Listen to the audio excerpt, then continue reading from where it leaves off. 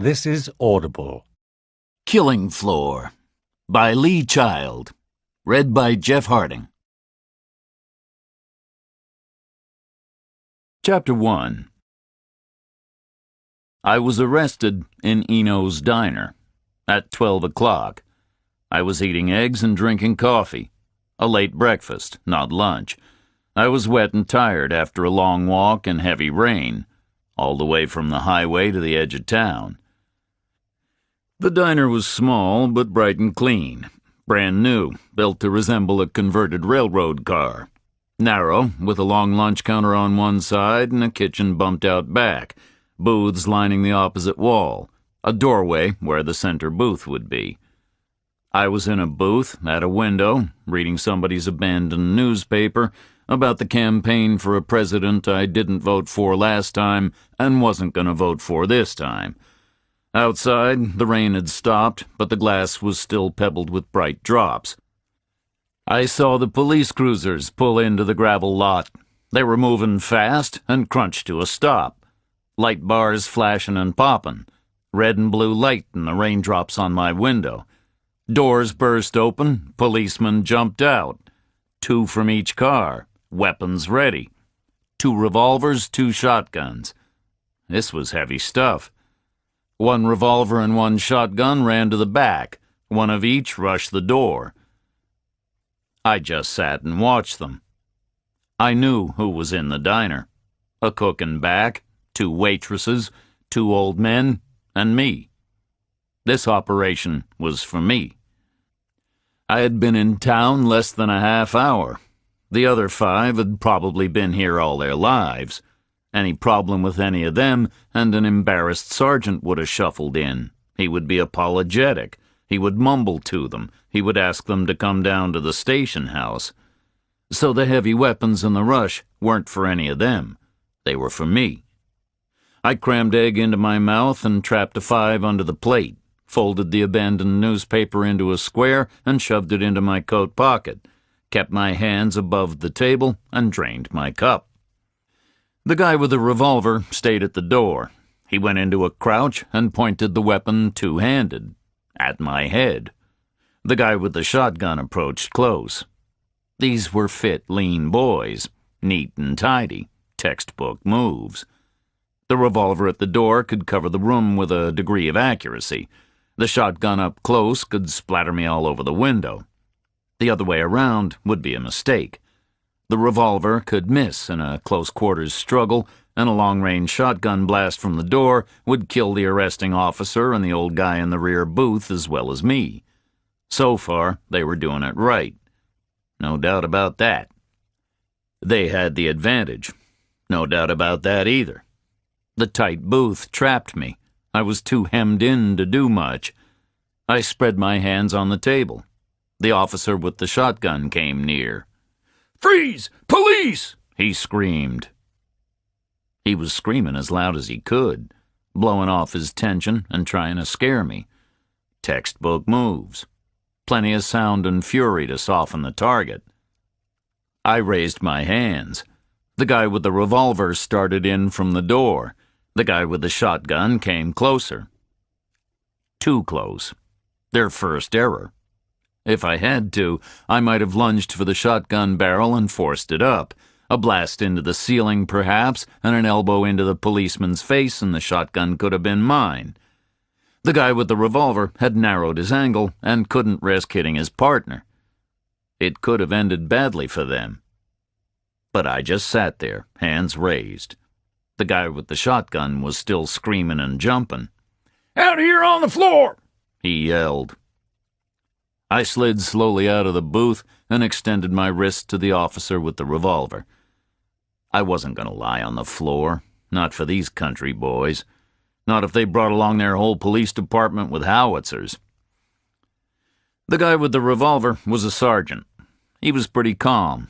The shotgun covered me as the sergeant holstered his revolver and unclipped the handcuffs from his belt and clicked them on my wrists. The backup team came in through the kitchen. They walked around the lunch counter, took up position behind me. They patted me down, very thorough. I saw the sergeant acknowledge the shakes of the heads. No weapon.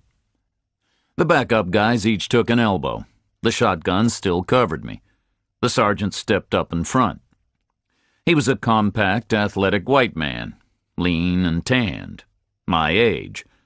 The acetate nameplate above his shirt pocket said Baker. He looked up at me. "You are under arrest for murder," he said. "You have the right to remain silent. Anything you say may be used as evidence against you. You have the right to representation by an attorney. Should you be unable to afford an attorney, one will be appointed for you by the state of Georgia free of charge. Do you understand these rights?" It was a fine rendition of Miranda. He spoke clearly. He didn't read it from a card. He spoke like he knew what it meant and why it was important. To him and to me. I didn't respond. "Do you understand your rights?" he said again. Again, I didn't respond. Long experience had taught me that absolute silence is the best way. Say something, and it can be misheard, misunderstood, misinterpreted. It can get you convicted. It can get you killed. Silence upsets the arresting officer. He has to tell you silence is your right, but he hates it if you exercise that right. I was being arrested for murder, but I said nothing. "Do you understand your rights?" the guy called Baker asked me again. "Do you speak English?" He was calm. I said nothing. He remained calm. He had the calm of a man whose moment of danger had passed. He would just drive me to the station house, and then I would become someone else's problem. He glanced round his three fellow officers. "Okay, make a note. He said nothing," he grunted. "Let's go." I was walked towards the door. At the door, we formed a single file. First Baker, then the guy with the shotgun, walking backward, still with the big black barrel pointing at me. His nameplate said Stevenson. He, too, was a medium white man in good shape. His weapon looked like a drain pipe, pointing at my gut. Behind me were the backup guys. I was pushed through the door with a hand flat on my back. Outside in the gravel lot, the heat was up. It must have rained all night and most of the morning. Now the sun was blasting away, and the ground was steaming. Normally, this would be a dusty, hot place. Today, it was steaming, with that wonderful heady aroma of drenched pavement under a hot noon sun. I stood face up to the sun and inhaled as the officers regrouped. One at each elbow for the short walk to the patrol cars. Stevenson still on the ball with the pump action.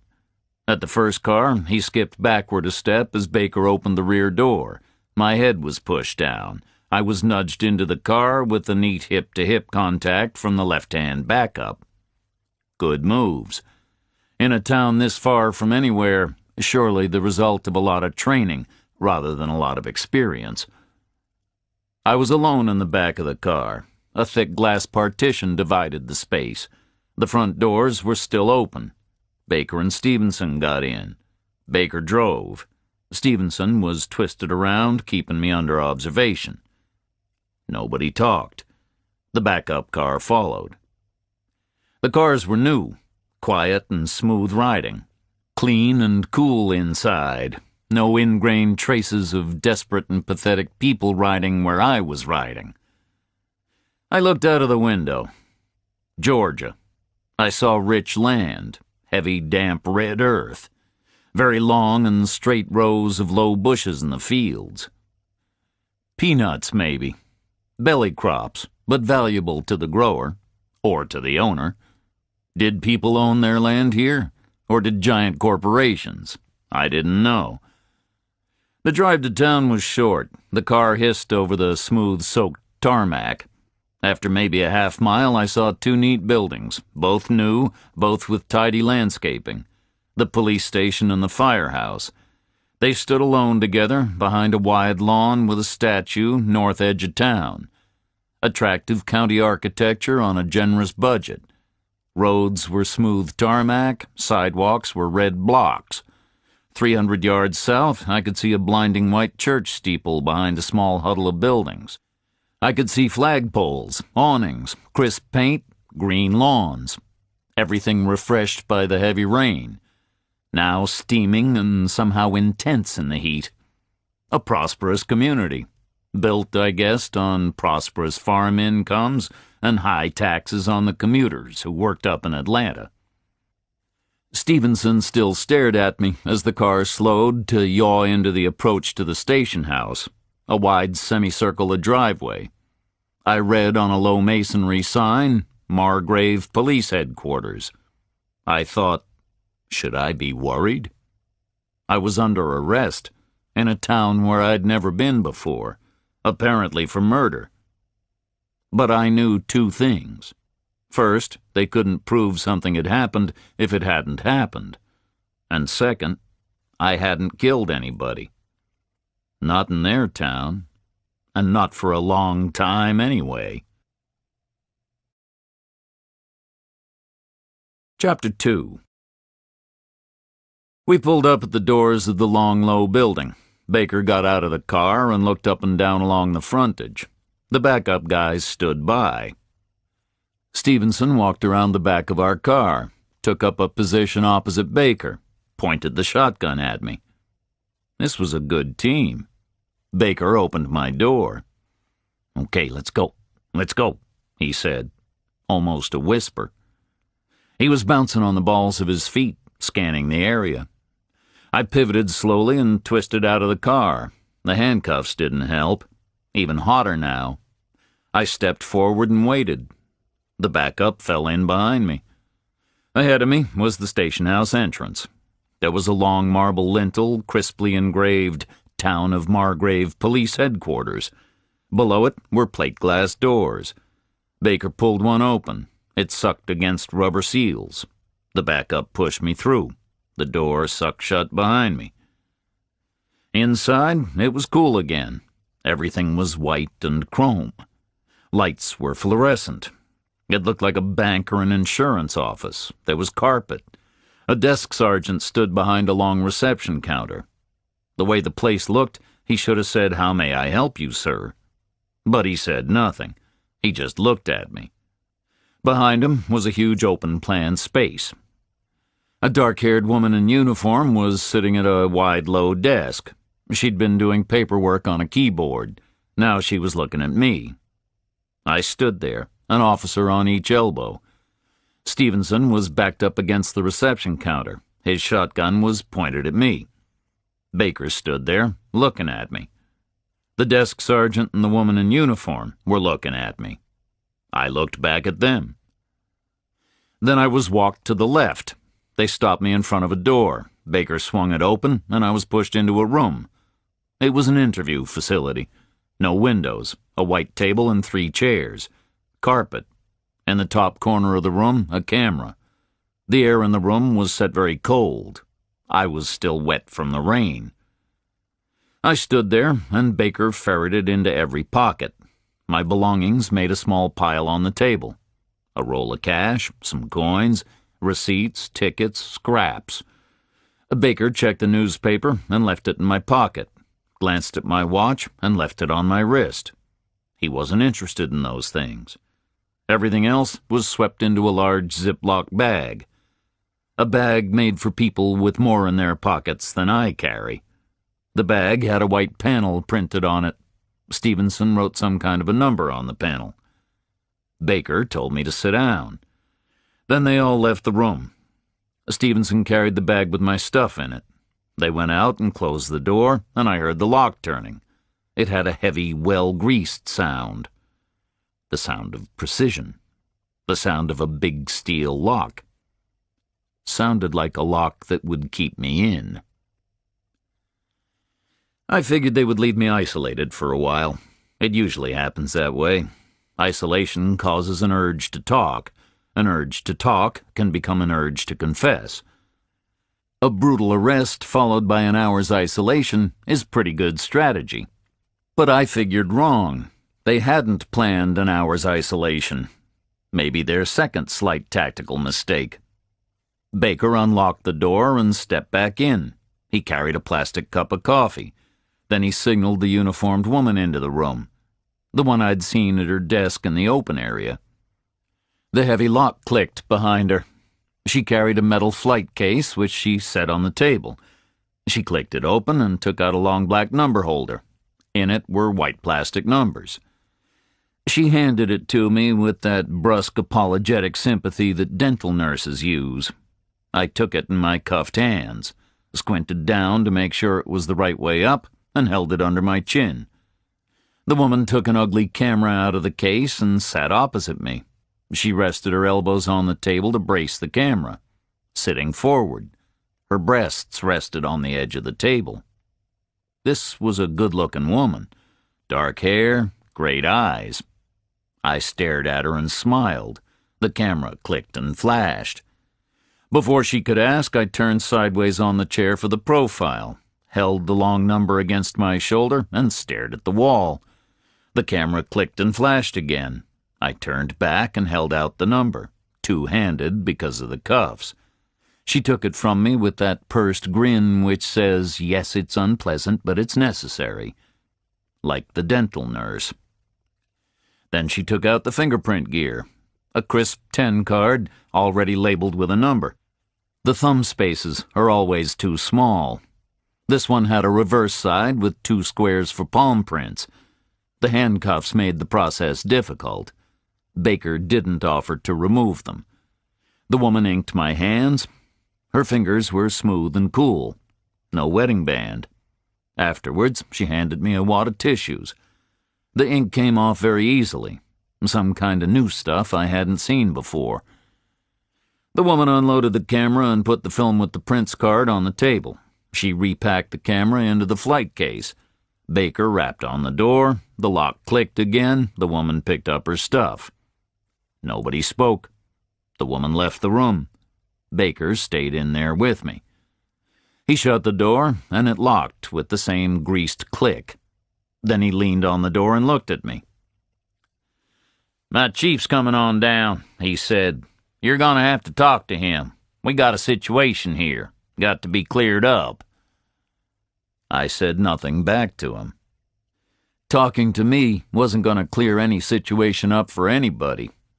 But the guy was acting civilized, respectful, so I set him a test. Held out my hands toward him. An unspoken request to unlock the cuffs. He stood still for a moment, then took out the key and unlocked them. Clipped them back on his belt. Looked at me. I looked back and dropped my arms to my sides. No grateful exhalation. No rueful rubbing of my wrists. I didn't want a relationship with this guy, but I did speak. "Okay," I said. "Let's go meet your chief." It was the first time I'd spoken since ordering breakfast. Now Baker was the one who looked grateful. He rapped twice on the door, and it was unlocked from the outside. He opened it up and signaled me through. Stevenson was waiting with his back to the large open area. The shotgun was gone. The backup crew was gone. Things were calming down. They formed up, one on each side. Baker gripped my elbow lightly. We walked down the side of the open area and came to a door at the back. Stevenson pushed it open, and we walked through into a large office. Lots of rosewood all over it. A fat guy sat at a big rosewood desk. Behind him were a couple of big flags. There was a Stars and Stripes with a gold fringe on the left, and what I guessed was the Georgia state flag on the right. On the wall between the flags was a clock. It was a big old round thing framed in mahogany. Looked like it had decades of polish on it. I figured it must be the clock from whatever old station house they bulldozed to build this new place. I figured the architect had used it to give a sense of history to the new building. It was showing nearly 12:30. The fat guy at the big desk looked up at me as I was pushed in towards him. I saw him look blank, like he was trying to place me. He looked again, harder. Then he sneered at me and spoke in a wheezing gasp, which would have been a shout if it hadn't been strangled by bad lungs. "Get your ass in that chair and keep your filthy mouth shut," he said. This fat guy was a surprise. He looked like a real asshole. opposite to what I'd seen so far. Baker and his arrest team were the business, professional and efficient. The fingerprint woman had been decent, but this fat police chief was a waste of space. Thin, dirty hair, sweating despite the chilly air, the blotchy red and gray complexion of an unfit, overweight mess, blood pressure sky high, arteries hard as rocks. He didn't look halfway competent. "My name is Morrison," he wheezed, as if I cared. "I am chief of the police department down here in Margrave, and you are a murdering outsider bastard. You've come down here to my town, and you've messed up right there on Mr. Kleiner's private property. So now you're going to make a full confession to my chief of detectives." He stopped and looked up at me, like he was still trying to place me, or like he was waiting for a response. He didn't get one, so he jabbed his fat finger at me. "And then you're going to jail," he said. "And then you're going to the chair. And then I'm going to take a dump on your shitty little pauper's grave." He hauled his bulk out of the chair and looked away from me. "I'd deal with this myself," he said, "but I'm a busy man." He waddled out from behind his desk. I was standing there between his desk and the door. As he crabbed by, he stopped. His fat nose was about level with the middle button on my coat. He was still looking up at me like he was puzzled by something. "I've seen you before," he said. "Where was it?" He glanced at Baker and then at Stevenson, like he was expecting them to note what he was saying and when he was saying it. "I've seen this guy before," he told them. He slammed the office door, and I was left waiting with the two cops until the chief of detectives swung in. A tall black guy, not old but graying and balding, just enough to give him a patrician air, brisk and confident, well-dressed in an old-fashioned tweed suit, moleskin vest, shined shoes. This guy looked like a chief should look. He signaled Baker and Stevenson out of the office, closed the door behind them, sat down at the desk, and waved me to the opposite chair.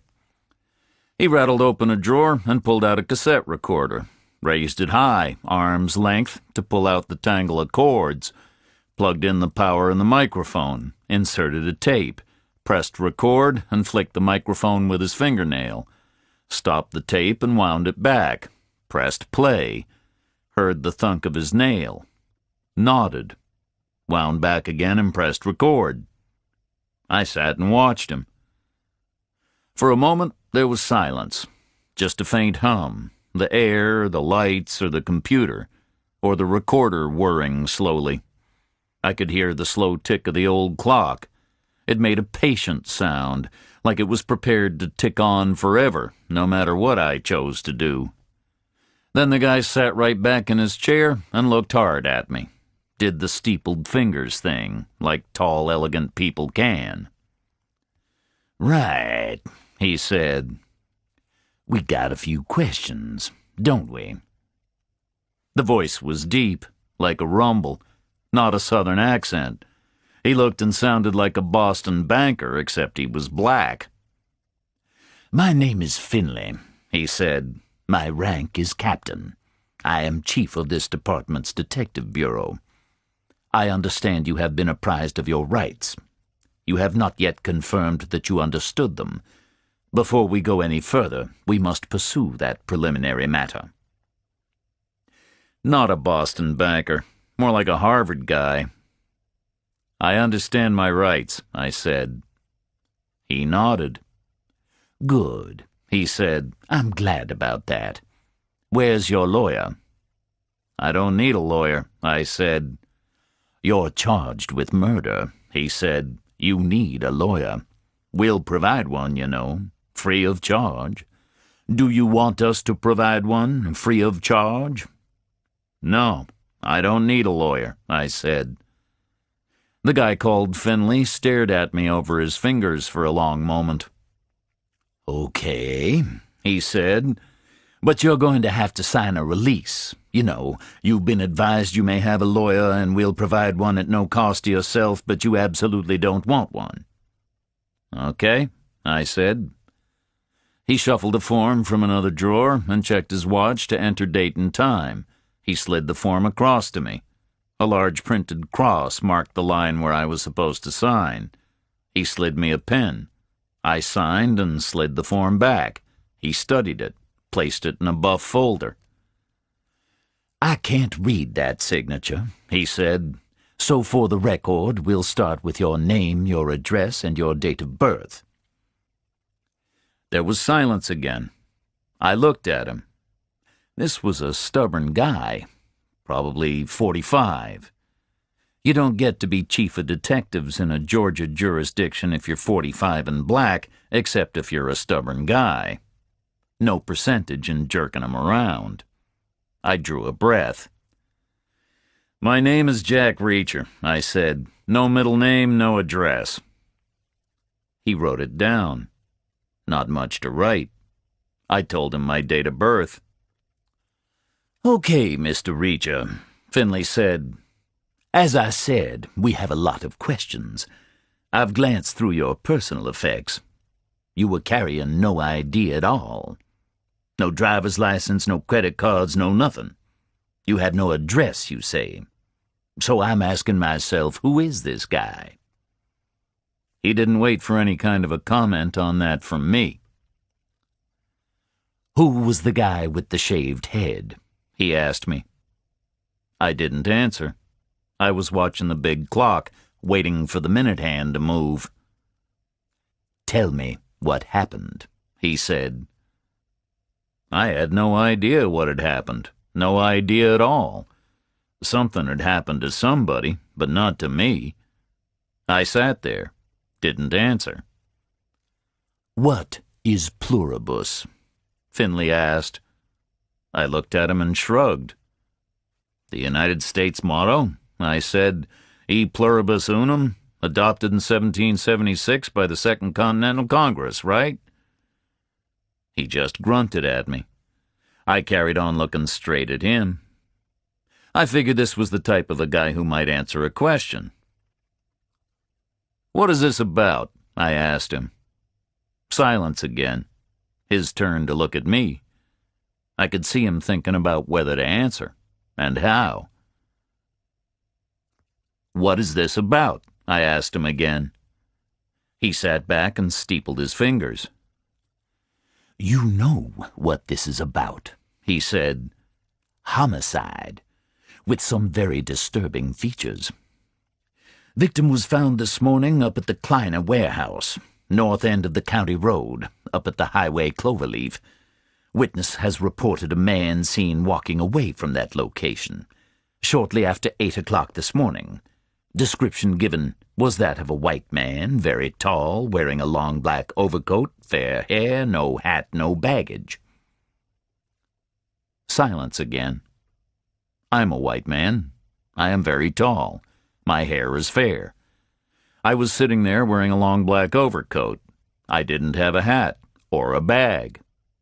I had been walking on the county road for the best part of 4 hours this morning, from 8 until about 11:45. "How long is a county road?" I said. "From the highway all the way down to here?" Finley thought about it. "Maybe 14 miles, I guess," he said. "Right," I said.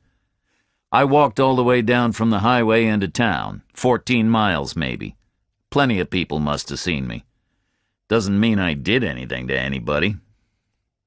He didn't respond. I was getting curious about this situation. "Is that your neighborhood?" I asked him. "All the way over at the highway?" "Yes, it is," he said. "Jurisdiction issue is clear. No way out for you there, Mr. Reacher. The town limit extends 14 miles, right up to the highway. The warehousing out there is mine, no doubt about that." He waited. I nodded. He carried on. "Kleiner built the place 5 years ago," he said. "You heard of him?" I shook my head. How should I have heard of him? I said. I've never been here before. He's a big deal around here, Finley said. His operation out there pays us a lot of taxes, does us a lot of good. A lot of revenue and a lot of benefit for the town without a lot of mess, because it's so far away, right? So we tried to take care of it for him. But now it's a homicide scene, and you've got explaining to do. The guy was doing his job, but he was wasting my time. Okay, Finley, I said. I'll make a statement describing every little thing I did since I entered your lousy town limits until I got hauled in here in the middle of my damn breakfast. If you can make anything out of it, I'll give you a damn medal. Because all I did was to place one foot in front of the other for nearly 4 hours in the pouring rain, all the way through your precious 14 damn miles. That was the longest speech I had made for 6 months. Finley sat and gazed at me. I watched him struggling with any detective's basic dilemma. His gut told him I might not be his man, but I was sitting right there in front of him. So what should a detective do? I let him ponder, tried to time it right with a nudge in the right direction. I was going to say something about the real guy still running around out there while he was wasting time in here with me. That would feed his insecurity. But he jumped first, in the wrong direction. No statements, he said. I'll ask the questions and you'll answer them. You're Jack Nunn Reacher. No address, no ID. What are you, a vagrant? I sighed. Today was Friday. The big clock showed it was already more than half over. This guy Finley was going to go through all the hoops with this. I was going to spend the weekend in a cell. Probably get out Monday. I'm not a vagrant, Finley, I said. I'm a hobo. Big difference. He shook his head slowly. Don't get smart with me, Reacher, he said. You're in deep shit. Bad things happened up there. Our witness saw you leaving the scene. You're a stranger with no ID and no story, so don't get smart with me.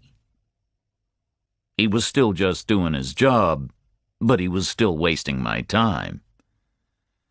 I wasn't leaving a homicide scene, I said. I was walking down a damn road. There's a difference, right? People leaving homicide scenes run and hide. They don't walk straight down the road. What's wrong about walking down a road? People walk down roads all the damn time, don't they? Finley leaned forward and shook his head. No, he said. Nobody has walked the length of that road since the invention of the automobile.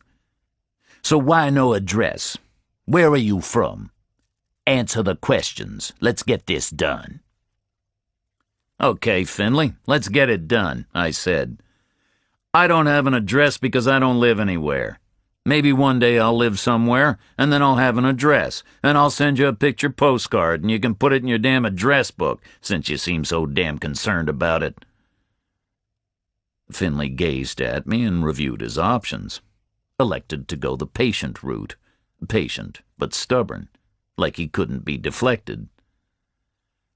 Where are you from? He asked. What was your last address? What exactly do you mean when you say, where am I from? I asked. His lips were clamped. I was getting him bad-tempered, too. But he stayed patient, laced the patience with an icy sarcasm. Okay, he said. You don't understand my question, so let me try to make it quite clear. What I mean is, where were you born, or where have you lived for that majority period of your life which you instinctively regard as predominant in a social or cultural context? I just looked at him. I'll give you an example, he said. I myself was born in Boston, was educated in Boston, and subsequently worked for 20 years in Boston. So I would say, and I think you would agree, that I come from Boston. I was right, a Harvard guy. a Harvard guy running out of patience. Okay, I said. You've asked the questions, I'll answer them. But let me tell you something. I'm not your guy. By Monday, you'll know I'm not your guy, so do yourself a favor. Don't stop looking. Finley was fighting a smile. He nodded gravely. I appreciate your advice, he said, and your concern for my career. You're welcome, I said. Go on, he said. Okay, I said. According to your fancy definition, I don't come from anywhere. I come from a place called military. I was born on a U.S. Army base in West Berlin. My old man was Marine Corps and my mother was a French civilian he met in Holland. They got married in Korea. Finley nodded, made a note. I was a military kid, I said. Show me a list of U.S. bases all around the world, and that's a list of where I lived. I did high school in 24 different countries, and I did 4 years up at West Point. Go on, Finley said. I stayed in the Army, I said. Military police. I served and lived in all those bases all over again. Then, Finley, after 36 years of first being an officer's kid and then being an officer myself, suddenly there's no need for a great big army anymore because the Soviets have gone belly up. So hooray, we get the peace dividend, which for you means your taxes get spent on something else, but for me means I'm a 36-year-old unemployed ex-military policeman getting called a vagrant by smug civilian bastards who wouldn't last 5 minutes in the world I survived. He thought for a moment. Wasn't impressed. Continue, he said. I shrugged at him. So right now I'm just enjoying myself, I said. Maybe eventually I'll find something to do, maybe I won't. Maybe I'll settle somewhere, maybe I won't. But right now I'm not looking to. He nodded, jotted some more notes. When did you leave the Army? He asked. 6 months ago, I said. April. Have you worked at all since then? He asked. You're joking, I said. When was the last time you looked for work? April, he mimicked. 6 months ago. I got this job. Well, good for you, Finley, I said. I couldn't think of anything else to say. Finley gazed at me for a moment. What have you been living on? He asked. What rank did you hold? Major, I said. They give you severance pay when they kick you out. Still got most of it. Trying to make it last, you know? A long silence. Finley drummed a rhythm with the wrong end of his pen. So let's talk about the last 24 hours, he said. I sighed. Now I was heading for trouble. I came up on the Greyhound bus, I said. Got off at the county road, 8 o'clock this morning. Walked down into town, reached that diner, ordered breakfast, and I was eating it when your guys came by and hauled me in.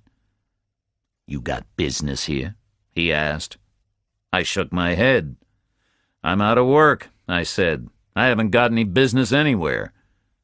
He wrote that down. Where did you get on the bus? He asked me. In Tampa, I said. Left at midnight last night. Tampa in Florida? He asked. I nodded. He rattled open another drawer, pulled out a Greyhound schedule, riffed it open, and ran a long brown finger down a page. This was a very thorough guy. He looked across at me. That's an express bus, he said. Runs straight through north to Atlanta. Arrives there 9 o'clock in the morning. Doesn't stop here at 8. I shook my head. I asked the driver to stop, I said. He said he shouldn't, but he did. Stop specially, let me off. You been around here before? He asked. I shook my head again. Got family down here? He asked. Not down here, I said. You got family anywhere? He asked. A brother up in D.C., I said. Works for the Treasury Department. You got friends down here in Georgia? He asked. No, I said. Finley wrote it all down. Then there was a long silence. I knew for sure what the next question was going to be. "So why," he asked, "why get off the bus at an unscheduled stop and walk 14 miles in the rain to a place you had absolutely no reason to go to?" That was the killer question. Finley had picked it out right away. So would a prosecutor. And I had no real answer. "What can I tell you?" I said. "It was an arbitrary decision. I was restless. I have to be somewhere, right?" "But why here?" he said. "I don't know," I said. "Guy next to me had a map, and I picked this place out. I wanted to get off the main drags. Thought I could loop back down toward the Gulf, further west maybe." "You picked this place out," Finley said. "Don't give me that shit. How could you pick this place out? It's just a name. It's just a dot on the map. You must have had a reason." I nodded. "I thought I'd come and look for Blind Blake," I said. "Who the hell is Blind Blake?" he said. I watched him evaluating scenarios like a chess computer evaluates moves. Was Blind Blake my friend, my enemy, my accomplice, conspirator, mentor, creditor, debtor, my next victim? "Blind Blake was a guitar player," I said. "Died 60 years ago, maybe murdered. My brother bought a record. Sleeve note said it happened in Margrave. He wrote me about it. Said he was through here a couple of times in the spring, some kind of business. I thought I'd come down and check the story out." Finley looked blank. It must have sounded pretty thin to him. It would have sounded pretty thin to me, too, in his position. "You came here looking for a guitar player," he said. "A guitar player who died 60 years ago? Why? Are you a guitar player?" "No," I said. "How did your brother write you," he asked, "when you got no address?" "He wrote my old unit," I said. "They forward my mail to my bank, where I put my severance pay. They send it on when I wire them for cash." He shook his head, made a note. "The Midnight Greyhound out of Tampa, right?" he said. I nodded. "Got your bus ticket?" he asked. "In the property bag, I guess," I said. I remembered Baker bagging up all my pocket junk, Stevenson tagging it. "Would the bus driver remember?" Finley said. "Maybe," I said. "It was a special stop. I had to ask him." I became like a spectator. The situation became abstract. My job had been not that different from Finley's. I had an odd feeling of conferring with him about somebody else's case, like we were colleagues discussing a knotty problem. "Why aren't you working?" Finley asked. I shrugged, tried to explain. "Because I don't want to work," I said. "I worked 13 years, got me nowhere. I feel like I tried it their way and to hell with them. Now I'm going to try it my way." Finley sat and gazed at me. "Did you have any trouble in the Army?" he said. "No more than you did in Boston," I said. He was surprised. "What do you mean by that?" he said. "You did 20 years in Boston," I said. "That's what you told me, Finley. So why are you down here in this no-account little place? You should be taking your pension, going out fishing, Cape Cod or wherever. What's your story?" "That's my business, Mr. Reacher," he said. "Answer my question." I shrugged. "Ask the Army," I said. "I will," he said. "You can be damn sure of that. Did you get an honorable discharge?" "Would they give me severance if I didn't?" I said. "Why should I believe they gave you a dime?" he said. "You live like a damn vagrant. Honorable discharge, yes or no?" "Yes," I said. "Of course." He made another note, thought for a while. "How did it make you feel being let go?" he asked. I thought about it, shrugged at him. Didn't make me feel like anything, I said. Made me feel like I was in the Army, and now I'm not in the Army. Do you feel bitter? He said. Let down? No, I said. Should I? No problems at all? He asked. Like there had to be something. I felt like I had to give him some kind of an answer, but I couldn't think of anything. I had been in the service since the day I was born. Now I was out. Being out felt great, felt like freedom. Like all my life I'd had a slight headache, not noticing until it was gone. My only problem was making a living. How to make a living without giving up the freedom was not an easy trick. I hadn't earned a cent in 6 months. That was my only problem. But I wasn't about to tell Finley that. He'd see it as a motive. He'd think I had decided to bankroll my vagrant lifestyle by robbing people at warehouses and then killing them. I guess the transition is hard to manage, I said, especially since I had the life as a kid, too. Finley nodded, considered my answer. Why you in particular? He said. Did you volunteer to muster out? I never volunteer for anything, I said. Soldier's basic rule. Another silence. Did you specialize? He asked. In the service? General duties initially, I said. That's the system.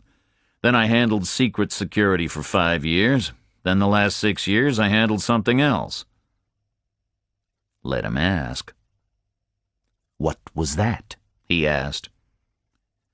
Homicide investigation, I said.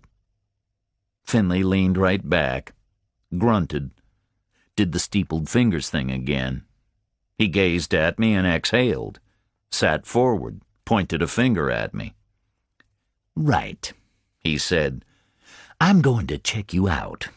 We've got your prints. Those should be on file with the Army. We'll get your service record. All of it. All the details. We'll check with the bus company. Check your ticket. Find the driver. Find the passengers. If what you say is right, we'll know soon enough. And if it's true, it may let you off the hook. Obviously, certain details of timing and methodology will determine the matter. Those details are as yet unclear. He paused and exhaled again, looked right at me. In the meantime, I'm a cautious man, he said. On the face of it, you look bad. A drifter, a vagrant, no address, no history. Your story may be bullshit. You may be a fugitive. You may have been murdering people left and right in a dozen states. I just don't know. I can't be expected to give you the benefit of the doubt. Right now, why should I even have any doubt? You stay locked up until we know for sure, okay? It was what I had expected. It was exactly what I would have said. But I just looked at him and shook my head. You're a cautious guy, I said. That's for damn sure. He looked back at me. If I'm wrong, I'll buy you lunch on Monday, he said, at Eno's place to make up for today. I shook my head again. I'm not looking for a buddy down here, I said. Finley just shrugged, clicked off the tape recorder, rewound, took out the tape, wrote on it. He buzzed the intercom on the big rosewood desk, asked Baker to come back in. I waited. It was still cold, but I had finally dried out. The rain had fallen out of the Georgia sky and had soaked into me. Now it had been sucked out again by the dried office air. A dehumidifier had sucked it out and piped it away. Baker knocked and entered. Finley told him to escort me to the cells. Then he nodded to me. It was a nod which said, if you turn out not to be the guy, remember I was just doing my job. I nodded back. Mine was a nod which said, while you're covering your ass, there's a killer running about outside. The cell block was really just a wide alcove off the main open-plan squad room. It was divided into 3 separate cells with vertical bars. The front wall was all bars. A gate section hinged into each cell. The metalwork had a fabulous dull glitter. Looked like titanium. Each cell was carpeted, but totally empty. No furniture or bed ledge. Just a high-budget version of the old-fashioned holding pens you used to see. "No overnight accommodation here?" I asked Baker. "No way," he replied. "You'll be moved to the state facility later. Bus comes by at 6. Bus brings you back Monday." He clanged the gate shut and turned his key. I heard bolts socket home all around the rim. Electric. I took the newspaper out of my pocket, took off my coat and rolled it up, lay flat on the floor, and crammed the coat under my head. Now, I was truly pissed off. I was going to prison for the weekend. I wasn't staying in a station house cell. Not that I had any other plans, but I knew about civilian prisons. A lot of Army deserters end up in civilian prisons, for one thing or another. The system notifies the Army, military policemen get sent to bring them back. So I'd seen civilian prisons. They didn't make me wild with enthusiasm. I lay angrily listening to the hum of the squad room. Phones rang, keyboards pattered, the tempo rose and fell. Officers moved about, talking low. Then I tried to finish reading the borrowed newspaper. It was full of shit about the president and his campaign to get himself elected again for a second term. The old guy was down in Pensacola on the Gulf Coast. He was aiming to get the budget balanced before his grandchildren's hair turned white. He was cutting things like a guy with a machete blasting his way through the jungle. Down in Pensacola, he was sticking it to the Coast Guard. They'd been running an initiative for the last 12 months. They'd been out in force like a curved shield off Florida's coast every day for a year, boarding and searching all the marine traffic they didn't like the smell of. It had been announced with an enormous fanfare. And it had been successful beyond their wildest dreams. They'd seized all kinds of stuff. Drugs mostly, but guns as well. Illegal migrants from Haiti and Cuba. The interdiction was reducing crime all over the states months later and thousands of miles further down the line. A big success. So it was being abandoned. It was very expensive to run. The Coast Guard's budget was into serious deficit. The president said he couldn't increase it. In fact, he'd have to cut it. The economy was in a mess. Nothing else he could do. So the interdiction initiative would be canceled in 7 days' time. The president was trying to come across like a statesman. Law enforcement big shots were angry because they figured prevention was better than cure. Washington insiders were happy because 50 cents spent on beat cops was much more visible than $2 spent out on the ocean 2,000 miles away from the voters. The arguments flew back and forth, and in the smudgy photographs, the president was just beaming away like a statesman saying there was nothing he could do. I stopped reading because it was just making me angrier. To calm down, I ran music through my head. The chorus in Smokestack Lightning. The Howlin' Wolf version puts a wonderful strangled cry on the end of the first line. They say you need to ride the rails for a while to understand the travelin' blues. They're wrong. To understand the travelin' blues, you need to be locked down somewhere, in a cell or in the army. Someplace where you're caged. Someplace where Smokestack Lightning looks like a faraway beacon of impossible freedom. I lay there with my coat as a pillow and listened to the music in my head. At the end of the third chorus, I fell asleep. I woke up again when Baker started kicking the bars. They made a dull ringing sound, like a funeral bell. Baker stood there with Finley. They looked down at me. I stayed on the floor. I was comfortable down there. "Where did you say you were at midnight last night?" Finley asked me. "Getting on the bus in Tampa," I said. "We've got a new witness," Finley said. He saw you at the warehouse facility last night, hanging around at midnight." "Total crap, Finley," I said. "Impossible. Who the hell is this new witness?" "The witness is Chief Morrison," Finley said, "the chief of police. He says he was sure he had seen you before. Now he has remembered where." Chapter 3. They took me back to the Rosewood office in handcuffs. Finley sat at the big desk in front of the flags under the old clock. Baker set a chair at the end of the desk. I sat opposite Finley. He took out the tape machine, dragged out the cords, positioned the microphone between us, tested it with his fingernail, rolled the tape back. Ready. "The last 24 hours, Reacher," he said, "in detail." The two policemen were crackling with repressed excitement.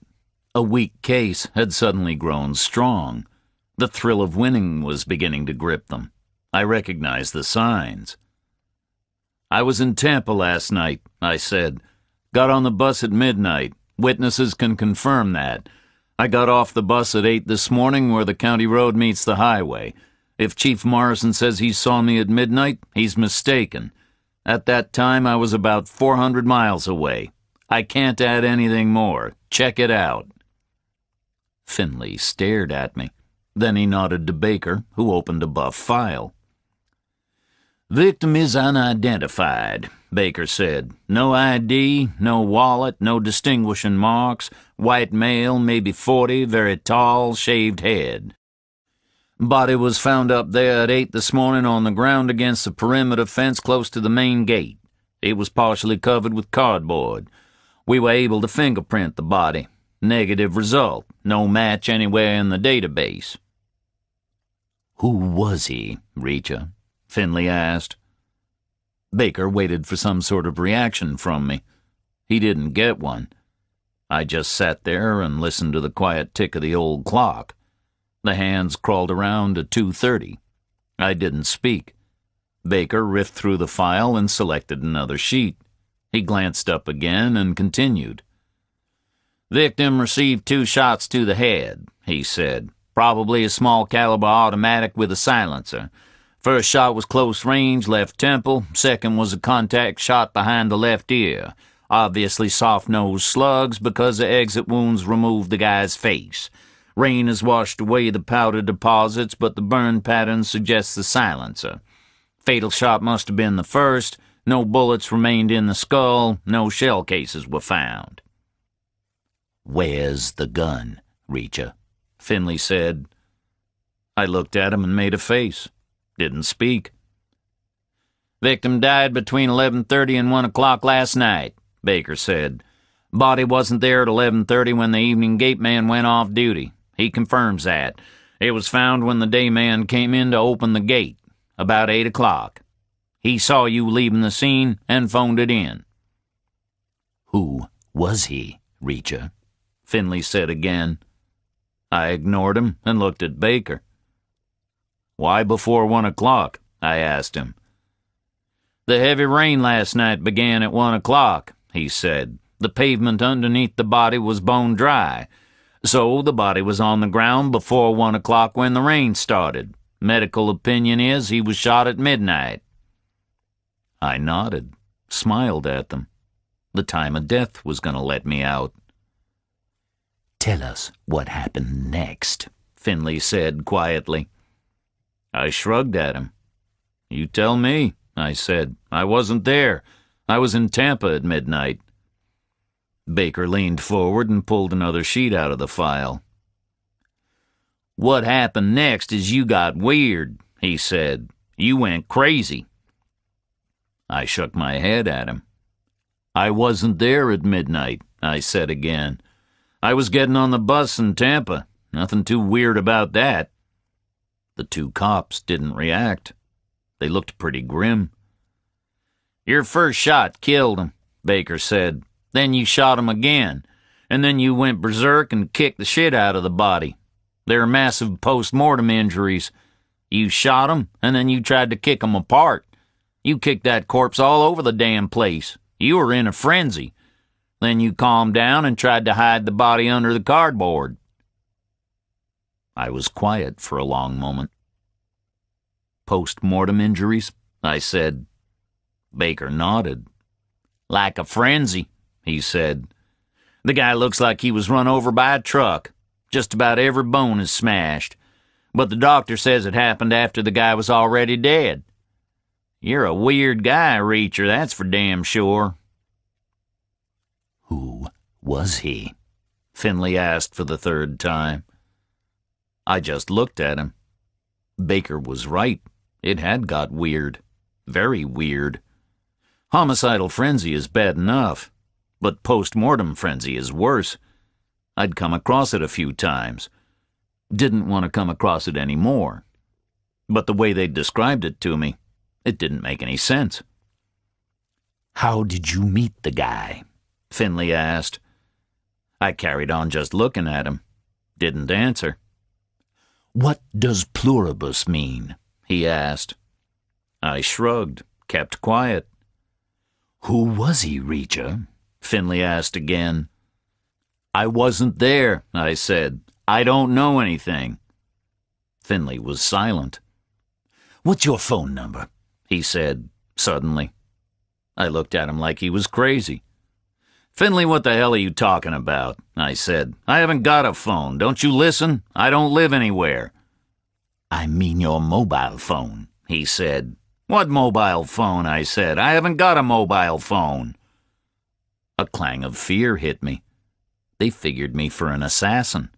A weird, rootless mercenary with a mobile phone who went from place to place killing people, kicking their dead bodies to pieces, checking in with an underground organization for my next target, always on the move. Finley leaned forward. He slid a piece of paper toward me. It was a torn-off section of computer paper, not old, a greasy gloss of wear on it. The pattern a paper gets from a month in a pocket. On it was printed an underlined heading. It said, "Pluribus."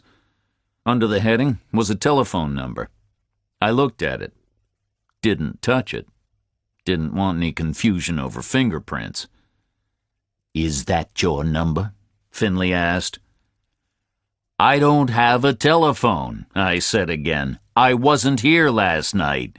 The more you hassle me, the more time you're wasting, Finley." "It's a mobile phone number," he said, "that we know, operated by an Atlanta airtime supplier. But we can't trace the number until Monday, so we're asking you.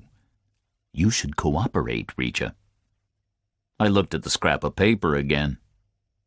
"Where was this?" I asked him. Finley considered the question, decided to answer it. "It was in your victim's shoe," he said, "folded up and hidden." I sat in silence for a long time. I was worried. I felt like somebody in a kid's book who falls down a hole, finds himself in a strange world where everything is different and weird, like Alice in Wonderland. Did she fall down a hole, or did she get off a Greyhound in the wrong place? I was in a plush and opulent office. I'd seen worse offices in Swiss banks. I was in the company of 2 policemen, intelligent and professional, probably had more than 30 years' experience between them, a mature and competent department, properly staffed and well-funded. A weak point with the asshole Morrison at the top, but as good an organization as I had seen for a while. But they were all disappearing up a dead end as fast as they could run. They seemed convinced the earth was flat, that the huge Georgia sky was a bowl fitting snugly over the top. I was the only one who knew the earth was round. "2 things," I said. "The guy is shot in the head close up with a silenced automatic weapon. First shot drops him. Second shot is insurance. The shell cases are missing. What does that say to you, professionally?" Finley said nothing. His prime suspect was discussing the case with him like a colleague. As the investigator, he shouldn't allow that. He should cut me down. But he wanted to hear me out. I could see him arguing with himself. He was totally still, but his mind was struggling like kittens in a sack. "Go on," he said eventually, gravely, like it was a big deal. "That's an execution, Finley," I said. "Not a robbery or a squabble. That's a cold and clinical hit. No evidence left behind? That's a smart guy with a flashlight scrabbling around afterward for 2 small-caliber shell cases." "Go on," Finley said again. "Close-range shot into the left temple," I said. "Could be the victim was in a car. The shooter is talking to him through the window and raises his gun. Bang. He leans in and fires a second shot, then he picks up his shell cases and he leaves." "He leaves," Finley said. "What about the rest of the stuff that went down? You're suggesting a second man?" I shook my head. "There were 3 men," I said. "That's clear, right?"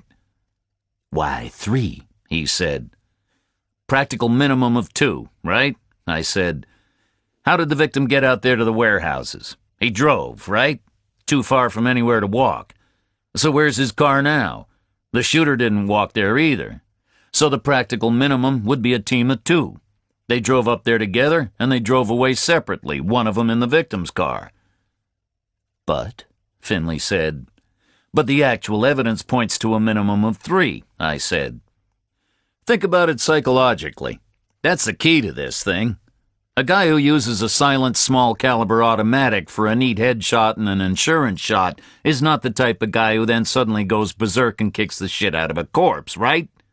And the type of guy who does get in a frenzy like that doesn't then suddenly calm down and hide the body under some old cardboard. You're looking at 3 completely separate things there, Finley. So there were 3 guys involved." Finley shrugged at me. 2, maybe," he said. "Shooter could have tied it up afterward." "No way," I said. "He wouldn't have waited around. He wouldn't like that kind of frenzy. It would embarrass him. And it would worry him because it adds visibility and danger to the whole thing. And a guy like that, if he had tidied up afterward, he'd have done it right. He wouldn't have left the body where the first guy who came along was going to find it. So you're looking at 3 guys." Finley thought hard. "So?" he said.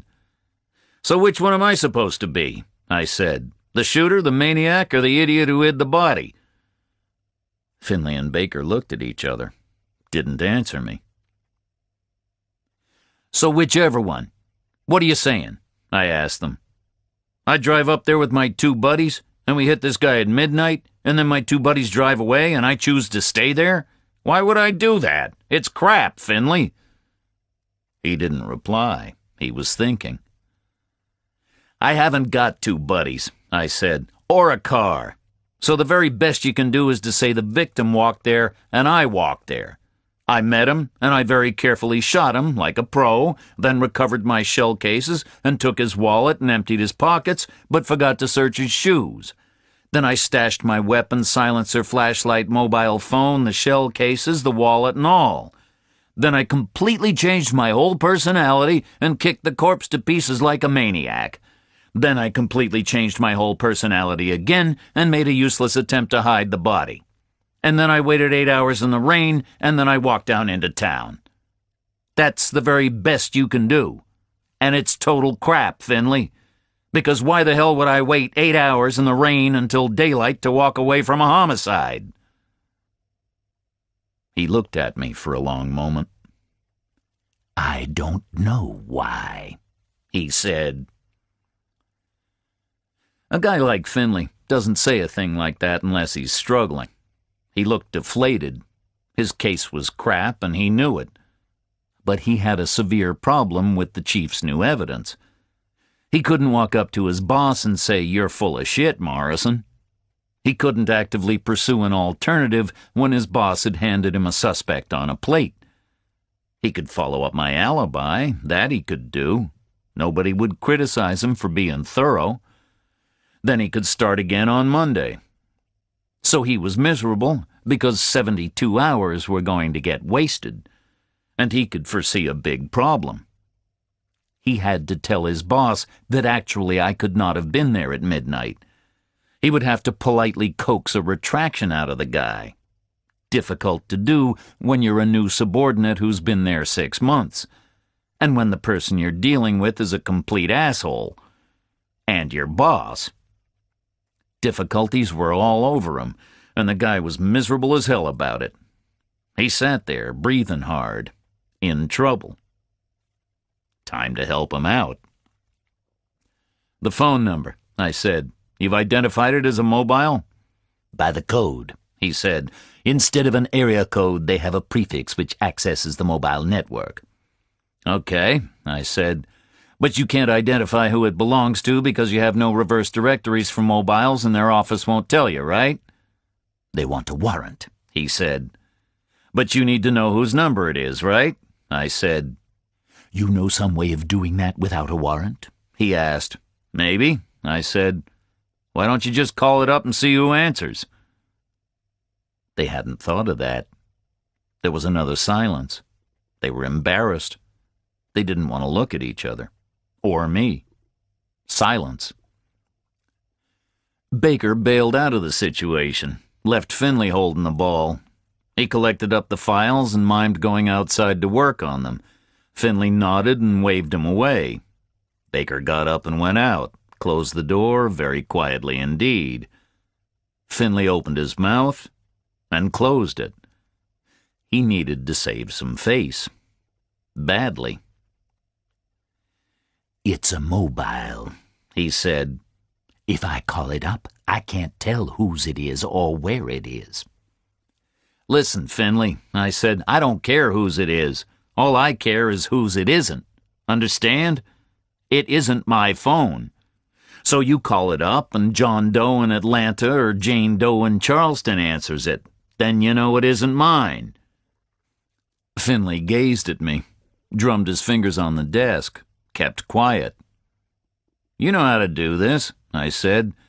"Call the number, some bullshit story about a technical fault or an unpaid bill, some computer thing, get the person to confirm name and address. Do it, Finley. You're supposed to be a damn detective." He leaned forward to where he had left the number, slid the paper back with his long brown fingers, reversed it so he could read it, and picked up the phone, dialed the number, hit the speakerphone button. The ringtone filled the air. Not a sonorous long tone like a home phone, a high, urgent electronic sound. It stopped. The phone was answered. "Paul Hubble," a voice said. "How may I help you?" A southern accent, a confident manner, accustomed to telephones. "Mr. Hubble?" Finley said. He was looking at the desk, writing down the name. "Good afternoon. This is the phone company, mobile division, engineer and manager. We've had a fault reported on your number." "A fault?" the voice said. "Seems okay to me. I didn't report a fault." "Calling out should be okay," Finley said. "It's reaching you that may have been a problem, sir. I've got a signal strength meter connected right now, and actually, sir, it's reading a bit low." "I can hear you okay," the voice said. "Hello?" Finley said. "You're fading a bit, Mr. Hubble." "Hello?" "It would help me to know the exact geographic location of your phone, sir, right now, in relation to our transmitting stations." "I'm right here at home," said the voice. "Okay," Finley said. He picked up his pen again. "Could you just confirm that exact address for me?" "Don't you have my address?" the voice said. Man-to-man jocular stuff. "You seem to manage to send me a bill every month." Finley glanced at me. I was smiling at him. He made a face. "I'm here in engineering right now, sir," he said. Also jocular. Just two regular guys battling technology. "Customer details are in a different department. I could access that data, but it would take a minute. You know how it is. Also, sir, you've got to keep talking anyway while this meter is connected to give me an exact strength reading, You may as well recite your address, unless you've got a favorite poem or anything." The tinny speakerphone relayed a laugh from the guy called Hubble. "Okay, here goes. Testing, testing." his voice said.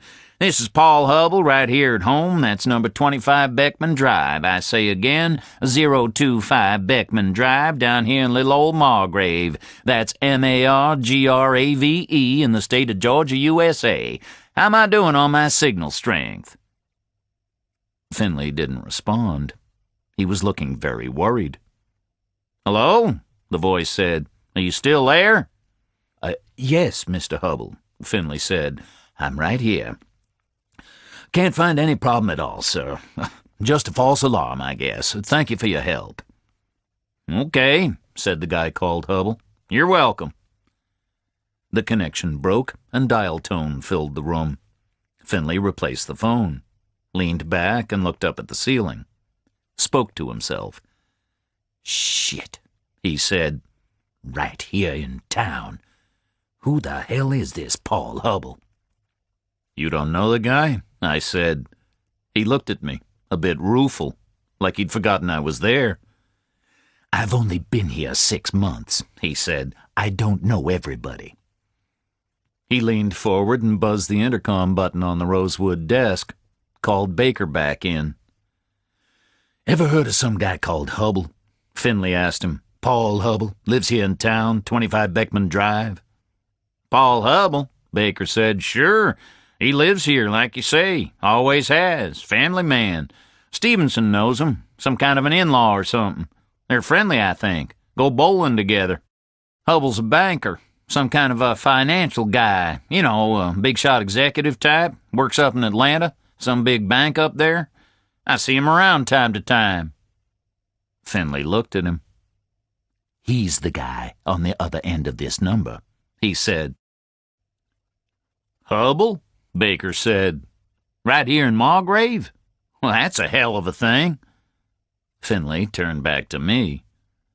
"I suppose you're going to say you never heard of this guy?" he asked me. "Never heard of him," I said. He glared at me briefly, turned back to Baker. "You better go on out and bring this Hubble guy in," he said. 25 Beckman Drive. God knows what he's got to do with anything, but we better talk to him. Go easy on him, you know. He's probably a respectable guy." He glared at me again and left the room, banged the heavy door. Baker reached over and stopped the recording machine, walked me out of the office, back to the cell. I went in. He followed and removed the handcuffs, put them back on his belt, stepped back out and closed the gate, operated the lock, the electric bolts snicked home. He walked away. "Hey, Baker," I called. He turned and walked back, a level gaze, not friendly. "I want something to eat," I said, "and coffee." "You'll eat up at the state facility," he said. "Bus comes by at 6. He walked away. He had to go and fetch the Hubble guy. He would shuffle up to him apologetically, ask him to come down to the station house where Finley would be polite to him. While I stood in a cell, Finley would politely ask Hubble why his phone number had been found in a dead man's shoe. My coat was still balled up on the cell floor. I shook it out and put it on. I was cold again, thrust my hands into the pockets, leaned on the bars, and tried to read through the newspaper again, just to pass the time. But I wasn't taking anything in. I was thinking about somebody who had watched his partner shoot a guy in the head, who had seized the twitching body and kicked it around the floor, who had used enough furious force to smash all the dead inert bones. I was standing there thinking about stuff I'd thought I was through with, stuff I didn't want to think about anymore. So I dropped the paper on the carpet and tried to think about something else. I found that if I leaned up in the front far corner of the cell, I could see the whole of the open plan area. I could see over the reception counter and out through the glass doors. Outside, the afternoon sun looked bright and hot. It looked like a dry and dusty place again. The heavy rain had moved on out. Inside was cool and fluorescent. The desk sergeant sat up on a stool. He worked on his keyboard, probably filing. I could see behind his counter. Underneath were spaces designed not to be seen from the front. Neat compartments contained papers and hardback folders. There were sections with mace sprays, a shotgun, panic buttons. Behind the desk sergeant, the uniformed woman who'd printed me was busy. Keyboard work. The large room was quiet, but it hummed with the energy of investigation. Chapter 4. People spend thousands of dollars on stereos, sometimes tens of thousands. There is a specialist industry right here in the States which builds stereo gear to a standard you wouldn't believe. Tubed amplifiers which cost more than a house. Speakers taller than me. Cables thicker than a garden hose. Some army guys had that stuff. I'd heard it on bases around the world. Wonderful. But they were wasting their money. Because the best stereo in the world is free. Inside your head. It sounds as good as you want it to. As loud as you want it to be. I was leaning up in my corner, running a Bobby Bland number through my head. An old favorite. It was cranked up real loud. Further on up the road. Bobby Bland sings it in G major. That key gives it a strange, sunny, cheerful cast. Takes out the spiteful sting from the lyric. Makes it a lament, a prediction, a consolation. Makes it do what the blues is supposed to do. The relaxed G major misting it almost into sweetness. Not vicious. But then I saw the fat police chief walk by. Morrison, on his way past the cells toward the big office and back. Just in time for the start of the third verse. I crunched the song down into E flat, a dark and menacing key, the real blues key. I deleted the amiable Bobby Bland. I needed a harder voice, something much more vicious. Musical, but a real cigarettes and whiskey rasp. Maybe Wild Child Butler. Someone you wouldn't want to mess with. I wound the level in my head up higher for the part about reaping what you sow further on up the road. Morrison was lying about last night. I hadn't been there at midnight. For a while, I had been prepared to accept the possibility of a mistake. Maybe he had seen someone who looked like me. But that was giving him the benefit of the doubt. Right now, I wanted to give him a forearm smash to the face, burst his fat nose all over the place. I closed my eyes. Wild Child Butler and I promised ourselves it would happen.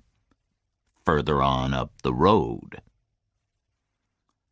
I opened my eyes and switched off the music in my head. Standing in front of me on the other side of the bars was the fingerprint officer. She was on her way back from the coffee hot plate. "Can I get you a cup of coffee?" she asked me. "Sure," I said. "Great. No cream, no sugar." She put her own cup down on the nearest desk and went back to the machine, poured me a cup from the flask, and walked back. This was a good-looking woman. About 30, dark, not tall. But to call her medium would be unfair to her. She had a kind of vitality. It had come across as a sympathetic briskness in that first interview room. A professional bustle. Now she seemed unofficial. Probably was. Probably against the fat chief's rules to bring coffee to the condemned man. It made me like her. She passed the cup in through the bars. Up close, she looked good. Smelled good. I didn't recall that from earlier.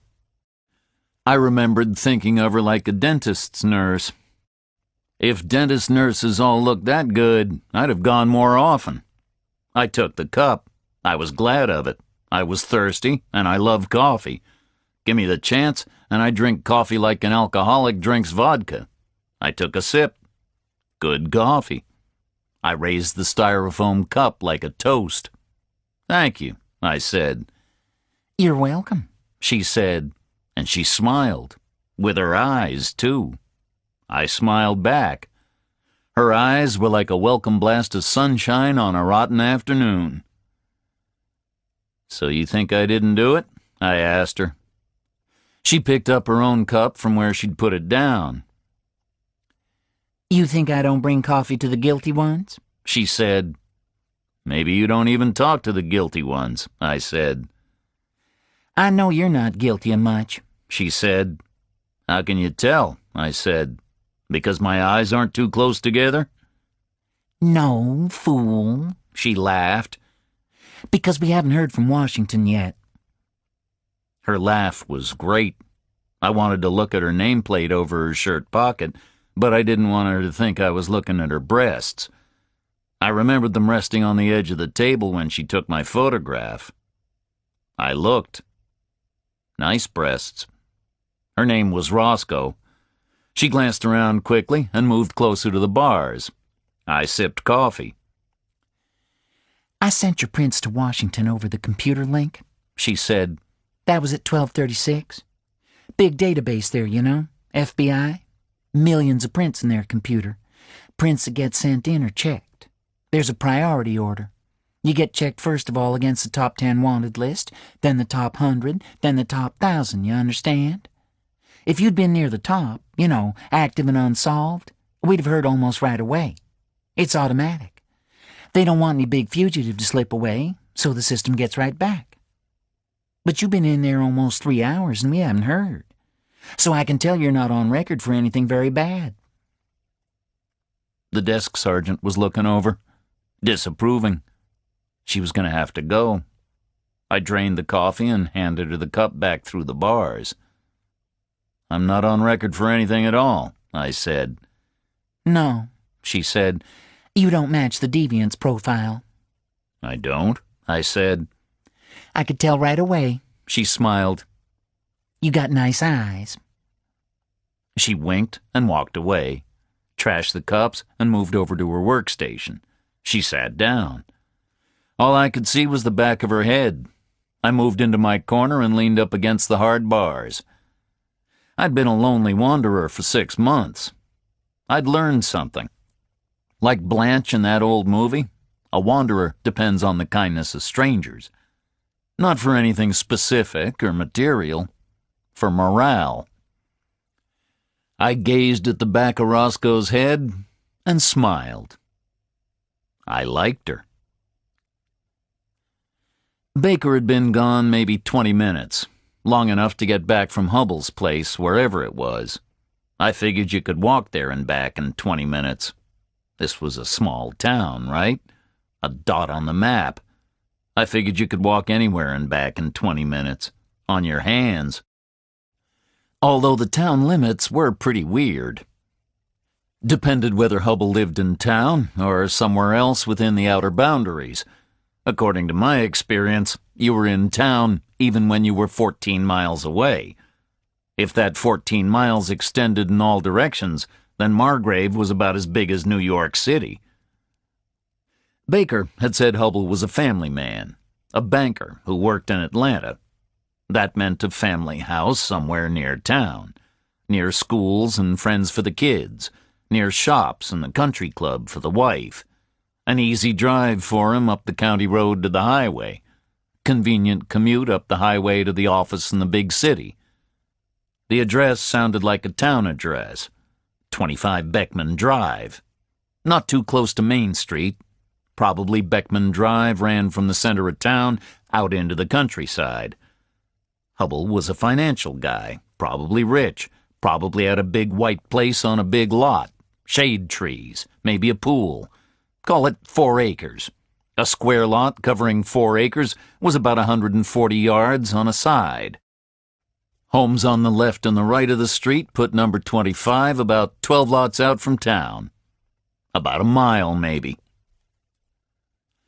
Outside the big plate glass doors, the sun was falling away into afternoon. The light was redder. Shadows were longer. I saw Baker's patrol car yaw and bounce into the driveway. No flashing lights. It came slowly around the semicircle and eased to a stop. Bounced once on its springs.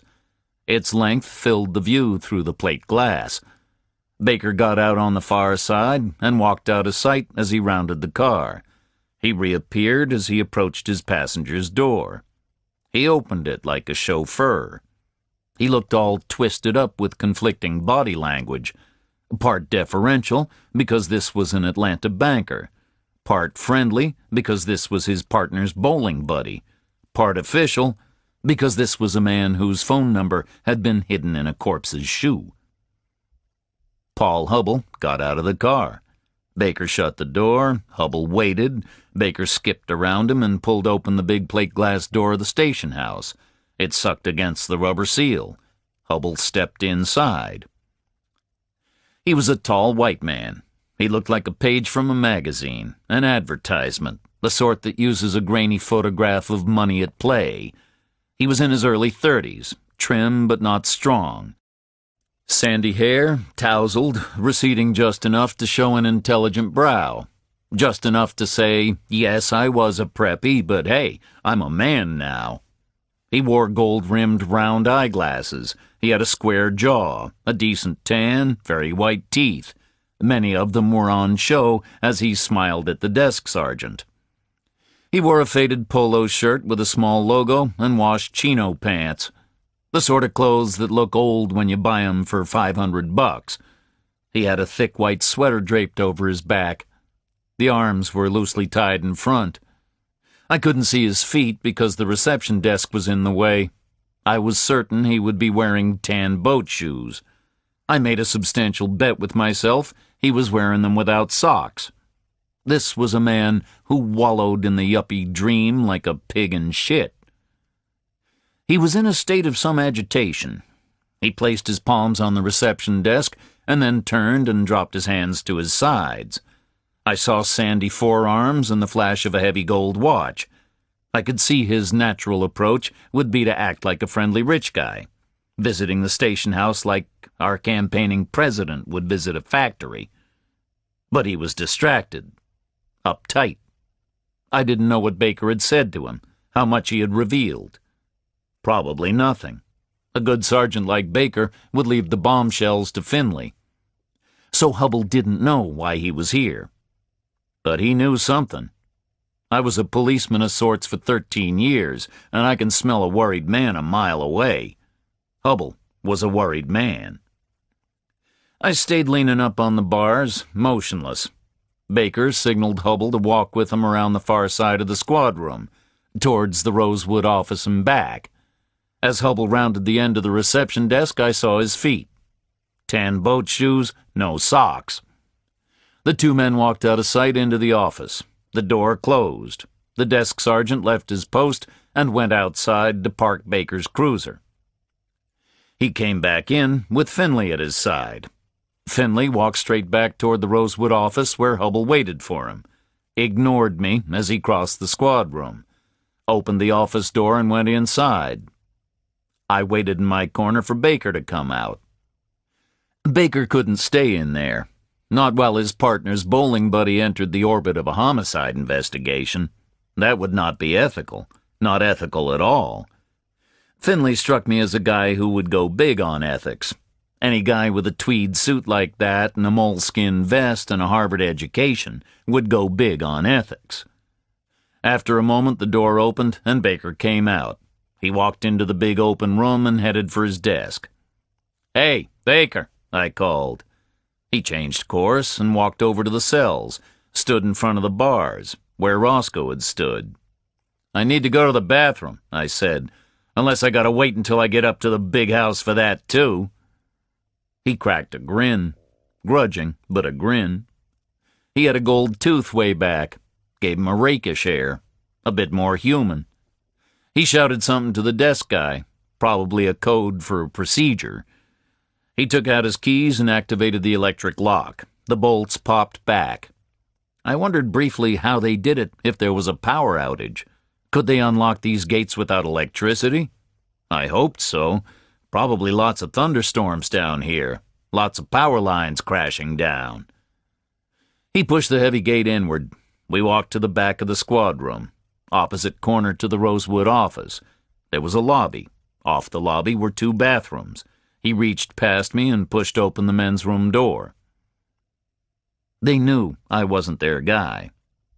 They weren't taking care. No care at all. Out there in the lobby, I could have decked Baker and taken his revolver. No problem at all. I could have had his weapon off his belt before he hit the floor. I could have shot my way out of the station house and into a patrol car. They were all parked right out front. Keys in, for sure. I could have got out toward Atlanta before they organized effective opposition. Then I could have disappeared, no problem at all. But I just went into their bathroom. "Don't lock it," Baker said. I didn't lock it. They were underestimating me in a big way. I had told them I had been a military policeman. Maybe they believed me, maybe they didn't. Maybe it didn't mean much to them either way. But it should. A military policeman deals with military lawbreakers.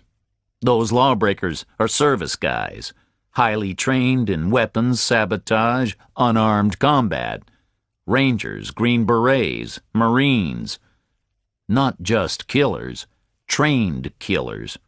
Extremely well-trained at huge public expense. So the military policeman is trained even better. Better with weapons, better unarmed. Baker had to be ignorant of all that. Hadn't thought about it. Otherwise, he would have had a couple of shotguns aimed at me for the trip to the bathroom. If he thought I was their guy. I zipped up and came back into the lobby. Baker was waiting. We walked back to the cell area. I stepped inside my cell, leaned up in my corner. Baker pulled the heavy gate shut. Operated the electric lock with his key. The bolts snicked in. He walked away into the squad room. There was silence for the next 20 minutes. Baker worked at a desk, so did Roscoe. The desk sergeant sat up on his stool. Finley was in the big office with Hubble. There was a modern clock over the front doors, not as elegant as the antique in the office, but it ticked around just as slowly. Silence. 4:30. I leaned up against the titanium bars and waited. Silence. 4:45. Time restarted just before 5 o'clock. I heard a commotion coming out of the big Rosewood office and back. Shouting, yelling, things banging. Somebody getting really stirred up. A buzzer sounded on Baker's desk and the intercom crackled. I heard Finley's voice, stressed, asking Baker to get in there. Baker got up and walked over, knocked and went in. The big plate glass door at the entrance sucked open, and the fat guy came in, Chief Morrison. He headed straight back to the Rosewood office. Baker came out as Morrison went in. Baker hurried over to the reception desk, whispered a long, excited sentence to the desk sergeant. Roscoe joined them. There was a huddle. Some big news. I couldn't hear what, too far away. The intercom on Baker's desk crackled again. He headed back to the office. The big front door opened again. The afternoon sun was blazing low in the sky. Stevenson walked into the station house. First time I'd seen him since my arrest. It was like the excitement was sucking people in. Stevenson spoke to the desk sergeant. He became agitated. The desk sergeant put a hand on Stevenson's arm. Stevenson shook it off and ran toward the Rosewood office. He dodged desks like a football player. As he got to the office door, it opened. A crowd came out. Chief Morrison, Finley, and Baker holding Hubble by the elbow. A light but efficient grip, the same as he'd used on me. Stevenson stared blankly at Hubble and then grabbed Finley by the arm, pulled him back into the office. Morrison swiveled his sweating bulk and followed them in. The door slammed. Baker walked Hubble over toward me. Hubble looked like a different guy. He was gray and sweating. The tan had gone. He looked smaller. He looked like someone had let the air out and deflated him. He was bent up like a man racked with pain. His eyes behind the gold rims were blank and staring with panic and fear. He stood shaking as Baker unlocked the cell next to mine. He didn't move. He was trembling. Baker caught his arm and levered him inside. He pulled the gate shut and locked it. The electric bolts snicked in. Baker walked back towards the Rosewood office. Hubble just stood where Baker had left him, staring blankly into space. Then he slowly walked backward until he reached the rear wall of the cell. He pressed his back against it and slid to the floor, dropped his head to his knees, dropped his hands to the floor. I could hear the rattle of his thumb trembling on the stiff nylon carpet. Roscoe stared in at him from her desk. The sergeant at the reception counter gazed across. They were watching a man fall apart. I heard raised voices in the Rosewood office and back, the tenor of argument, the slap of a palm on a desk. The door opened, and Stevenson walked out with Chief Morrison. Stevenson looked mad. He strode down the side of the open area. His neck was rigid with fury. His eyes were fixed on the front doors. He was ignoring the fat police chief. He walked straight past the reception counter and out through the heavy door into the bright afternoon. Morrison followed him. Baker came out of the office and walked over to my cell. Didn't speak, just unlocked the cage and gestured me out. I shrugged my coat tighter and left the newspaper with the big photographs of the president in Pensacola on the cell floor. Stepped out and followed Baker back into the Rosewood office. Finley was at the desk. The tape recorder was there. The stiff cords trailed. The air was still and cool. Finley looked harassed. His tie was pulled down. He blew out a big lungful of air in a rueful hiss. I sat down in the chair, and Finley waved Baker out of the room. The door closed softly behind him. "We got us a situation here, Mr. Reacher," Finley said. "A real situation." He lapsed into a distracted silence. I had less than a half hour before the prison bus came by. I wanted some conclusions pretty soon. Finley looked up and focused again, started talking, rapidly, the elegant Harvard syntax under pressure. "We bring this Hubble guy in, right?" he said. "You maybe saw him. Banker from Atlanta, right? $1,000 Calvin Klein outfit, gold Rolex, very uptight guy. At first I thought he was just annoyed. Soon as I started talking, he recognized my voice from the phone call on his mobile. Accuses me of deceitful behavior, says I shouldn't impersonate phone company people. He's right, of course." Another lapse into silence. He was struggling with his ethics problem. "Come on, Finley, move along," I said. I had less than a half hour. "Okay, so he's uptight and annoyed," Finley said. "I ask him if he knows you, Jack Reacher, ex-Army. He says no, never heard of you. I believe him. He starts to relax, like all this is about some guy called Jack Reacher. He's never heard of any guy called Jack Reacher, so he's here for nothing. He's cool, right?" "Go on," I said. "Then I ask him if he knows a tall guy with a shaved head. He said. And I ask him about pluribus. Well, my God, it's like I stuck a poker up his ass. He went rigid, like with shock. Totally rigid. Won't answer. So I tell him we know the tall guy is dead, shot to death. Well, that's like another poker up the ass. He practically fell off the chair." "Go on," I said. 25 minutes before the prison bus was due. "He's shaking all over the place," Finley said. "Then I tell him we know about the phone number in the shoe. His phone number printed on a piece of paper with the word pluribus printed above it. That's another poker up the ass." He stopped again. He was patting his pockets, each one in turn. "He wouldn't say anything," he went on. "Not a word. He was rigid with shock, all gray in the face. I thought he was having a heart attack. His mouth was opening and closing like a fish. But he wasn't talking. So I told him we knew about the corpse getting beaten up. I asked him who else was involved. I told him we knew about hiding the body under the cardboard. He wouldn't say a damn word. He just kept looking around.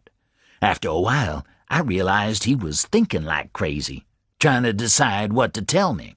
He just kept silent, thinking like mad. Must have been 40 minutes. The tape was running the whole time. Recorded 40 minutes of silence." Finley stopped again, this time for effect. He looked at me. "Then he confessed," he said. I did it, he said.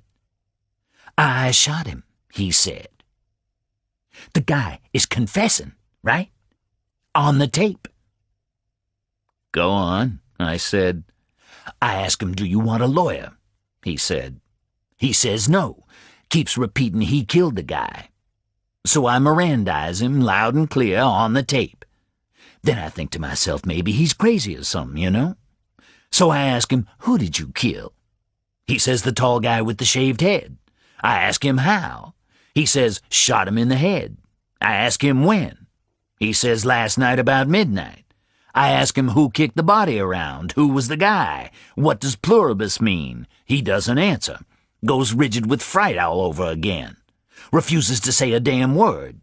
I say to him, I'm not sure you did anything at all. He jumps up and grabs me. He's screaming, I confess, I confess, I shot him, I shot him. I shove him back, he goes quiet. Finley sat back, folded his hands behind his head, looked a question at me. Hubble as the shooter? I didn't believe it, because of his agitation.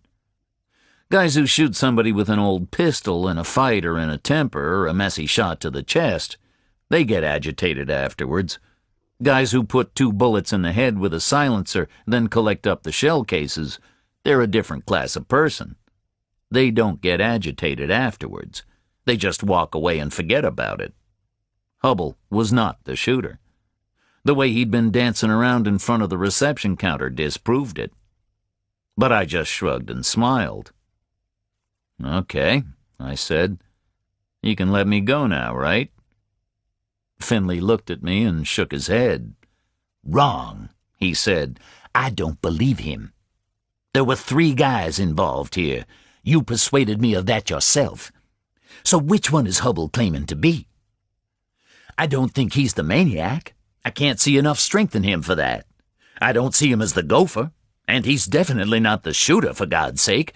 Guy like that couldn't shoot pool. I nodded, like Finley's partner, worrying away at a problem. Got to throw his ass in a can for now, he said. No option. He's confessed. Couple of plausible details. But it definitely won't hold up. I nodded again, sensed there was something more to come. Go on, I said, with resignation. Finley looked at me, a level gaze. He wasn't even there at midnight, he said. He was at some old couple's anniversary party. A family thing, not far from where he lives. Got there around 8 last night. He'd walked down with his wife. Didn't leave until after 2 o'clock in the morning. 24 people saw him arrive. 24 people saw him leave. He got a ride home from his sister-in-law's brother-in-law. He got a ride because it was already pouring rain by then. Go on, Finley, I said. Tell me. His sister-in-law's brother-in-law, he said, drove him home in the rain, 2 o'clock in the morning. Officer Stevenson. Chapter 5. Finley leaned right back in his chair. His long arms were folded behind his head. He was a tall, elegant man, educated in Boston, civilized, experienced, and he was sending me to jail for something I hadn't done. He levered himself upright, spread his hands on the desk, palms up. I'm sorry, Reacher, he said to me. You're sorry, I said. You're sending 2 guys who couldn't have done it to jail, and you're sorry? He shrugged, looked unhappy about it. This is the way Chief Morrison wants it, he said. He's calling it a done deal, closing us down for the weekend. And he's the boss man, right? You've got to be joking, I said. He's an asshole. He's calling Stevenson a liar, his own man. Not exactly, Finley shrugged. He's saying it's maybe a conspiracy. You know, maybe Hubble wasn't literally there, but he recruited you to do it. A conspiracy, right? He reckons the confession is exaggerated because maybe Hubble's afraid of you and is scared to finger you right away. Morrison figures you were on your way down to Hubbell's place to get paid when we hauled you in. He figures that's why you waited the 8 hours. Figures that's why Hubbell was at home today. Didn't go to work because he was waiting around to pay you off. I was silent. I was worried. Chief Morrison was dangerous. His theory was plausible. Until Finley did the checking. If Finley did the checking. So, Reacher, I'm sorry, he said. You and Hubbell stay in the bag until Monday. You'll get through it, over in Warburton. Bad place, but the holding pens are okay. Worse if you go there for a stretch. Much worse. Meantime, I'll work on it before Monday. I'll ask Officer Roscoe to come in Saturday and Sunday. She's the pretty one outside. She's good, the best we got. If what you say is right, you'll be free and clear on Monday, okay? I stared at him. I was getting mad. No, Finley, not okay, I said. You know I didn't do a damn thing. You know it wasn't me. You're just shit scared of that useless fat bastard Morrison. So I'm going to jail because you're just a spineless damn coward. He took it pretty well. His dark face flushed darker. He sat quietly for a long time. I took a deep breath and glared at him.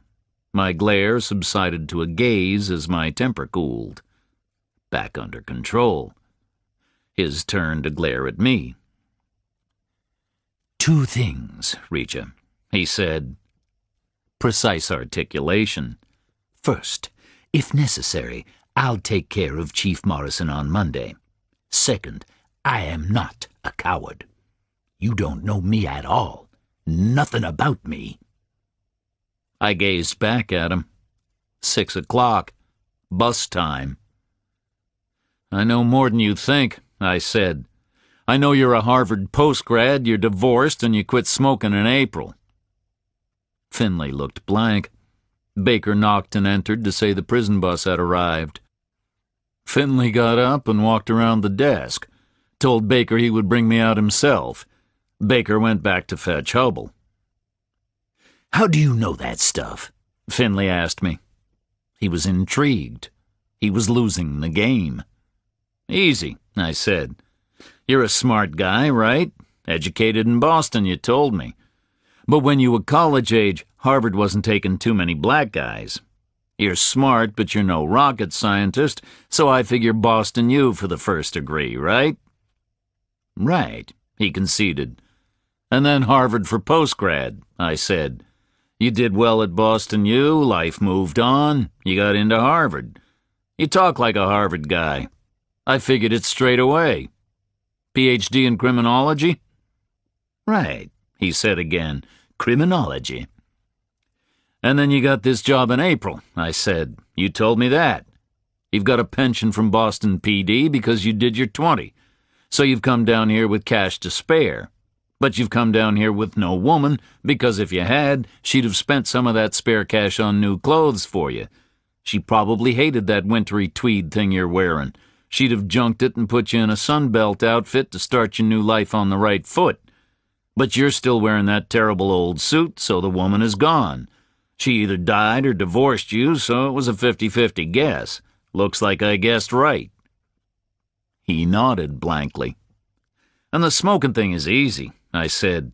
You were just stressed up and you were patting your pockets looking for cigarettes.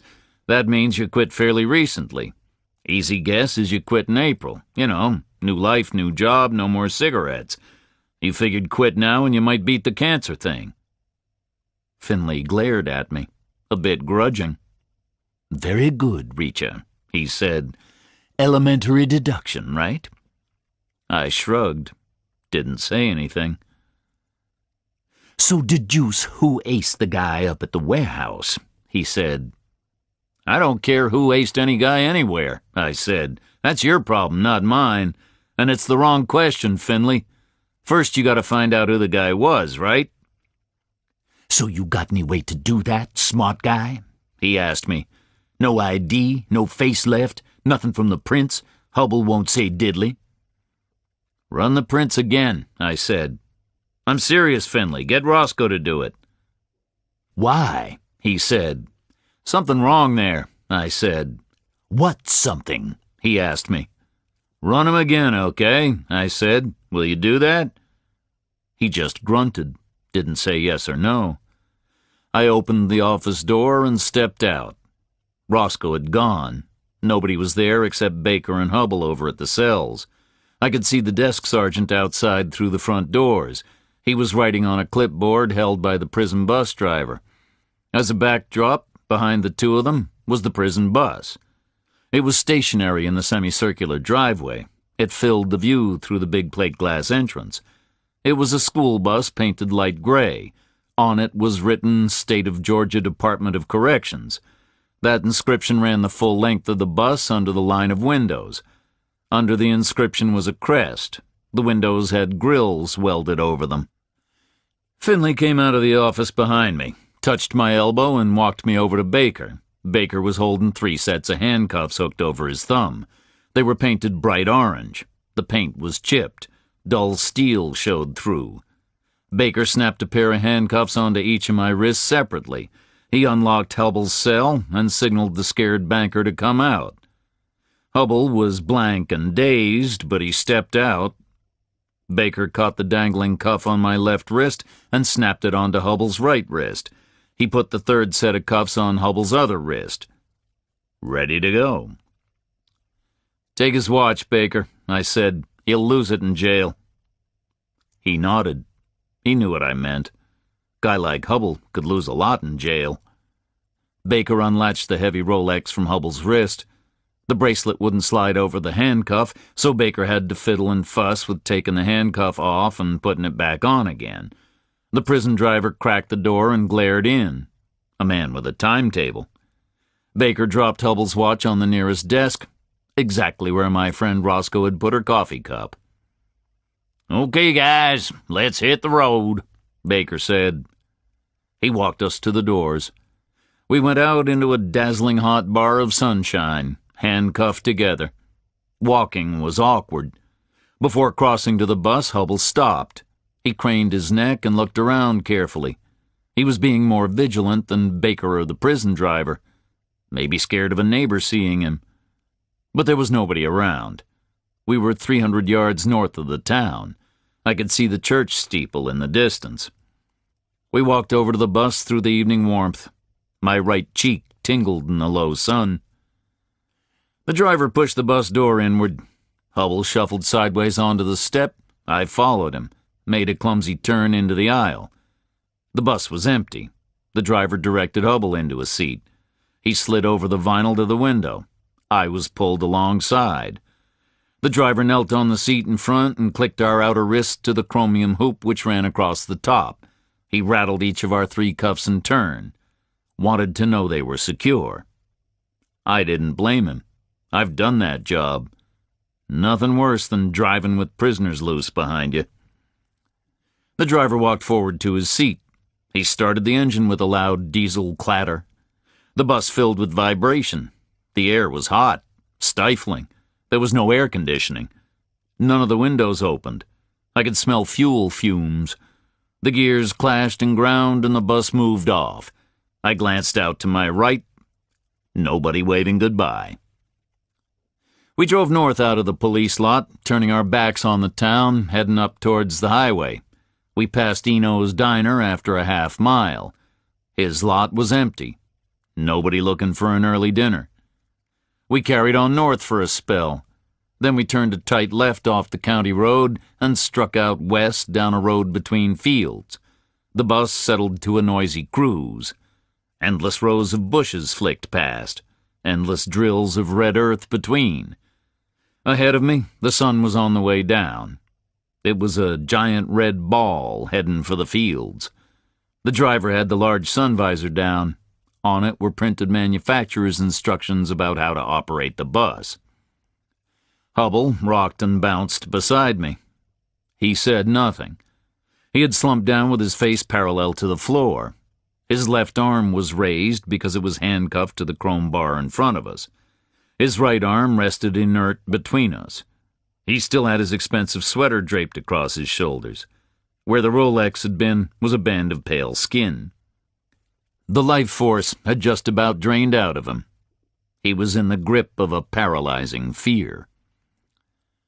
We rocked and bounced for the best part of another hour through the huge landscape. A small stand of trees flashed past on my right. Then, way in the far distance, I saw a structure. It sat alone in 1,000 acres of flat farmland. Against the low red sun, it looked like a protrusion from hell. Something forced up through the crust of the earth. It was a complex of buildings. Looked like a chemical factory or a nuclear place. Massive concrete bunkers and glittering metal walkways. Tubing running here and there with steam drifting. All surrounded with fencing punctuated by towers. As we drew closer, I could see arc lights and razor wire. Searchlights and rifles in the towers. Layers of fences separated with plowed red earth. Hubble didn't look up. I didn't nudge him. It wasn't the Magic Kingdom up ahead. The bus slowed as we approached. The outermost fence was about 100 yards out, forming a giant perimeter. It was a substantial fence, possibly 15 feet tall, studded along its entire length with pairs of sodium floodlights. One of each pair was trained inward across the 100-yard breadth of plowed earth. One was trained out over the surrounding farmland. All the floodlights were lit. The whole complex blazed with yellow sodium light. Up close, it was very bright. The yellow light turned the red earth to a ghastly tan. The bus rattled to a halt. The idling engine set up a vibration. What little ventilation there had been ceased. It was stifling. Hubble finally looked up. He peered out through his gold rims. He looked around him and out the window. He groaned. It was a groan of hopeless dejection. He dropped his head. The driver was waiting for a signal from the first gate guard. The guard was speaking into a radio. The driver blipped the engine and crunched into gear. The guard signaled to him using his radio as a baton, waving us through. The bus ground forward into a cage. We passed a long, low sign at the curb. Warburton Correctional Facility, State of Georgia Department of Corrections. Behind us, a gate swung closed. We were sealed in a wire cage. It was roofed with wire. At the far end, a gate swung open. The bus ground through. We drove the 100 yards to the next fence. There was another vehicle cage. The bus went in, waited, and drove on out. We drove right into the heart of the prison. We stopped opposite a concrete bunker, the reception area. The engine noise beat against the concrete surrounding us. Then it shut down, and the vibration and clatter died away to silence. The driver swung out of his seat and walked up the aisle, stooping, pulling himself like a climber on the seat backs. He pulled out his keys and unlocked the cuffs, fixing us to the seat in front. "Okay, boys, let's go," he grinned. "Party time." We hauled ourselves out of our seat and shuffled down the bus. My left arm was pulled back by Hubble. The driver stopped us at the front. He removed all 3 sets of handcuffs and dropped them in a bin next to his cab, hauled on a lever and sprang the door. We got out of the bus. A door opened opposite and a guard stepped out, called us over. He was eating a donut and spoke with his mouth full. A sugar mustache frosted his lip. He was a pretty casual guy. We went through the door into a small concrete chamber. It was filthy. Deal chairs surrounded a painted table. Another guard sat on the table reading from a battered clipboard. "Sit down, okay?" he said. We sat. He stood up. His partner with the donut locked the outer door and joined him. "Here's the deal," said the clipboard guy. "You guys are Reacher and Hubble, in from Margrave, not convicted of any crime, in custody pending investigation. No bail application for either of you. Hear what I say? Not convicted of any crime. That's the important thing. Excuses you from a lot of shit in here, okay? No uniform, no processing, no big deal, you understand? Nice accommodations on the top floor." "Right," said the donut guy. Thing is, if you were convicts, we'd be poking and prodding and hitting on you, and you'd get the uniform, and we'd shove you on the convict floors with the other animals, and we'd just sit back and watch the fun, right? Right, his partner said. So what we're saying is this. We ain't here to give you a hard time, so don't you boys be giving us a hard time neither, you understand? This damn facility ain't got the manpower. Governor laid off about half the staff, okay? Gotta meet the budget, right? Gotta cut the deficit, right? So we ain't got the men to do the job the way it ought to be done. Trying to do our job with half a crew on every shift, right? So what I'm saying is we shove you in there, and we don't want to see you again until we pull you out on Monday. No hassle, right? We ain't got the manpower for hassle. We ain't got the manpower for hassle on the convict floors, let alone hassle on the holding floor, you understand? Yo, Hubble, you understand? Hubble looked up at him and nodded blankly. Didn't speak. Reacher, the clipboard guy said, you understand? Sure, I said. I understood. This guy was understaffed, having problems because of a budget, while his friends collected unemployment. Tell me about it. Good, he said. So the deal is this. The two of us are off duty at 7 o'clock, which is in about 1 minute's time. We ain't staying late for you boys. We don't want to, and the union wouldn't let us anyway. So you get a meal, then you're locked down in here until they got manpower to take you upstairs. No manpower until lights out, maybe 10 o'clock, okay? But then no guards will move prisoners around after lights out anyway, right? Union won't let 'em. So Spivvy'll come get you himself. Assistant warden, top boy tonight. About 10 o'clock, okay? You don't like it, you don't tell me, you tell the governor, okay? The donut eater went out into the corridor and came back a long moment later with a tray. On it were covered plates, paper cups, and a thermos. He put the tray on the table, and the two of them swung out through the corridor, locked the door from the outside.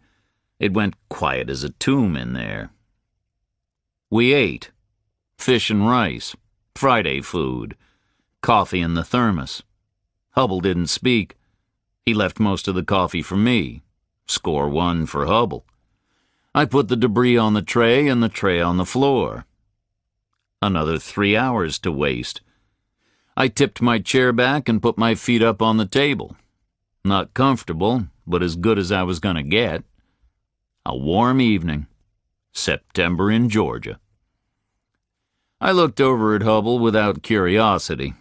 He was still silent. I had never heard him speak except on Finley's speakerphone. He looked back at me. His face was full of dejection and fear. He looked at me like I was a creature from another world. He stared at me like I worried him. Then he looked away. Maybe I wouldn't head back to the Gulf, but it was too late in the year to head north, too cold up there. Maybe skip right down to the islands, Jamaica maybe, good music there, a hut on the beach, live out the winter in a hut on a Jamaica beach, smoke a pound of grass a week, do whatever Jamaica people do. Maybe 2 pounds of grass a week with someone to share the hut. Roscoe kept drifting into the picture. Her uniform shirt was fabulously crisp. A crisp, tight blue shirt. I had never seen a shirt look better. On a Jamaica beach in the sun, she wouldn't need a shirt. I didn't think that would prove to be any kind of a major problem. It was her wink that did it to me. She took my coffee cup. She said I had nice eyes, and she winked. Gotta mean something, right? The eyes thing, I've heard that before. An English girl I'd had good times with for a while, she liked my eyes. Said it all the time. They're blue. Equally, people have said they look like icebergs in an Arctic sea. If I concentrate, I can stop them blinking. Gives a stare an intimidating effect. Useful. But Roscoe's wink had been the best part of the day. The only part of the day, really, except Eno's scrambled eggs, which weren't bad. Eggs you can get anywhere, but I'd miss Roscoe.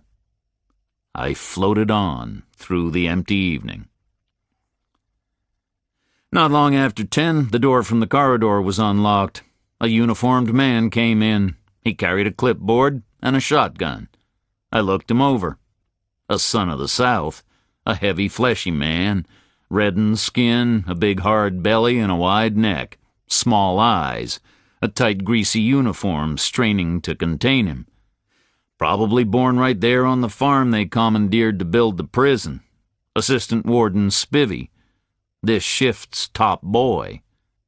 Understaffed and harassed, ushering the short-stay guests around by himself, with a shotgun in his big red farmer's hands. He studied his clipboard. "Which one of you is Hubble?" he asked. He had a high-pitched voice, at odds with his bulk. Hubble raised his hand briefly, like a boy at grade school. Spivvy's little eyes flicked over him, up and down like a snake's eyes. He grunted and signaled with the clipboard. We formed up and moved out. Hubble was blank and acquiescent, like an exhausted trooper. "Turn left and follow the red line," Spivvy said. He waved left with the shotgun. There was a red line painted on the wall at waist height. It was a fire lane guide. I guessed it must lead outside, but we were going in the wrong direction. Into the prison, not out of it. We followed the red line through corridors, upstairs, and around corners. Hubble first, then me, then Spivvy with the shotgun. It was very dark, just dim emergency lighting. Spivvy called a halt on a landing. He overrode an electronic lock with his key, a lock which would spring the fire door when the alarm went. "No talking," he said. "Rules here say absolute silence at all times after lights out. Cell at the end on the right." We stepped in through the outdoor. The foul odor of prison hit me, the night exhalation of countless dispirited men. It was nearly pitch black. A nightlight glowed dimly. I sensed rather than saw rows of cells. I heard the babble of night sounds, breathing and snoring, muttering and whimpering. Spivvy walked us to the end of the row, pointed to an empty cell. We crowded in. Spivvy swung the bars shut behind us. They locked automatically. He walked away. The cell was very dark. I could just about see a bunk bed, a sink, and a john. Not much floor space. I took off my coat and lobbed it onto the top bunk. Reached up and remade the bed with the pillow away from the bars. I liked it better that way. Worn sheet and blanket, but they smelled clean enough. Hubble sat quietly on the lower bed. I used the john and rinsed my face at the sink, pulled myself up into bed, took off my shoes, left them on the foot of the bed. I wanted to know where they were. Shoes can get stolen, and these were good shoes, bought many years ago in Oxford, England, a university town near the air base where I was stationed. Big, heavy shoes with hard soles and a thick welt. The bed was too short for me, but most beds are. I lay there in the dark and listened to the restless prison. Then I closed my eyes and floated back to Jamaica with Roscoe. I must have fallen asleep there with her, because the next thing I knew, it was Saturday. I was still in prison, and an even worse day was beginning. Chapter 6. I was woken up by bright lights coming on. The prison had no windows. Day and night were created by electricity. At 7 o'clock, the building was suddenly flooded with light. No dawn or soft twilight, just circuit breakers thrown shut at 7. The bright light did not make the cell look any better. The front wall was bars. Half would open outward on a hinge to form the door. The two stacked beds occupied just about half the width and most of the length. On the back wall were a steel sink and a steel toilet pan. The walls were masonry, part poured concrete and part old bricks. all thickly covered with paint. The walls looked massively thick, like a dungeon. Above my head was a low concrete ceiling. The cell didn't feel like a room bounded by walls, floor, ceiling. It felt like a solid block of masonry with a tiny living space grudgingly burrowed in. Outside, the restless night mutter was replaced by the clatter of daytime. Everything was metal, brick, concrete. Noises were amplified and echoed around. It sounded like hell. Through the bars, I could see nothing. Opposite our cell was a blank wall. Lying in bed, I didn't have the angle to see down the row. I threw off the cover and found my shoes, put them on and laced them up, lay down again. Hubble was sitting on the bottom bunk.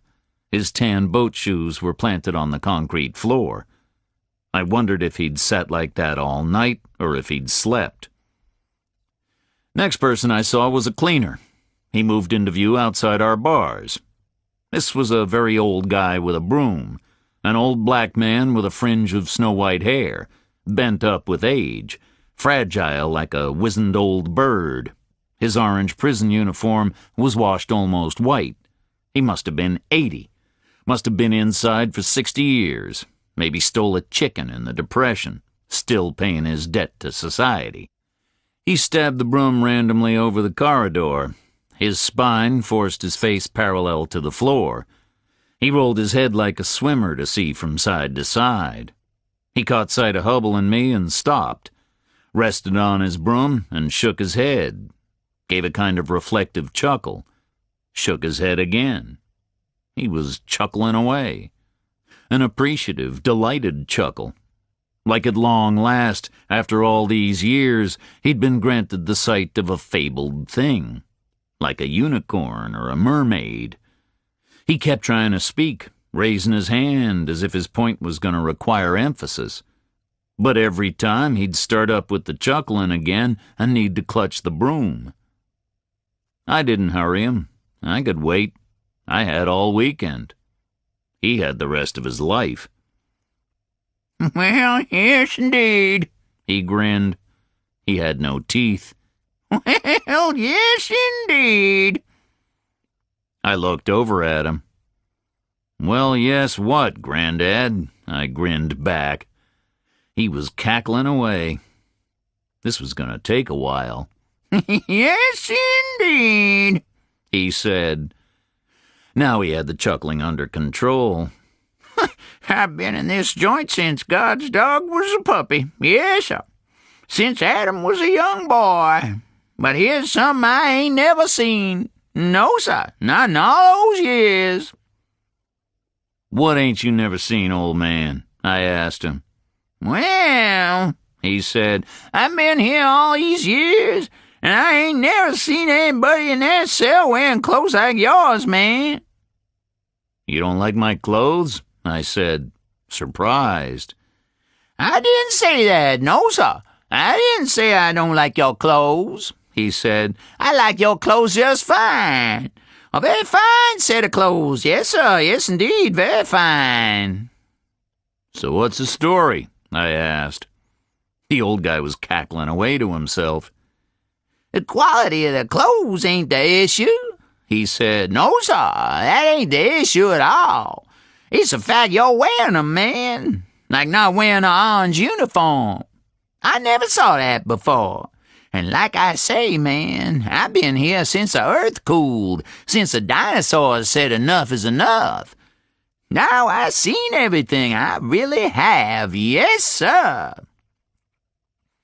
But guys on the holding floor don't wear the uniform, I said. Yes, indeed. That sure is true, the old man said. That's a fact for sure. The guard said so, I confirmed. They would say so, he agreed, because that's the rules, and the guards, they know the rules, yes, sir. They know 'em 'cause they make 'em. So what's the issue, old man? I said. Well, like I say, you're not wearing an orange suit, he said. We were going around in circles here. But I don't have to wear it, I said. He was amazed. The sharp bird eyes locked in on me. "You don't?" he said. "Why's that, man? Tell me." "Because we don't wear it on the holding floor," I said. "You just agreed with that, right?" There was a silence. He and I got the message simultaneously. "You think this is a holding floor?" he asked me. "Isn't this the holding floor?" I asked him at the same time. The old guy paused a beat, lifted his broom, and crabbed back out of sight, quickly as he could, shouting incredulously as he went. "This ain't the holding floor, ma'am," he whooped. "Holding floor is the top floor, floor 6. This here's floor 3. You're on floor 3, man. This is lifers, man. This is categorized dangerous people, man. This ain't even general population. This is a worse, man. Yes, indeed, you boys are in a wrong place. You boys are in trouble, yes, indeed. You gonna get visitors. They gonna check you boys out. Oh, man, I'm out of here." Evaluate.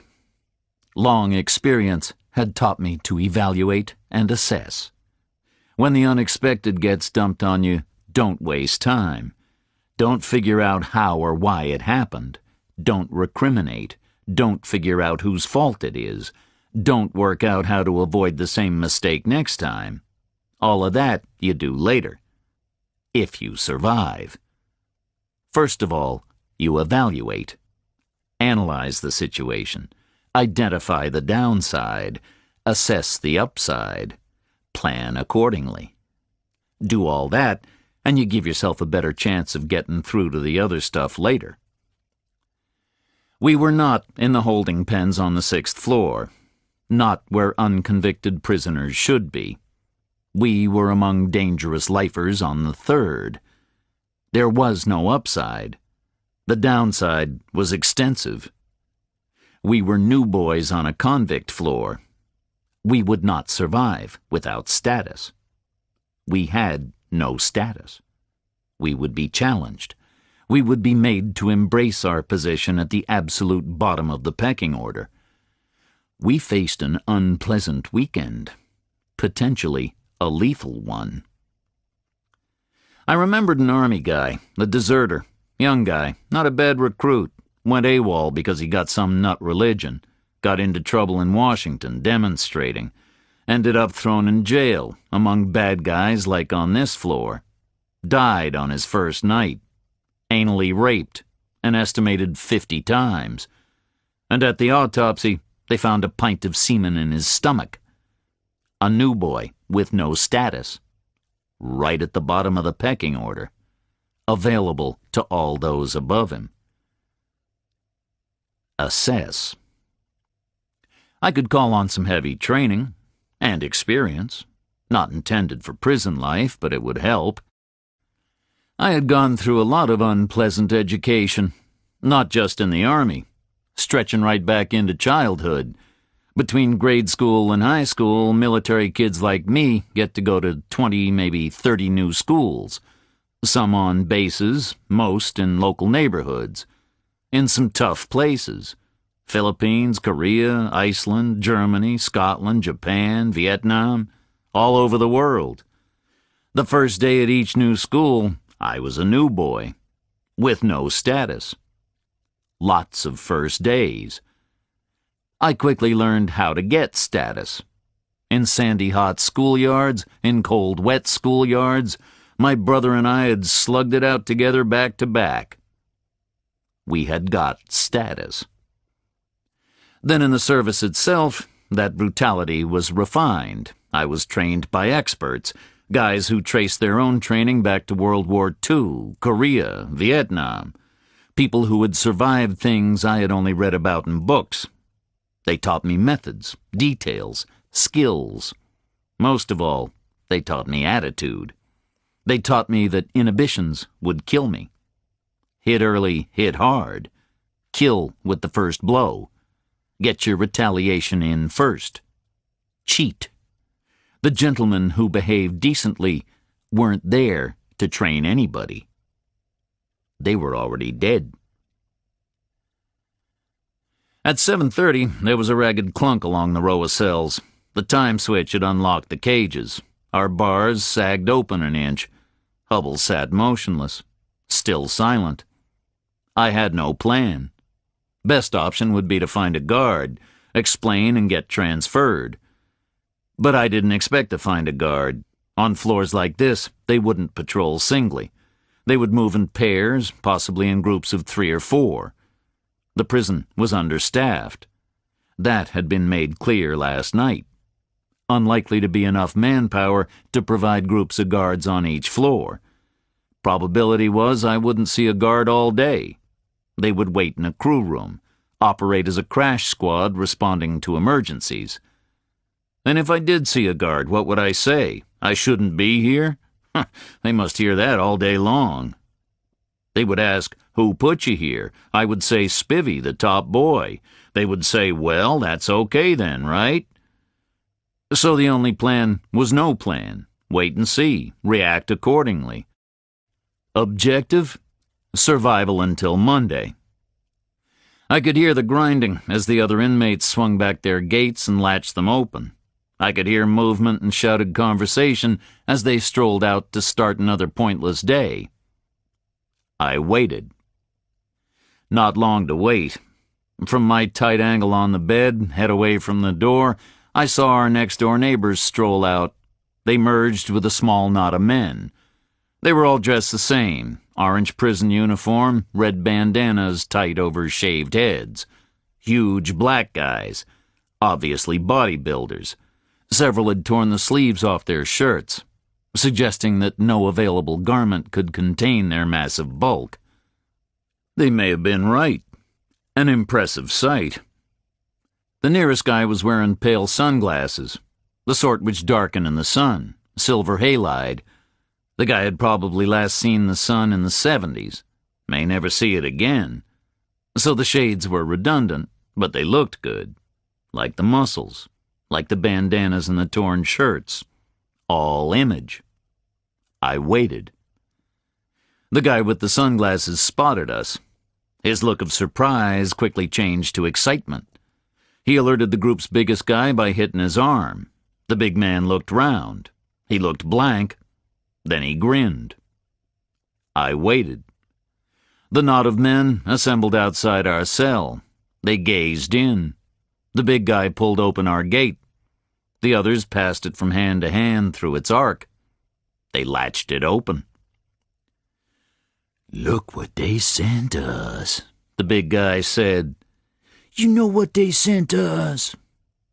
"What they sent us?" the sunglasses guy said. "They sent us fresh meat," the big guy answered. "They sure did, man," the sunglasses guy said. "Fresh meat." "Fresh meat for everybody," the big guy said. He grinned. He looked around his gang, and they all grinned back, exchanged low fives. I waited.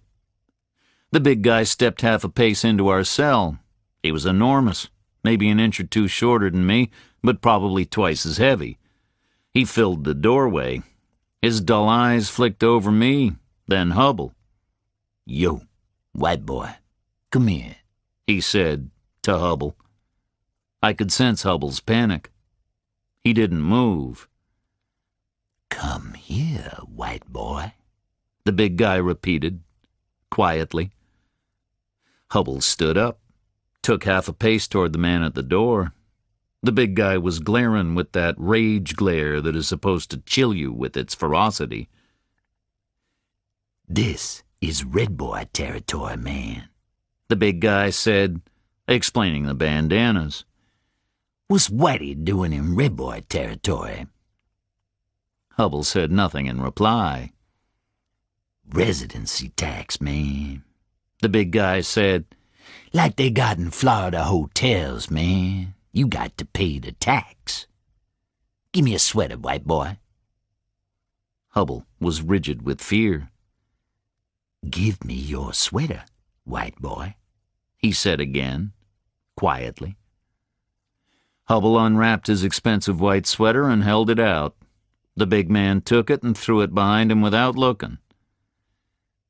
Give me the eyeglasses, white boy, he said. Hubble flicked a despairing glance up at me, took off his gold glasses, held them out. The big man took them and dropped them to the floor, crunched them under his shoe, screwed his foot around. The glasses smashed and splintered. The big man scraped his foot back and flicked the wreckage backwards into the corridor. The other guys all took turns stamping on them. Good boy, the big guy said. You paid the tax. Hubble was trembling. Now come here, white boy, said his tormentor. Hubble shuffled nearer. Closer, white boy, the big man said. Hubble shuffled nearer until he was a foot away. He was shaking. On your knees, white boy, said the big guy. Hubble knelt. Unzip me, Whitey, he said. Hubble did nothing, filled with panic. Unzip me, white boy, the big guy said again. With your teeth. Hubble gave a gasp of fear and revulsion and jumped back. He scuttled backwards to the rear of the cell, tried to hide behind the john. He was practically hugging the pan. Time to intervene. Not for Hubble. I felt nothing for him. But I had to intervene for myself. Hubble's abject performance would taint me. We would be seen as a pair. Hubble's surrender would disqualify us both. In the status game. Come back, white boy. Don't you like me? The big guy called to Hubble. I took a long silent breath, swung my feet over the side of the bunk and landed lightly in front of the big man. He stared at me. I stared back, calmly. You're in my house, fat boy, I said. But I'm going to give you a choice. Choice of what?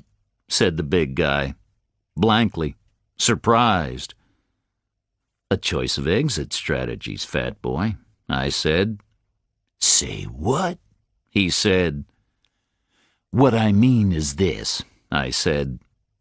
You're gonna leave. That's for sure. Your choice is about how you leave. Either you can walk out of here by yourself, or these other fat boys behind you are gonna carry you out in a bucket. Oh, yeah? He said. For sure, I said. I'm going to count to 3, okay? So you better choose real quick, right? He glared at me. 1, I counted. No response. 2, I counted. No response. Then I cheated. Instead of counting 3, I headbutted him full in the face, came off the back foot with a thrust up the legs and whipped my head forward and smashed it into his nose. It was beautifully done. The forehead is a perfect arch in all planes and very strong. The skull at the front is very thick. I have a ridge up there like concrete.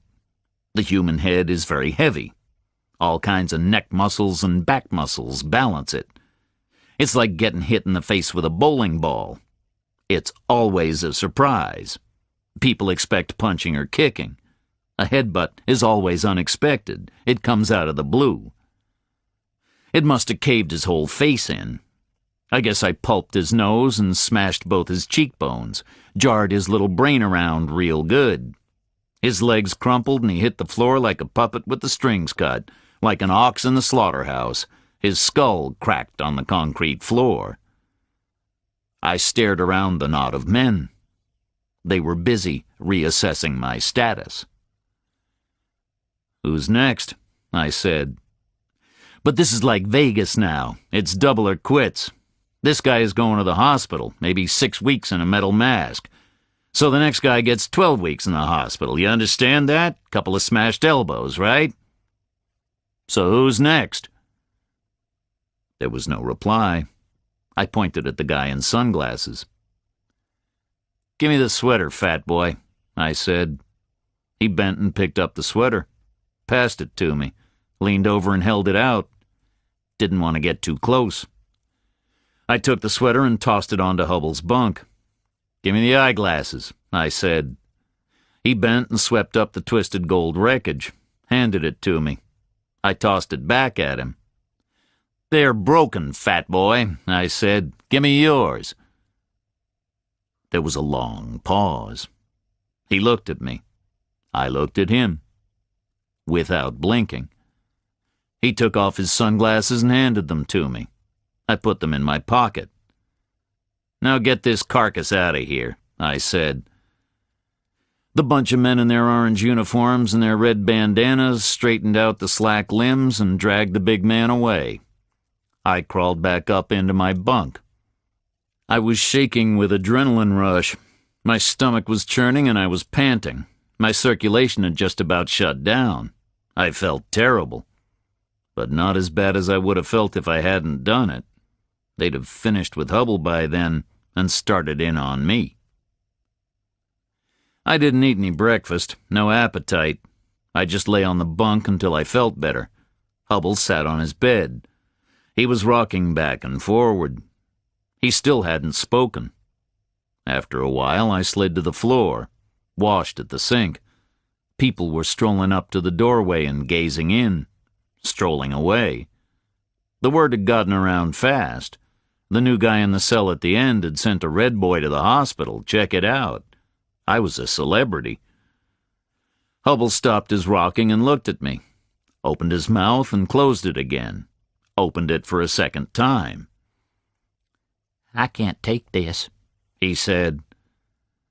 They were the first words I had heard him say since his assured banter on Finley's speakerphone.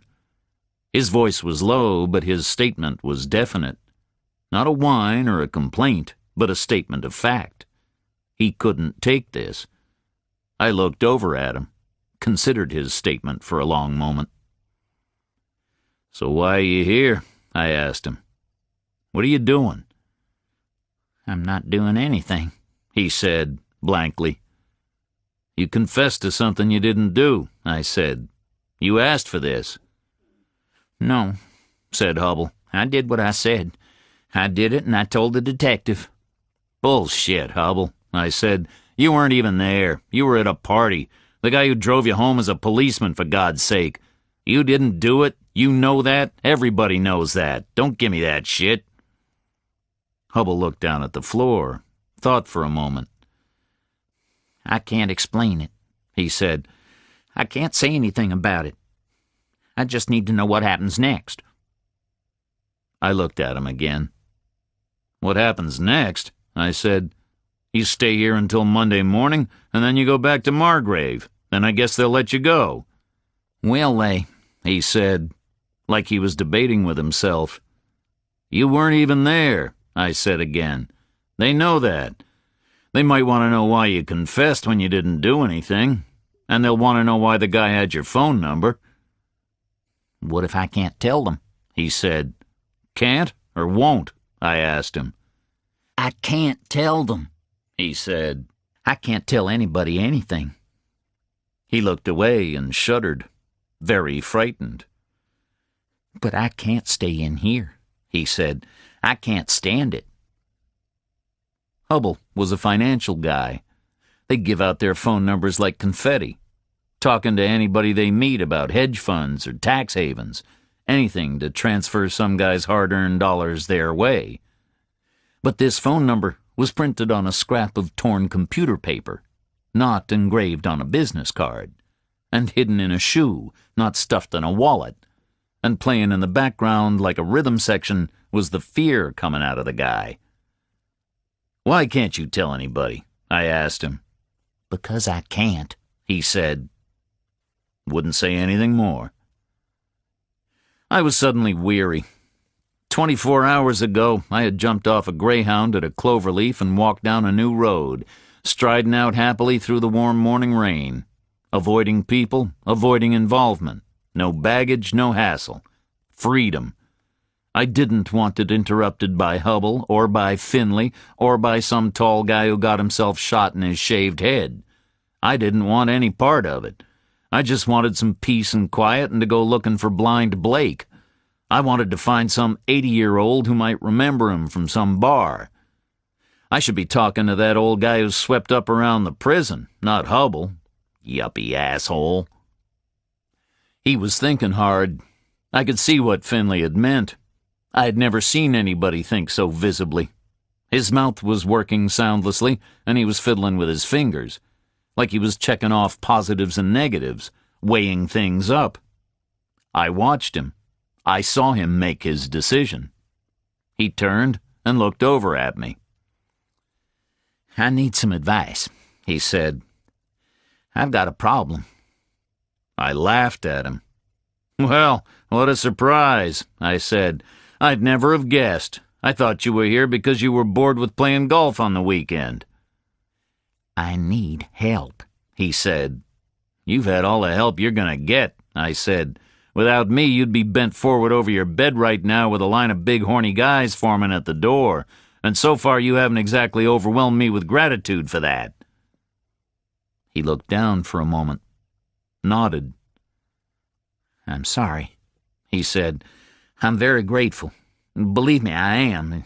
You saved my life. You took care of it. That's why you've got to tell me what to do. I'm being threatened." I let the revelation hang in the air for a moment. "I know that," I said. "That's pretty obvious." Well, not just me," he said. "My family as well." He was getting me involved. I looked at him. He started thinking again. His mouth was working. He was pulling on his fingers, eyes flicking left and right. Like over here was a big pile of reasons, and over there was another big pile of reasons. Which pile was bigger? "Have you got family?" he asked me. "No," I said. What else could I say? My parents were both dead. I had a brother somewhere who I never saw. So I had no family. No idea whether I wanted one either. Maybe, maybe not. "I've been married 10 years, Hubble said. 10 years last month. Had a big party. I've got 2 children. Boy age 9, girl age 7. Great wife, great kids. I love 'em like crazy." He meant it. I could see that. He lapsed into silence, misting over as he thought about his family, wondering how the hell he came to be in here without them. He wasn't the first guy to sit in this cell wondering that, and he wouldn't be the last. "We've got a nice place," he said, "out on Beckman Drive. Bought there 5 years ago. A lot of money, but it was worth it. You know Beckman?" "No," I said again. He was afraid to get to the point. Pretty soon he'd be telling me about the wallpaper in the downstairs half bath and how he planned to pay for his daughter's orthodonture. I let him talk. Prison conversation. "Anyway," he said eventually, "it's all falling apart now." He sat there in his chinos and his polo shirt. He had picked up his white sweater and wrapped it around his shoulders again. Without his glasses, he looked older, more vacant. People who wear glasses, without them they always look unfocused, vulnerable, out in the open, a layer removed. He looked like a tired old man. One leg was thrust forward. I could see the patterned sole of his shoe. What did he call a threat? Some kind of exposure or embarrassment? Something that might blow away the perfect life he'd described on Beckman Drive?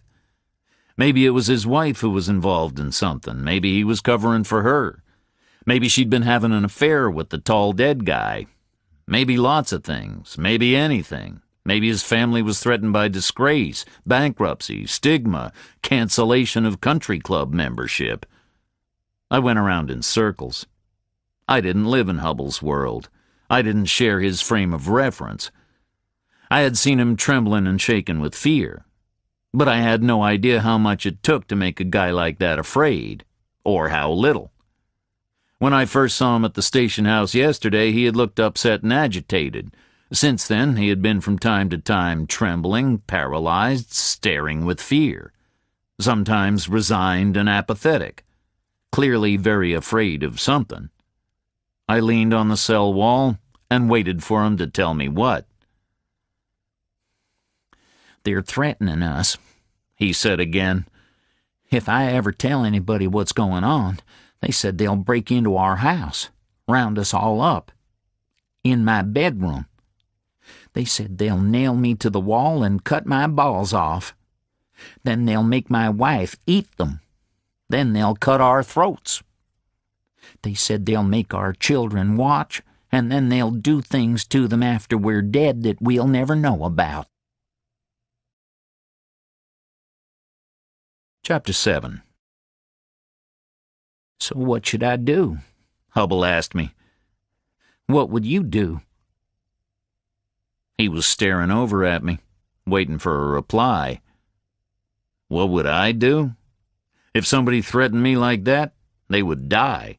I'd rip them apart, either as they spoke or days or months or years later. I would hunt them down and rip them apart. But Hubble couldn't do that. He had a family, 3 hostages waiting to be taken. 3 hostages already taken as soon as the threat was made. "What should I do?" he asked me again. I felt pressure. I had to say something. And my forehead hurt. It was bruising up after the massive impact with the Red Boy's face. I stepped to the bars and glanced down the row of cells, leaned against the end of the bunk, thought for a moment, came up with the only possible answer. But not the answer Hubble wanted.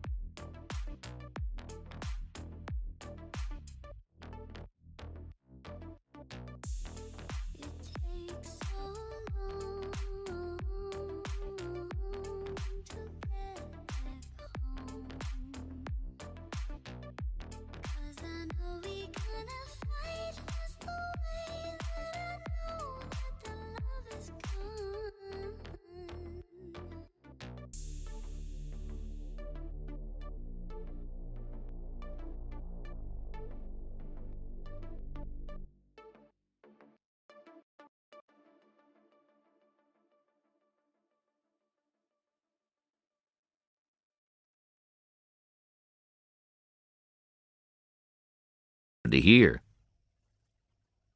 "Nothing you can do," I said. "You've been told to keep your mouth shut, so you keep it shut. Don't tell anybody what's going on. Ever." He looked down at his feet, dropped his head into his hands, gave a moan of abject misery, like he was crushed with disappointment. "I've got to talk to somebody," he said. "I've got to get out of this. I mean it. I've got to get out. I got to talk to somebody." I shook my head at him. "You can't do that," I said. "They've told you to say nothing, so you say nothing.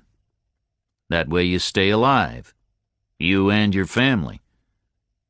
He looked up, shuddered. "Something very big is going on," he said. "I've got to stop it if I can." I shook my head again. If something very big was going on around people who use threats like that, then he was never going to stop it. He was on board, and he was going to stay on board. I smiled a bleak smile at him and shook my head for the third time. He nodded like he understood, like he finally accepted the situation. He went back to rocking and staring at the wall. His eyes were open, red and naked without the gold rims. He sat silently for a long time. I couldn't understand the confession. He should have kept his mouth shut. He should have denied any involvement with the dead guy. Should have said he had no idea why his phone number was written down in the guy's shoe. Should have said he had no idea what pluribus was. Then he could have just gone home. "Hubble," I said, "why did you confess?" He looked up, waited a long moment before replying. "I can't answer that," he said. "I'd be telling you more than I should." "I already know more than I should," I said. "Finley asked about the dead guy and pluribus, and you flipped. So I know there's a link between you and the dead guy and whatever pluribus is." He gazed at me, looking vague. "Is Finley that black detective?" He said. "Yes," I said. "Finley, chief of detectives." "He's new," Hubble said. "Never seen him before. He was always gray. He was there years, since I was a kid. There's only one detective, you know. Don't know why they say chief of detectives when there's only one. There's only 8 people in the whole police department. Chief Morrison, he's been there years. Then the desk man, 4 uniformed men, a woman, and the detective, Gray. Only now it's Finley, the new man. Black guy, the first we've ever had. Gray killed himself, you know. Hung himself from a rafter in his garage. February, I think." I let him ramble on. Prison conversation. It passes the time. That's what it's for. Hubble was good at it. But I still wanted him to answer my question. My forehead hurt, and I wanted to bathe it with cold water. I wanted to walk around for a while. I wanted to eat. I wanted coffee. I waited without listening as Hubble rambled through the municipal history of Margrave. Suddenly he stopped. "What were you asking me?" He said. "Why did you confess to killing the guy?" I repeated. He looked around. Then he looked straight at me. "There's a link," he said. "That's all it's safe to say right now. The detective mentioned the guy and used the word pluribus, which made me jump. I was startled. I couldn't believe he knew the connection. Then I realized he hadn't known there was a connection, but I'd just told him by being startled, you see? I'd given it away. I felt I'd blown it, given away the secret, and I mustn't do that because of the threat." He tailed off and went quiet. An echo of the frightened panic he had felt in Finley's office was back. He looked up again, took a deep breath. "I was terrified," he said. "But then the detective told me the guy was dead. He'd been shot. I got scared, because if they had killed him, they might kill me, too. I can't really tell you why, but there's a link. Like you worked out. If they got that particular guy, does that mean they're going to get me, too, or doesn't it? I had to think it out. I didn't even know for sure who had killed the guy. But then the detective told me about the violence. Did he tell you about that? I nodded. The injuries? I said. Sounded pretty unpleasant. Right, Hubble said. And it proves it was who I thought it was. So I was really scared. I was thinking, are they looking for me too? Or aren't they? I just didn't know. I was terrified. I thought for ages. It was going around and around in my head. The detective was going crazy. I didn't say anything because I was thinking. Seemed like hours. I was terrified, you know. He fell back into silence. He was running it through his head again, probably for the 1,000th time, trying to figure out if his decision had been the right one. I suddenly figured out what to do, he said. I had 3 problems. If they were after me too, I had to avoid them, hide, you know, to protect myself. But if they weren't after me, then I had to stay silent, right? To protect my wife and kids. And from their point of view, that particular guy needed shooting. 3 problems. So I confessed. I didn't follow his reasoning. Didn't make much sense the way he was explaining it to me. I looked blankly at him. 3 separate problems, right? He said. I decided to get arrested. Then I was safe if they were after me. Because they can't get at me in here, right? They're out there and I'm in here. That's problem number 1 solved. But I also figured, and this is the complicated bit, if they actually were not after me at all, then why don't I get arrested but don't say anything about them? They would think I had got arrested by mistake or whatever, and they see that I'm not talking. They see, okay? It proves I'm safe. It's like a demonstration that I'm dependable. A sort of proof. Trial by ordeal sort of a thing. That's problem number 2 solved. And by saying it was me actually killed the guy, it sort of definitely puts me on their side. It's like a statement of loyalty, right? And I thought they might be grateful I'd pointed the heat in the wrong direction for a while. So that was problem number 3 solved. I stared at him. No wonder he had clammed up and thought like crazy for 40 minutes when he was in with Finley. 3 birds with 1 stone. That's what he'd been aiming for. The part about proving he could be trusted not to spill his guts was okay. Whoever they were, they would notice that. A spell in jail without talking was a rite of passage, a badge of honor. Counted for a lot. Good thinking, Hubble. Unfortunately, the other part was pretty shaky. They couldn't get to him in here? He had to be joking. No better place in the world to ace a guy than prison. You know where he is, you've got all the time you need, lots of people who'll do it for you, lots of opportunity. Cheap, too. On the street, a hit would cost you what, $1,000, $2,000? Plus a risk. Inside, it costs you a carton of cigarettes, plus no risk, because nobody would notice. No, prison was not a safe hiding place. Bad thinking, Hubble. And there was another flaw, too. What are you going to do on Monday? I asked him. You'll be back home doing whatever you do. You'll be walking around Margrave or Atlanta or wherever it is you walk around. If they're after you, won't they get you then? He started up with the thinking again, going at it like crazy. He hadn't thought very far ahead before. Yesterday afternoon, it had been blind panic. Deal with the present. Not a bad principle. Except pretty soon the future rolls in, and that needs dealing with, too. I'm just hoping for the best, Hubble said. I sort of felt if they wanted to get me, they might cool off after a while. Well, I'm very useful to them. I hope they'll think about that. Right now it's a very tense situation, but it's all going to calm back down very soon. I might just make it through. If they get me, they get me. I don't care anymore. It's my family I'm worried about. He stopped and shrugged, blew a sigh. Not a bad guy. He hadn't set out to be some big criminal. It had crept up on the blind side, sucked him in so gently he hadn't noticed, until he wanted out. If he was very lucky, they wouldn't break all his bones until after he was dead. How much does your wife know? I asked him. He glanced over, an expression of horror on his face.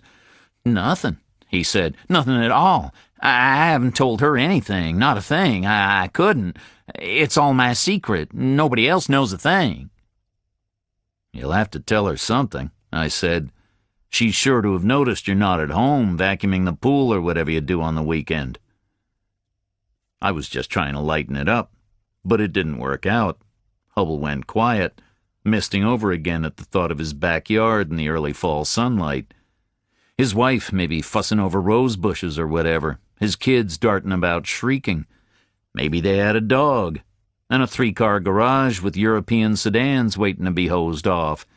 A basketball hoop over the middle door waiting for the 9-year-old to grow strong enough to dunk the heavy ball. A flag over the porch, early leaves waiting to be swept. Family life on a Saturday. But not this Saturday. Not for this guy.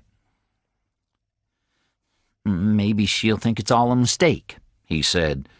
"Maybe they've told her. I don't know.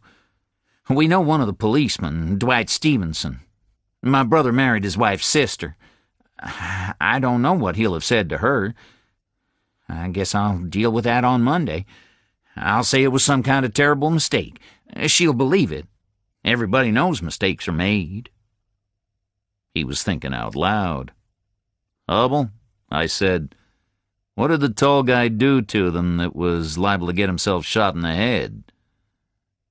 He stood up and leaned on the wall, rested his foot on the edge of the steel toilet pan, looked at me, wouldn't answer. Now for the big question. "What about you?" I asked him. "What have you done to them liable to get yourself shot in the head?" He wouldn't answer. The silence in our cell was terrible. I let it crash around for a while. Couldn't think of anything more to say. Hubble clunked his shoe against the metal toilet pan. A rattly little rhythm. Sounded like a Bo Diddley riff. "You ever heard of Blind Blake?" I asked him. He stopped clunking and looked up. "Who?" he said blankly. "Doesn't matter," I said. "I'm going to find a bathroom. I need to put a wet towel on my head. It hurts." "I'm not surprised," he said. "I'll come with you." He was anxious not to be left alone. Understandable. I was going to be his minder for the weekend. Not that I had any other plans. We walked down the cell row to a kind of open area at the end. I saw the fire door Spivvy had used the night before. Beyond it was a tiled opening. Over the opening was a clock, nearly 12 noon. Clocks in prison are bizarre. Why measure hours and minutes when people think in years and decades? The tiled entrance was clogged with men. I pushed through and Hubble followed. It was a large tiled room, square, a strong disinfectant stink. One wall had the doorway. On the left was a row of shower stalls, open. The back wall was a row of toilet cubicles, open at the front, divided by waist-high partitions. The right wall was a row of wash basins. Very communal. Not a big deal if you'd been in the army all your life, but Hubble wasn't happy. Not what he was used to at all. All the fittings were steel. Everything that would normally be porcelain was stainless steel. For safety, a smashed-up porcelain wash basin yields some pretty good shards. A decent-sized sharp piece would make a good weapon. For the same reason, the mirrors over the basins were sheets of polished steel. A bit dull, but fit for the purpose. You could see yourself in them, but you couldn't smash them up and stab somebody with a fragment. I stepped over to a basin and ran cold water, took a wad of paper towels from the dispenser and soaked them, held them to my bruised forehead. Hubble stood around doing nothing. I kept the cold towels on for a while and then took some more. Water ran down my face. Felt good. There was no real injury, no flesh there, just skin over solid bone, not much to injure, and impossible to break. A perfect arch, nature's strongest structure. That's why I avoid hitting anything with my hands. Hands are pretty fragile. All kinds of small bones and tendons in there. A punch big enough to deck that red boy would have smashed my hand up pretty good. I'd have joined him in the hospital. Not much point in that.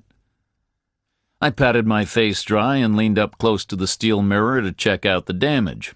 Not bad. I combed my hair with my fingers. As I leaned against the sink, I could feel the sunglasses in my pocket, the red boy's shades, the spoils of victory. I took them out and put them on, gazed at my dull reflection. As I messed about in front of the steel mirror, I saw the start of some kind of a commotion happening behind me. I heard a brief warning from Hubble, and I turned around. The sunglasses dimmed the bright light. 5 white guys were trawling across the room. Biker types, orange suits, of course, more torn-off sleeves, but with black leather additions. Caps, belts, fingerless gloves, big beards. All 5 were big, heavy men, with that hard, slabby fat which is almost muscle but not quite. All 5 had crude tattoos on their arms and their faces, swastikas, on their cheeks under their eyes and on their foreheads, the Aryan Brotherhood, white trash prison gang. As the 5 swept the room, the other occupants melted away. Any who didn't get the message were seized and hustled to the door, thrown out into the corridor. Even the soapy naked guys from the shower stalls. Within seconds, the big bathroom was empty, except for the 5 bikers and Hubble and me. The 5 big men fanned out in a loose arc around us. These were big, ugly guys. The swastika tattoos on their faces were scratched in, roughly inked. My assumption was they'd come to recruit me, somehow hijack the fact that I'd knocked over a red boy, claim my bizarre celebrity for their cause, turn it into a race triumph for the Brotherhood. But I was wrong. My assumption was way out. So I was left unprepared. The guy in the middle of the 5 was looking back and forth between Hubble and me. His eyes flicked across. They stopped on me. "Okay, he's the one," he said, looking straight at me. 2 things happened. The N2 bikers grabbed Hubble and ran him to the door, and the boss man swung a big fist at my face. I saw it late, dodged left, and it caught me on the shoulder. I was spun around by the blow, grabbed from behind by the neck, 2 huge hands at my throat, strangling me. The boss man lined up for another shot at my gut. If it landed, I was a dead man. I knew that much. So I leaned back and kicked out, smashed the boss man's balls like I was trying to punt a football right out of the stadium. The big Oxford shoe crunched him real good. The welt hit him like a blunt axe. My shoulders were hunched, and I was pumping up my neck to resist the strangler. He was wrenching hard. I was losing it. I reached up and broke his little fingers. I heard the knuckles splinter over the roaring in my ears. Then I broke his ring fingers. More splintering, like pulling a chicken apart. He let go. The 3rd guy waded in. He was a solid mountain of lard, sheathed with heavy slabs of meat. Like armor, nowhere to hit him. He was pounding me with short jabs to the arm and chest. I was jammed back between 2 sinks. The mountain of lard pressing up. Nowhere to hit him. Except his eyes. I jammed my thumb into his eye, hooked the tips of my fingers in his ear, and squeezed. My thumbnail popped his eyeball sideways.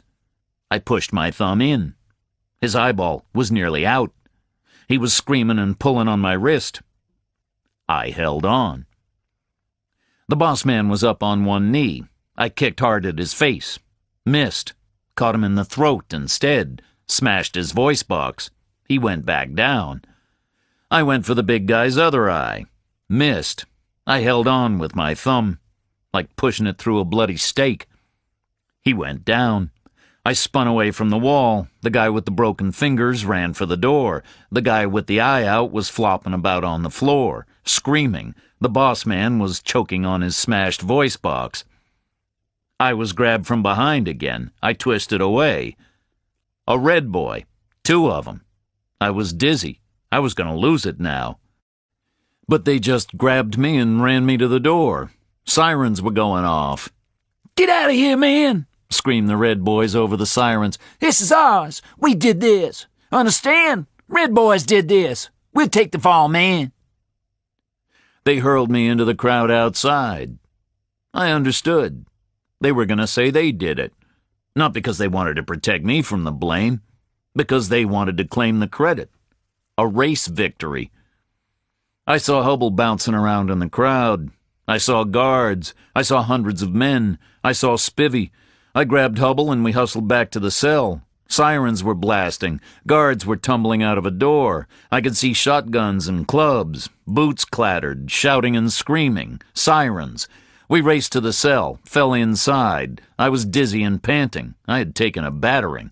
The sirens were deafening, couldn't talk. I splashed water on my face. The sunglasses were gone, must have fallen off. I heard screaming at the door. I turned and saw Spivvy.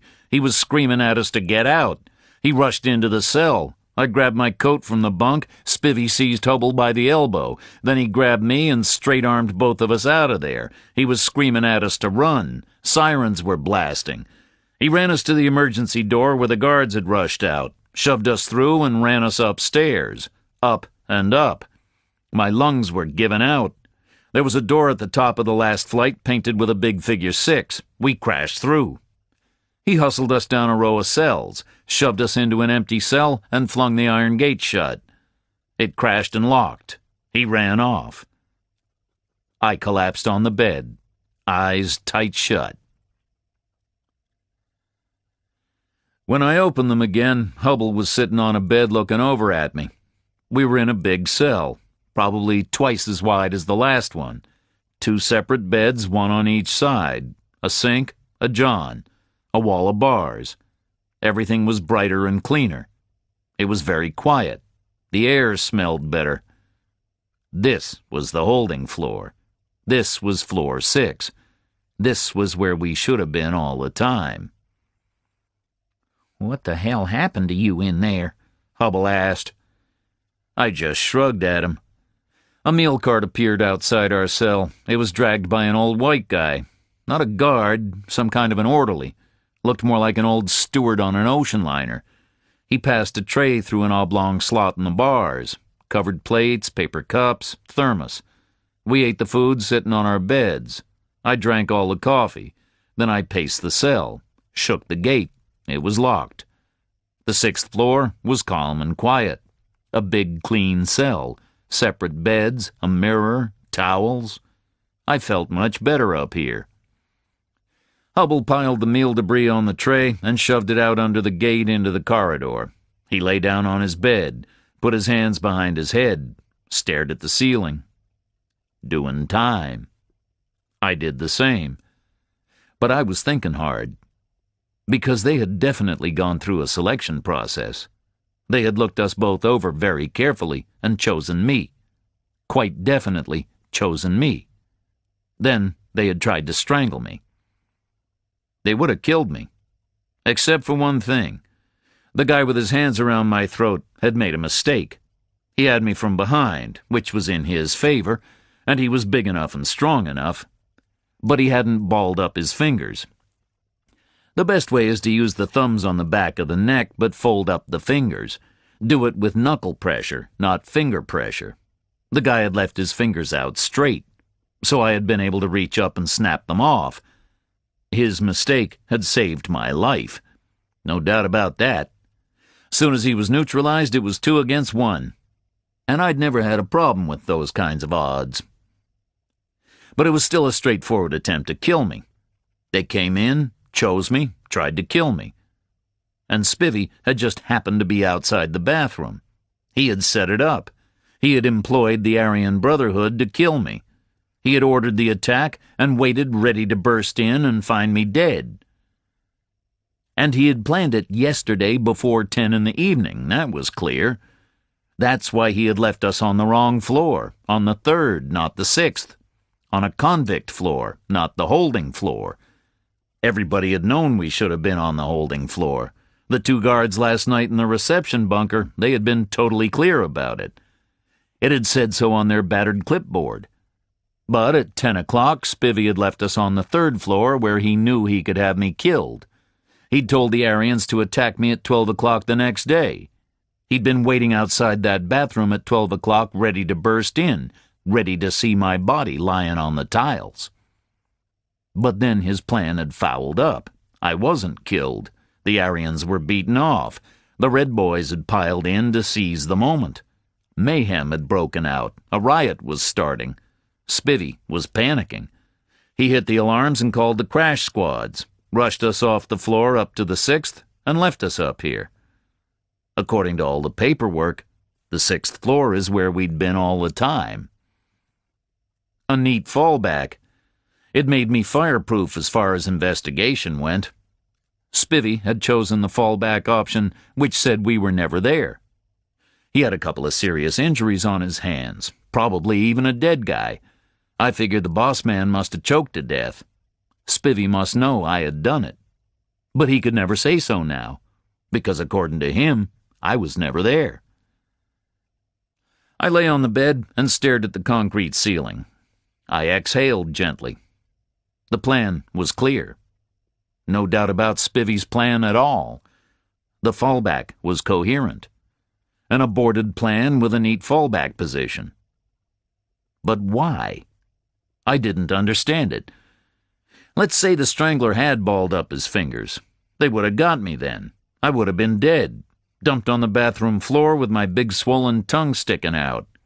Spivvy would have rushed in and found me. Why? What was Spivvy's angle? What did he have against me? I'd never seen him before, never been anywhere near him or his damn prison. Why the hell should he operate an elaborate plan to get me dead? I couldn't begin to figure it out. Chapter 8. Hubble slept for a while on the cot across from mine. Then he stirred and woke up, writhed around, looked disoriented for a moment until he remembered where he was. Tried to check the time on his watch, but saw only a band of pale skin where the heavy Rolex had been. Pushed against the bridge of his nose and remembered he'd lost his eyeglasses. Sighed and flopped his head back onto the striped prison pillow. One very miserable guy. I could understand his fear, but he also looked defeated, like he'd just rolled the dice and lost, like he'd been counting on something to happen and it hadn't happened, so now he was back in despair. Then I began to understand that too. The dead guy was trying to help you, wasn't he? I said. The question scared him. I can't tell you that, can I? He answered. I need to know, I said. Maybe you approached the guy for help. Maybe you talked to him. Maybe that's why he got killed. Maybe it looks like now you'll start talking to me, which could get me killed too. Hubble nodded and rocked back and forth on his bed, took a deep breath, looked straight at me. He was an investigator, he said. I brought him down here because I want this whole thing stopped. I don't want to be involved anymore. I'm not a criminal. I'm scared to death and I want out. He was going to get me out and take down the scam.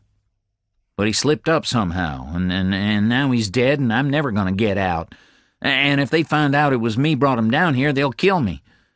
And if they don't kill me, I'll probably go to jail for 1,000 years anyway, because right now the whole damn thing is very exposed and very dangerous.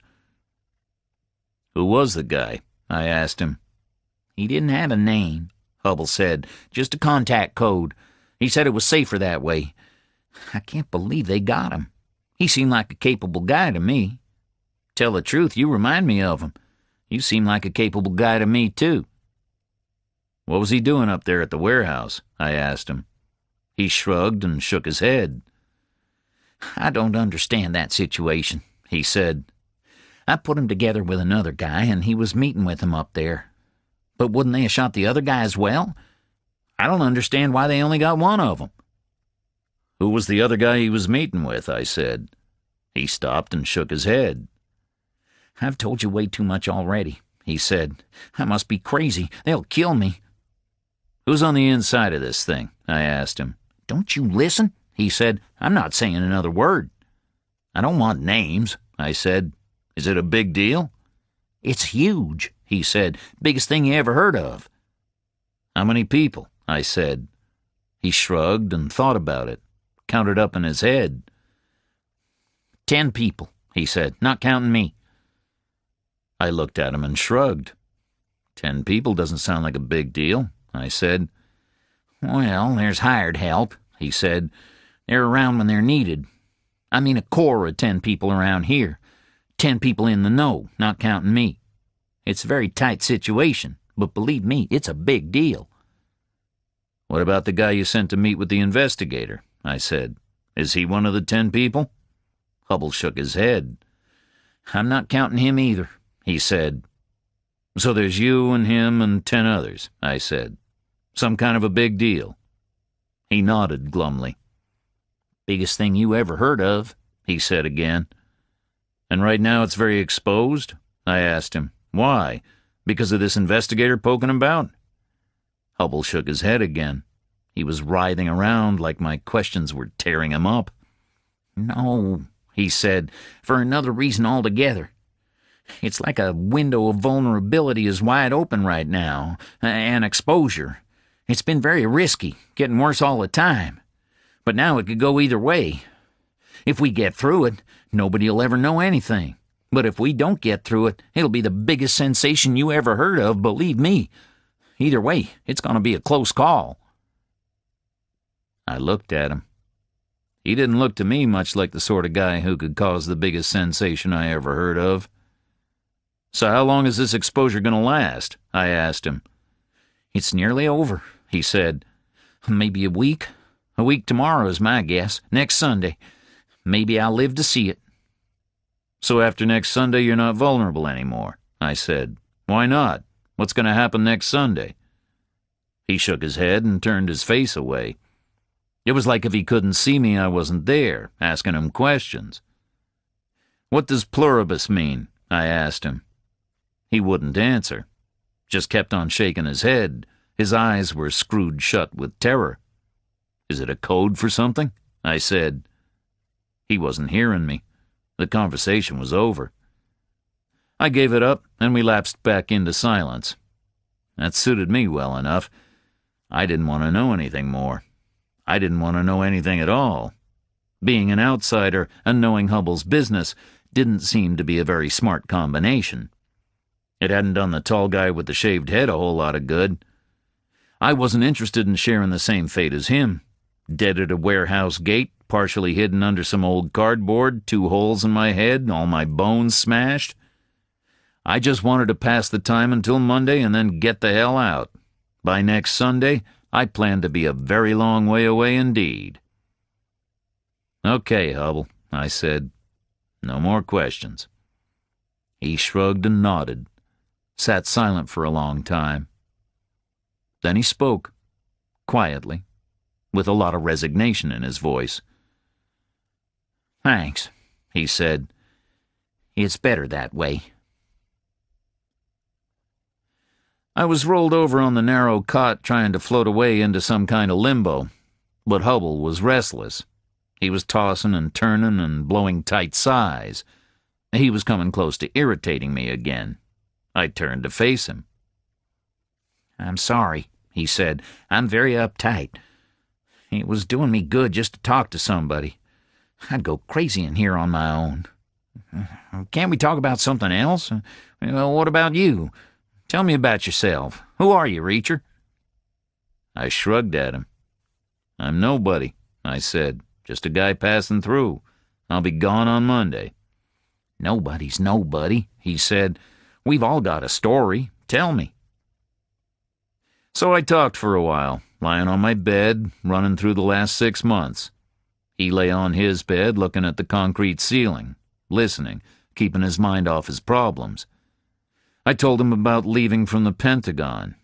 Washington, Baltimore, Philadelphia, New York, Boston, Pittsburgh, Detroit, Chicago. Museums, music, cheap hotels, bars, buses, and trains. Solitude. Traveling through the land of my citizenship like a cheap tourist. Seeing most things for the first time. Looking at the history I'd learned in dusty schoolrooms half a world away. Looking at the big things that had shaped the nation. Battlefields, factories, declarations, revolutions. Looking for the small things. Birthplaces, clubs, roads, legends. The big things and the small things which were supposed to represent home. I'd found some of them. I told Hubble about the long hop through the endless plains and deltas all the way down from Chicago to New Orleans, sliding around the Gulf Coast as far as Tampa, then the Greyhound blasting north toward Atlanta, the crazy decision to bail out near Margrave, the long walk in the rain yesterday morning, following a whim, following some half-remembered note from my brother saying he'd been through some little place where blind Blake might have died over 60 years ago. As I told him about it, I felt pretty stupid. Hubble was scuffling with a nightmare, and I was following a meaningless pilgrimage. But he understood the urge. "I did that once," he said, "on our honeymoon. We went to Europe. We stopped off in New York, and I spent half a day looking for the Dakota Building, you know, where John Lennon was shot. Then we spent 3 days in England walking around Liverpool looking for the Cavern Club, where the Beatles started out. Couldn't find it. I guess they knocked it down." He talked on for a while, mostly about traveling. He'd taken plenty of trips with his wife. They'd enjoyed it. Been all over. Europe, Mexico, the Caribbean, all over the States and Canada. Had a great time together. "Don't you get lonely?" he asked me. "Traveling on your own all the time?" I told him no, I enjoyed it. I told him I appreciated the solitude, the anonymity, like I was invisible. "How do you mean, invisible?" he said. He seemed interested. "I travel by road," I said. "Always by road. Walk a bit and ride the buses. Sometimes trains. Always pay cash.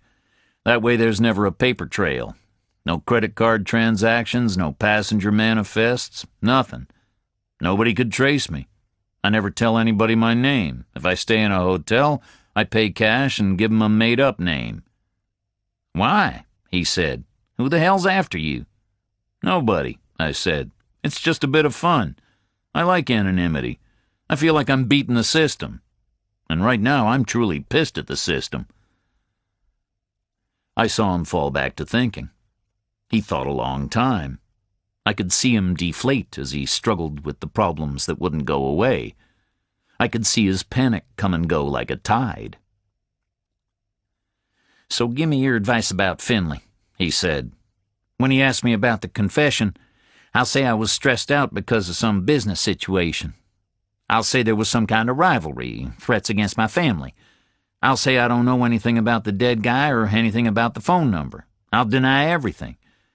Then I'll just try to settle everything down. What do you think?" I thought it sounded like a pretty thin plan. "Tell me one thing," I said, without giving me any more details. "Do you perform a useful function for them, or are you just some kind of onlooker?" He pulled on his fingers and thought for a moment. "Yes, I perform a useful function for them," he said. "Crucial, even." "And if you weren't there to do it?" I asked him. "Would they have to recruit someone else?" "Yes, they would," he said, "and it would be moderately difficult to do that given the parameters of the function."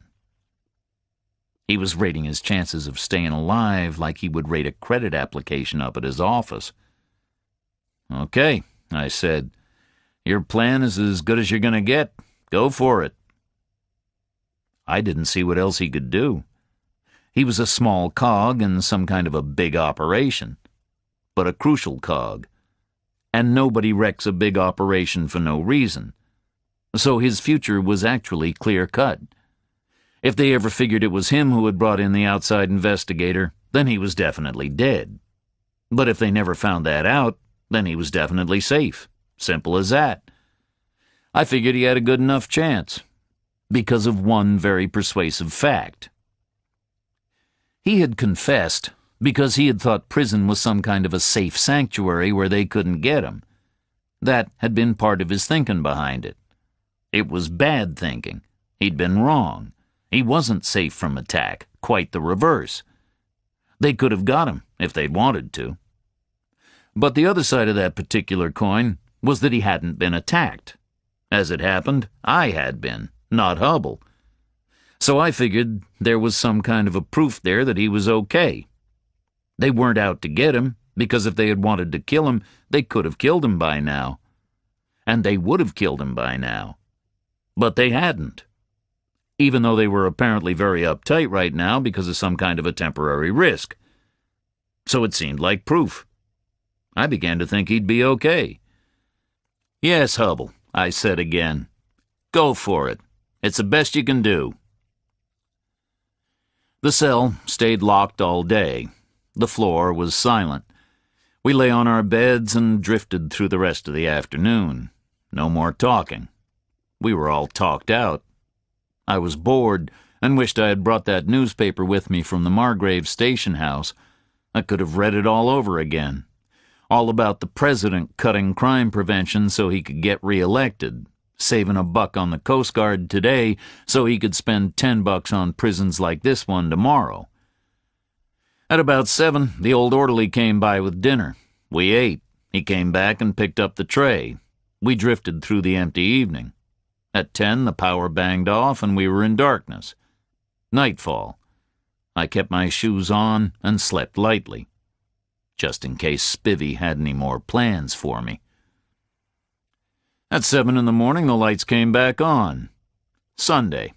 I woke up tired, but I forced myself to get up. Forced myself to do a bit of stretching to ease off my sore body. Hubble was awake, but silent. He was vaguely watching me exercise, still drifting. Breakfast arrived before 8, the same old guy dragging the meal cart. I ate the breakfast and drank the coffee. As I finished up the flask, the gate lock clunked and sprang the door. I pushed it open and stepped out and bumped into a guard aiming to come in. "It's your lucky day," the guard said. "You're getting out." "I am," I said. "You both are," he said. "Reacher and Hubble, released by order of the Margrave PD. Be ready in 5 minutes, okay?" I stepped back into the cell. Hubble had hauled himself up onto his elbows. He hadn't eaten his breakfast. He looked more worried than ever. "I'm scared," he said. "You'll be okay," I said. "Will I?" he said. "Once I'm out of here, they can get to me." I shook my head. "It would have been easier for him to get you in here," I said. "Believe me, if they were looking to kill you, you'd be dead by now. You're in the clear, Hubble." He nodded to himself and sat up. I picked up my coat and we stood together outside the cell, waiting. The guard was back within 5 minutes. He walked us along a corridor and through 2 sets of locked gates, put us in a back elevator, stepped in and used his key to send it down, stepped out again as the doors began to close. "So long," he said. "Don't come back." The elevator took us down to a lobby, and then we stepped outside into a hot concrete yard. The prison door sucked shut and clicked behind us. I stood face up to the sun and breathed in the outside air. I must have looked like some guy in a corny old movie who gets released from a year in solitary. There were 2 cars parked in the yard. One was a big dark sedan, an English Bentley, maybe 20 years old, but it looked brand new. There was a blonde woman in it, who I guessed was Hubble's wife, because he was on his way over to her like she was the sweetest sight he ever saw. The other car had Officer Roscoe in it. She got out and walked straight over to me. Looked wonderful, out of uniform, dressed in jeans and a soft cotton shirt, leather jacket, calm, intelligent face, soft dark hair, huge eyes. I'd thought she was nice on Friday. I'd been right. "Hello, Roscoe," I said. "Hello, Reacher," she said and smiled. Her voice was wonderful. Her smile was great. I watched it for as long as it lasted, which was a good long time. Ahead of us, the Hubbles drove off in the Bentley, waving. I waved back and wondered how things would turn out for them. Probably I would never know, unless they got unlucky and I happened to read about it in a newspaper somewhere. Roscoe and I got into her car. Not really hers, she explained, just a department unmarked she was using, a brand new Chevrolet something. Big, smooth, and quiet. She'd kept the motor running and the air on, and inside it was cool. We wafted out of the concrete yard and shunted through the wire vehicle cages. Outside the last cage, Roscoe spun the wheel, and we blasted away down the road. The nose of the car rose up, and the back end squatted down on the soft suspension. I didn't look back. I just sat there feeling good. Getting out of prison is one of life's good feelings. So is not knowing what tomorrow holds. So is cruising silently down a sunny road with a pretty woman at the wheel. "So what happened?" I said after a mile. "Tell me." She told me a pretty straightforward story. They'd started work on my alibi late Friday evening, she and Finley. A dark squad room, a couple of desk lights on, pads of paper, cups of coffee, telephone books, the two of them cradling phones and chewing pencils, low voices, patient inquiries. A scene I'd been in myself 1,000 times. They'd called Tampa and Atlanta, and by midnight they'd gotten hold of a passenger from my bus and the ticket clerk at the Tampa depot. Both of them remembered me. Then they got the bus driver as well. He confirmed he'd stopped at the Margrave Cloverleaf to let me out, 8 o'clock Friday morning. By midnight, my alibi was looking rock solid, just like I'd said it would be. Saturday morning, a long fax was in from the Pentagon about my service record. 13 years of my life reduced to a few curling fax pages. It felt like somebody else's life now, but it backed my story. Finley had been impressed by it. Then my prints came back from the FBI database. They'd been matched by the tireless computer at 2:30 in the morning. U.S. Army, printed on induction, 13 years ago. My alibi was solid, and my background checked out. Finley was satisfied, Roscoe told me. "You are who you say you are. And midnight Thursday, you were over 400 miles away. That was nailed down. He called the medical examiner again just in case he had a new opinion on the time of death, but no, midnight was still about right." I shook my head. Finley was one very cautious guy. "What about the dead guy?" I said. "Did you run his prints again?" She concentrated on passing a farm truck, the first vehicle we'd seen in a quarter hour.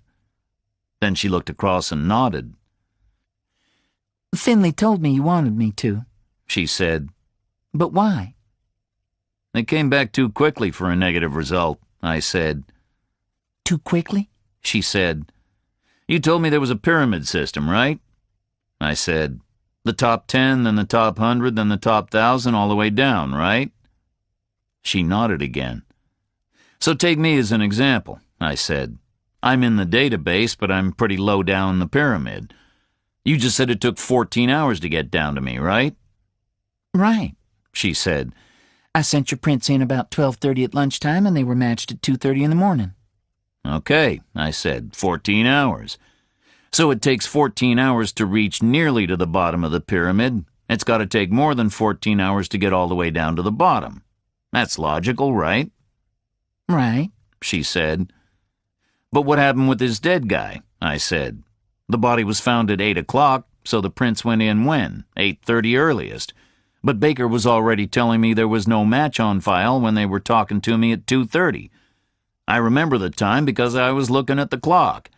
That's only 6 hours. If it took 14 hours to find out that I'm in there, how could it take just 6 hours to say the dead guy's not in there?" "God," she said. "You're right. Baker must have screwed up. Finley took the prints and Baker sent them. He must have screwed up the scan. You got to be careful or it doesn't transmit clearly.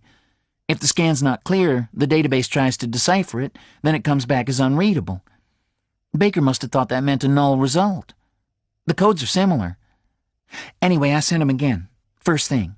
We'll know soon enough." We drove on east, and Roscoe told me she'd pushed Finley to get me out of Warburton right away yesterday afternoon. Finley had grunted and agreed, but there was a problem. They'd had to wait until today, because yesterday afternoon, Warburton had been just about shut down. They had told Finley there'd been some trouble in a bathroom. One convict was dead, one had lost an eye, and a full-scale riot had started, black and white gangs at war.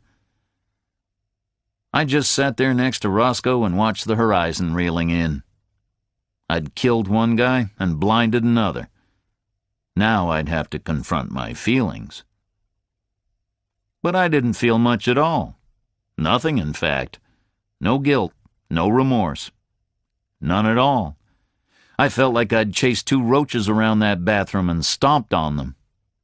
But at least a roach is a rational, reasonable, evolved sort of creature. Those Aryans in that bathroom had been worse than vermin. I'd kicked one of them in the throat, and he'd suffocated on his smashed larynx. Well, tough shit. He started it, right? Attacking me was like pushing open a forbidden door. What waited on the other side was his problem, his risk. If he didn't like it, he shouldn't have pushed open the damn door. I shrugged and forgot about it. Looked over at Roscoe. "Thank you," I said. "I mean it. You worked hard to help me out." She waved away my thanks with a blush and a small gesture and just drove on. I was starting to like her a lot. But probably not enough to stop me getting the hell out of Georgia as soon as I could. Maybe I might just stay an hour or 2 and then get her to drive me to a bus depot somewhere. "I want to take you to lunch," I said. "Kind of a thank you thing." She thought about it for a 1/4 mile and then smiled across at me. Okay, she said. She jinked the right turn onto the county road and accelerated south towards Margrave. Drove past Eno's shiny new place and headed down to town. Chapter 9. I got her to duck in at the station house and bring me out the property bag with my money in it. Then we drove on, and she dropped me in the center of Margrave, and I arranged to meet her up at the station house in a couple of hours. I stood on the sidewalk in the fierce Sunday morning heat and waved her off. I felt a whole lot better. I was back in motion. I was going to check out the Blind Blake story, then take Roscoe to lunch, then get the hell out of Georgia and never come back. So I spent a while wandering around looking at the town, doing the things I should have been doing on Friday afternoon. There wasn't really much to the place. The old county road ran straight through, north to south, and for about 4 blocks it was labeled Main Street. Those 4 blocks had small stores and offices facing each other across the width of the road, separated by little service alleys which ran round to the back of the buildings. I saw a small grocery, a barber shop, an outfitter's, a doctor's office, a lawyer's office, and a dentist's office. In back of the commercial buildings was parkland with white picket fences and ornamental trees. On the street, the stores and offices had awnings over wide sidewalks. There were benches set in the sidewalks, but they were empty. The whole place was deserted. Sunday morning, miles from anywhere.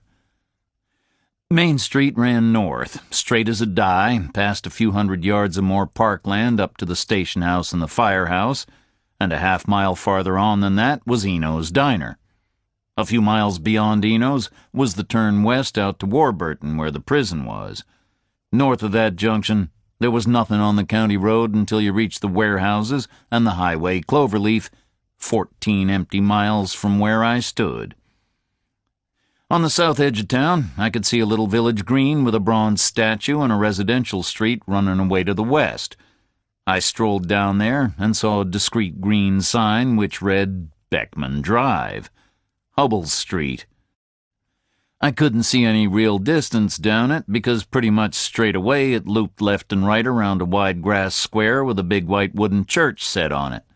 The church was ringed by cherry trees, and the lawn was circled by cars with clean, quiet paint parked in neat lines.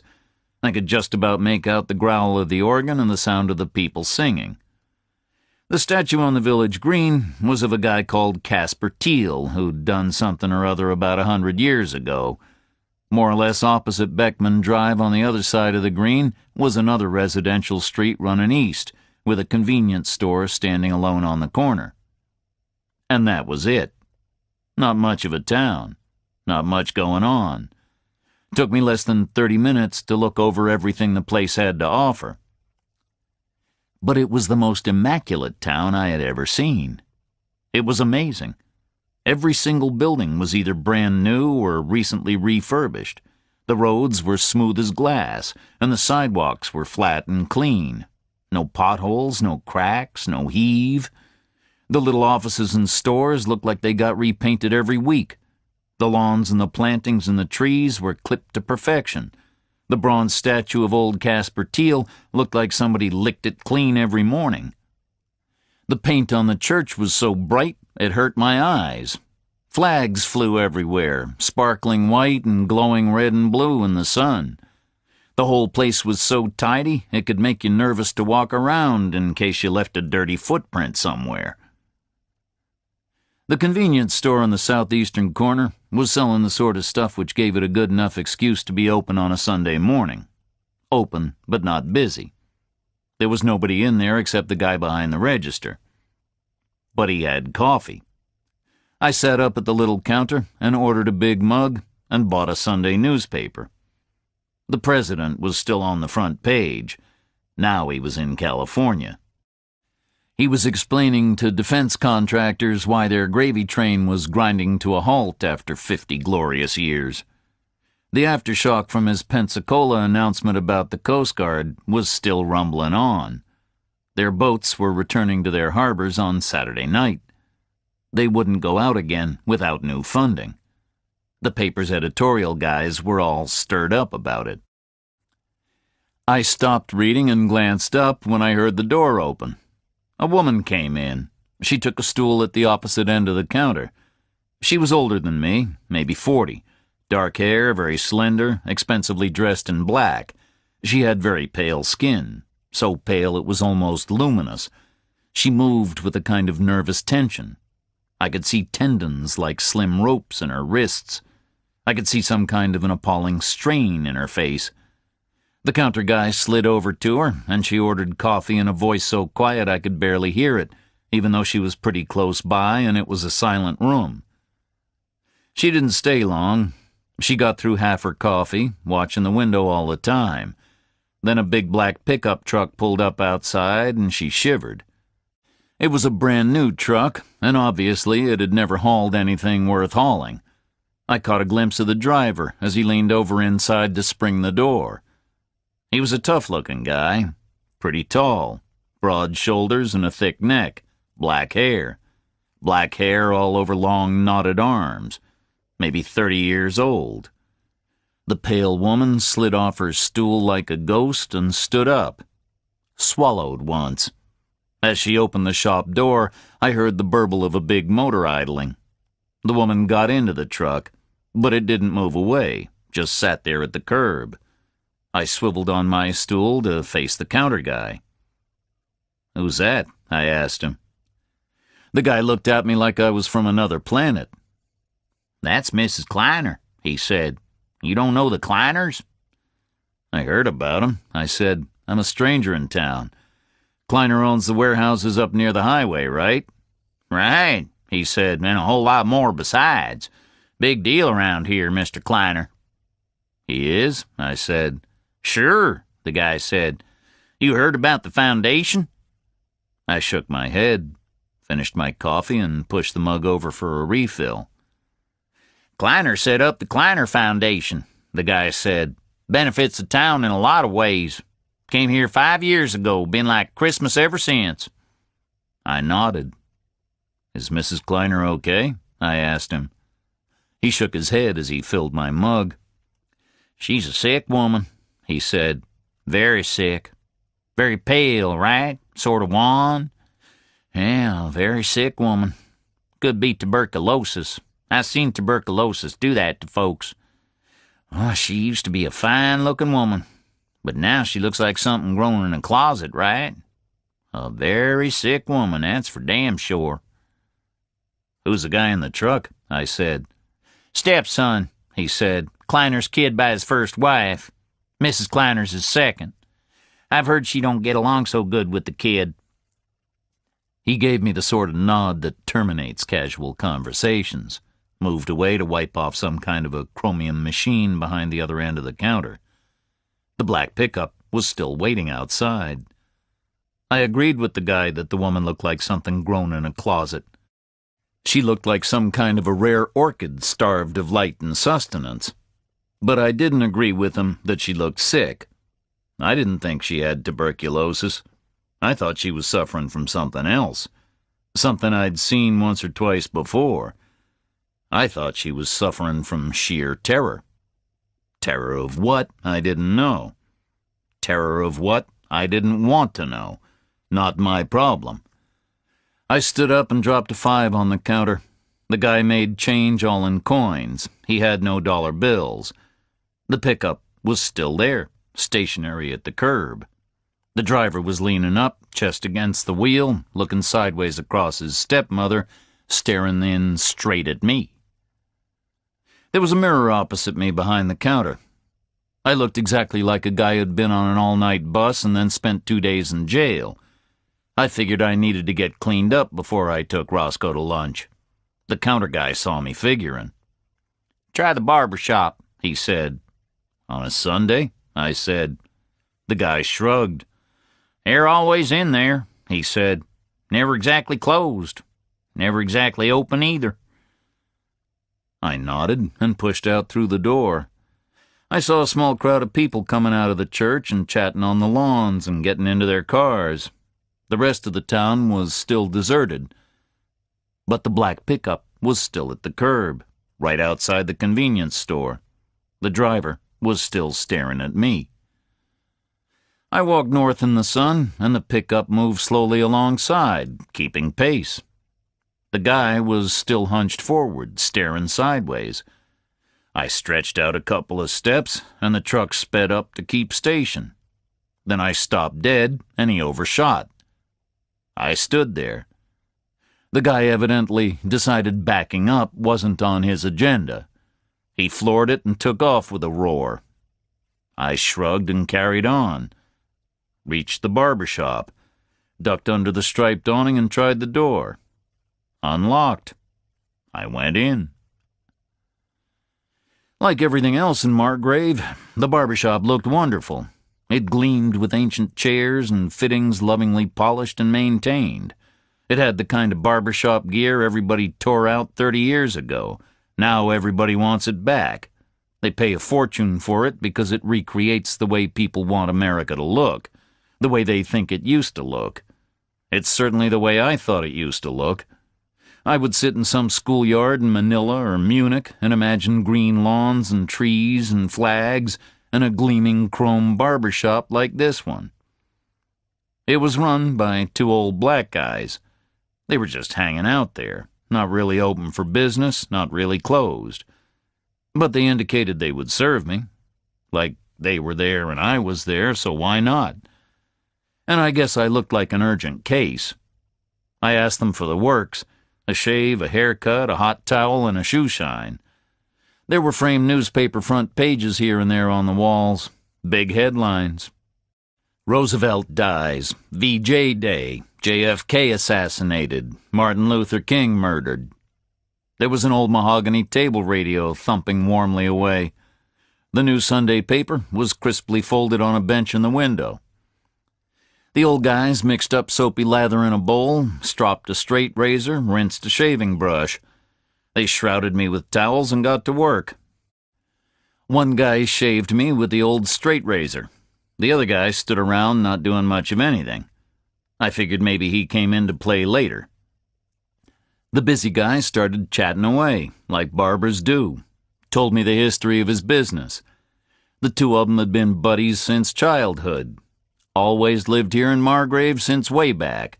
Started out as barbers way before World War II. Apprenticed in Atlanta. Opened a shop together as young men. Moved it to this location when the old neighborhood was raised. He told me the history of the county from a barber's perspective. Listed the personalities who'd been in and out of these old chairs. Told me about all kinds of people. So tell me about the Kleiners, I said. He was a chatty guy, but that question shut him up. He stopped work and thought about it. Can't help you with that inquiry, that's for sure, he said. That's a subject we prefer not to discuss in here. Best if you ask me about somebody else altogether. I shrugged under the shroud of towels. Okay, I said. You ever heard of Blind Blake? Him I heard of, that's for sure, the old man said. That's a guy we can discuss no problem at all. Great, I said. So what can you tell me? Oh, he was here time to time, way back, he said. Born in Jacksonville, Florida, they say, just over the state line. Used to kind of trek on up from there, you know, through here, through Atlanta, all the way up north to Chicago, and then trek all the way back down again. Back through Atlanta, back through here, back home. Very different then, you know. No highway, no automobiles, at least not for a poor black man and his friends. All walking or riding on the freight cars. You ever hear him play? I asked him. He stopped work again and looked at me. Man, I'm 74 years old, he said. This was back when I was just a little boy. We're talking about Blind Blake here. Guys like that played in bars. Never was in no bars when I was a little boy, you understand. I would have got my behind whooped real good if I had been. Oh, you should talk to my partner here. He's a whole lot older than I am. He may have heard him play, only he may not remember it because he don't remember much. Not even what he ate for breakfast. Am I right? Hey, my old friend, what you eat for breakfast? The other old guy creaked over and leaned up on the next sink to mine. He was a gnarled old fellow, the color of the mahogany radio. I don't know what I ate for breakfast, he said. Don't even know if I ate any breakfast at all. But listen up. I may be an old guy, but the truth is old guys remember stuff real well. Not recent things, you understand, but old things. You got to imagine your memory is like an old bucket, you know? Once it's filled up with old stuff, there ain't no way to get new stuff in. No way at all, you understand? So I don't remember any new stuff because my old bucket is all filled up with old stuff that happened way back. You understand what I'm saying here? Sure, I understand, I said. So, way back, did you ever hear him play? Who? He said. I looked at both of them in turn. I wasn't sure whether this was some kind of a rehearsed routine. Blind Blake, I said. Did you ever hear him play? No, I never heard him play, the old guy said. But my sister did. Got me a sister more'n about 90 years old or thereabouts, may she be spared. Still alive. She did a little singing way back, and she sang with old Blind Blake many a time. She did? I said. She sang with him? She sure did, said the gnarled old guy. She sang with just about anybody passing through. You got to remember this old town lay right on the big road to Atlanta. That old county road out there used to come on down through here straight on south end of Florida. It was the only route through Georgia north to south. Of course, now you got the highway runs right by without stopping off, and you got airplanes and all. No importance to Margrave now. Nobody coming on through anymore. So Blind Blake stopped off here, I prompted him, and your sister sang with him. Everybody used to stop off here, he said. North side of town was just pretty much a mess of bars and rooming houses to cater to the folks passing through. All these fancy gardens between here and the firehouse is where the bars and rooming houses used to be. All tore down now, or else all fell down. Been no passing trade at all for a real long time. But back then it was a different kind of a town altogether. Streams of people in and out the whole time. Workers, crop pickers, drummers, fighters, hobos, truckers, musicians. All kinds of those guys used to stop off and play, and my old sister'd be right in there singing with 'em all. And she remembers Blind Blake? I asked him. She sure does, the old man said. Used to think he was the greatest thing alive. Says he used to play real sporty indeed. What happened to him? I said. Do you know? The old guy thought hard, trawled back through his fading memories. He shook his grizzled head a couple of times. Then he took a wet towel from a hot box and put it over my face, started cutting my hair, ended up shaking his head with some kind of finality. Can't rightly say, he said. He came back and forth on the road time to time. I remember that pretty well. 3-4 years later, he was gone. I was up in Atlanta for a spell. Wasn't here to know. Heard tell somebody killed him. Maybe right here in Margrave, maybe not. Some kind of big trouble. Got him killed stone dead. I sat listening to their old radio for a while. Then I gave him a 20 off my roll of bills and hurried out onto Main Street, strode out north. It was nearly noon and the sun was baking. Hot for September. Nobody else was out walking. The black road blasted heat at me. Blind Blake had walked this road, maybe in the noon heat. Back when those old barbers had been boys, this had been the artery reaching north to Atlanta, Chicago. Jobs, hope, money. Noon heat wouldn't have stopped anybody getting where they were going. But now, the road was just a smooth blacktop byway going nowhere at all. It took me a few minutes in the heat to get up to the station house. I walked across its springy lawn, past another bronze statue, and pulled open the heavy glass entrance door, stepped into the chill inside. Roscoe was waiting for me, leaning on the reception counter. Behind her in the squad room, I could see Stevenson talking urgently into a telephone. Roscoe was pale and looking very worried. "We found another body," she said. "Where?" I asked her. "Up at the warehouse again," she said. "The other side of the road this time, underneath the clover leaf where it's raised up." "Who found it?" I said. "Finley," she said. "He was up there this morning, poking around, looking for something to help us with the first one. Some help, right? All he finds is another one." "Do you know who this one is?" I asked her. She shook her head. "Unidentified," she said. "Same as the first one." "Where's Finley now?" I asked her. "Gone to get Hubble," she said. "He thinks Hubble may know something about it." I nodded. "How long was this one up there?" I said. 2 or 3 days, maybe," she said. "Finley says it could have been a double homicide on Thursday night." I nodded again. Hubble did know something about it. This was the guy he had sent to meet with the tall investigator with the shaved head. He couldn't figure out how the guy had gotten away with it. But the guy hadn't gotten away with it. I heard a car in the lot outside, and then the big glass door sucked open. Finley stuck his head in. "Morgue, Roscoe," he said. "You too, Reacher." We followed him back outside into the heat. We all got into Roscoe's unmarked sedan, left Finley's car where he'd parked it. Roscoe drove. I sat in the back. Finley sat in the front passenger seat, twisted around so he could talk to the both of us at once. Roscoe nosed out of the police lot and headed south. "I can't find Hubble," Finley said, looking at me. "There's nobody up at his place. Did he say anything to you about going anywhere?" "No," I said, "not a word. We hardly spoke all weekend." Finley grunted at me. "I need to find out what he knows about all this," he said. "This is serious shit, and he knows something about it, that's for damn sure. What did he tell you about it, Reacher?"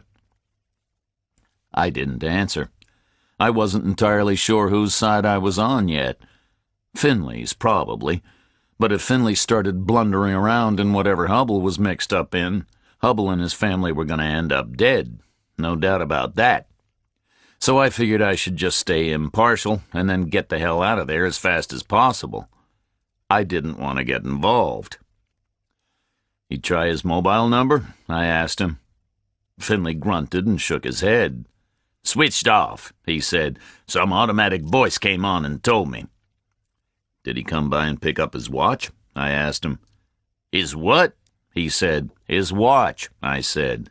"He left a $10,000 Rolex with Baker on Friday. When Baker was cuffing us for the ride out to Warburton, did he come pick it up?" "No," Finley said. "Nobody said so." "Okay," I said. "So he's got some urgent business somewhere. Not even an asshole like Hubble's gonna forget about a $10,000 watch, right?" "What urgent business?" Finley said. "What did he tell you about it?"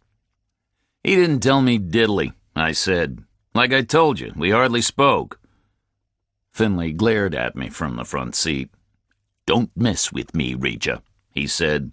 "Until I get hold of Hubble, I'm going to keep hold of you and sweat your ass for what he told you. And don't make out he kept his mouth shut all weekend, because guys like that never do. I know that, and you know that, so don't mess with me, okay?" I just shrugged at him. He wasn't about to arrest me again. Maybe I could get a bus from wherever the morgue was. I'd have to pass on lunch with Roscoe. Pity. "So what's the story on this one?" I asked him. "Pretty much the same as the last one," Finley said. "Looks like it happened at the same time. Shot to death, probably the same weapon. This one didn't get kicked around afterwards, but it was probably part of the same incident." "You don't know who it is?" I said. "His name is Sherman," he said. "Apart from that, no idea." "Tell me about it," I said. I was asking out of habit.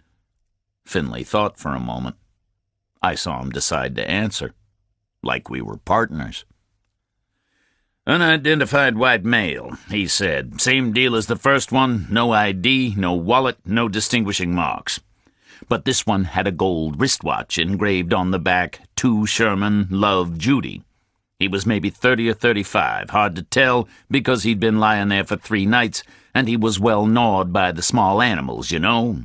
His lips are gone and his eyes, but his right hand was okay because it was folded up under his body, so I got some decent prints. We ran them an hour ago, and something may come of that if we're lucky." "Gunshot wounds?" I asked him. Finley nodded.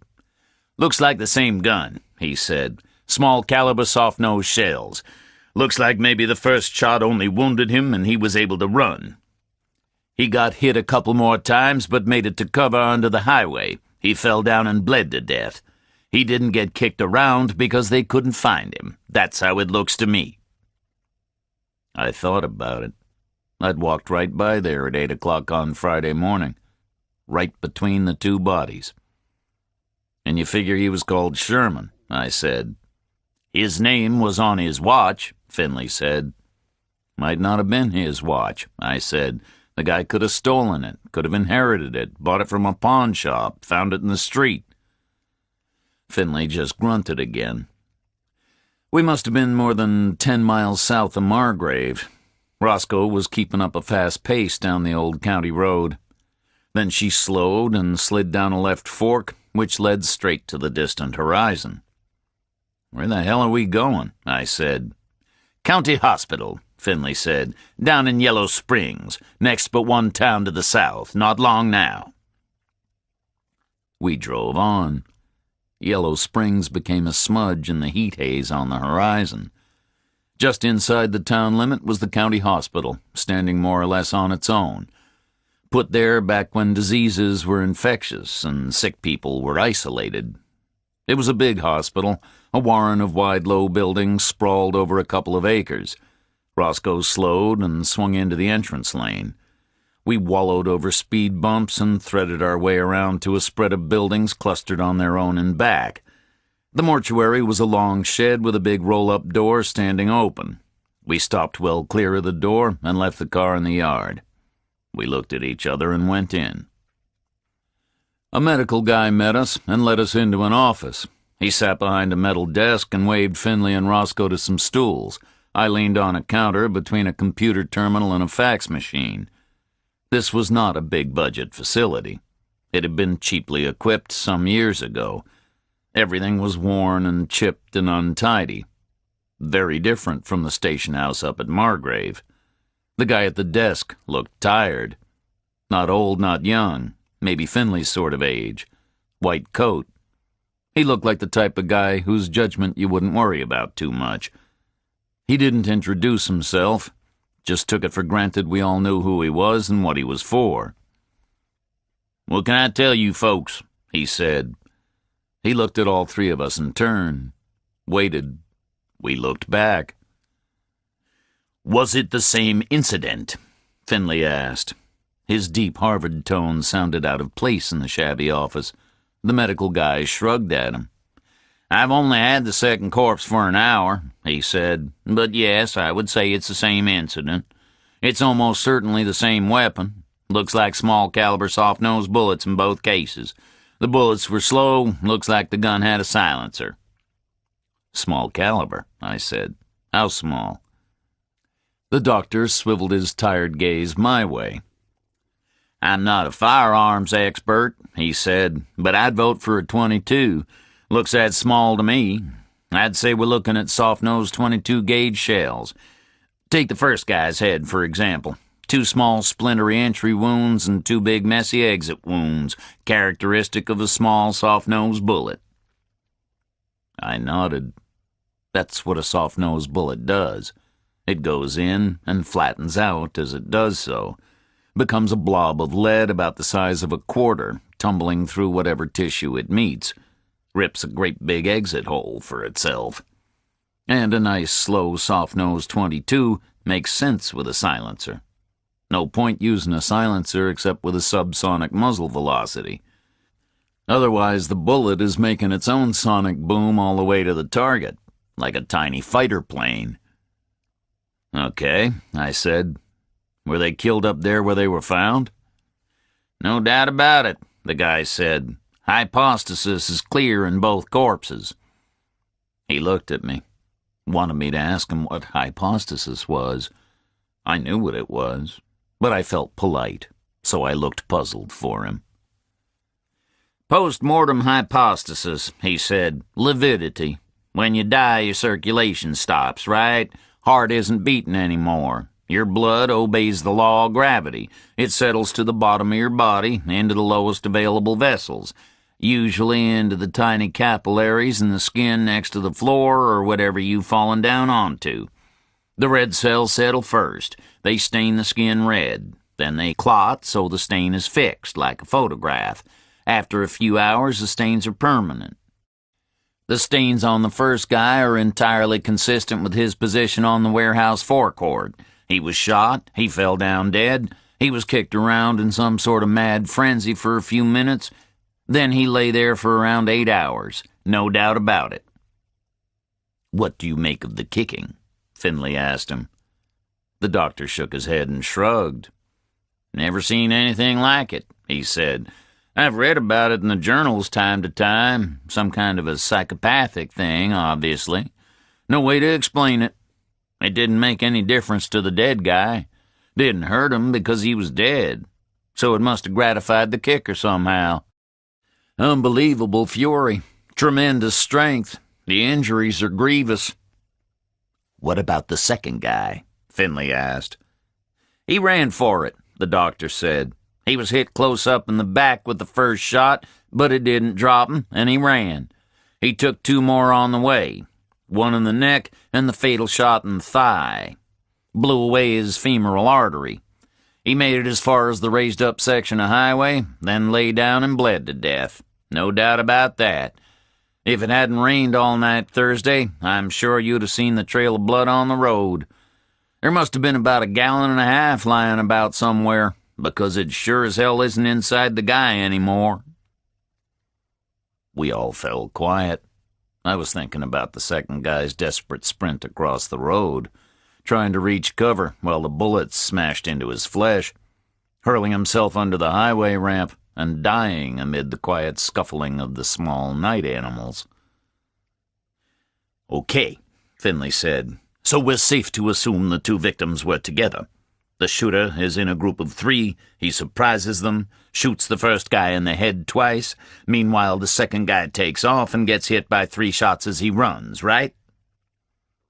You're assuming there were 3 assailants? The doctor said. Finley nodded across to me. It was my theory, so I got to explain it. 3 separate personality characteristics, I said. A competent shooter, a frenzied maniac, and an incompetent concealer. The doctor nodded slowly. I buy that, he said. The first guy was hit at point-blank range, so maybe we should assume he knew the assailants and allowed them to get next to him. Finley nodded. Had to be that way, he said. 5 guys meeting together. 3 of them attacked the other 2. This is some kind of a big deal, right? Do we know who the assailants were? the doctor asked. We don't even know who the victims were, Roscoe said. Got any theories on the victims? Finley asked the doctor. Not on the second guy, apart from the name on his watch, the doctor said. I only just got him on the table an hour ago. So you got theories on the first guy? Finley said. The doctor started shuffling some notes on his desk, but his telephone rang. He answered it and then held it out to Finley. For you, he said. Finley crouched forward on his stool and took the call. Listened for a moment. Okay, he said into the phone. Just print it out and fax it to us here, will you? Then he passed the phone back to the doctor and rocked back on his stool. He had the beginnings of a smile on his face. That was Stevenson up at the station house, he said. We finally got a match on the first guy's prints. Seems like we did the right thing to run them again. Stevenson's faxing it through to us here in a minute. So tell us what you got, Doc, and we'll put it all together. The tired guy in the white coat shrugged and picked up a sheet of paper. The first guy, he said, I haven't got much at all. The body was in a hell of a mess. He was tall, he was fit, he had a shaved head. The main thing is the dental work. Looks like the guy got his teeth fixed all over the place. Some of it is American, some of it looks American, some of it is foreign. Next to my hip, the fax machine started beeping and whirring. A sheet of thin paper fed itself in. So what do we make of that? Finley said. The guy was foreign, or an American who lived abroad, or what? The thin sheet of paper fed itself out, covered in writing. Then the machine stopped and went quiet. I picked up the paper and glanced at it. Then I read it through twice. I went cold.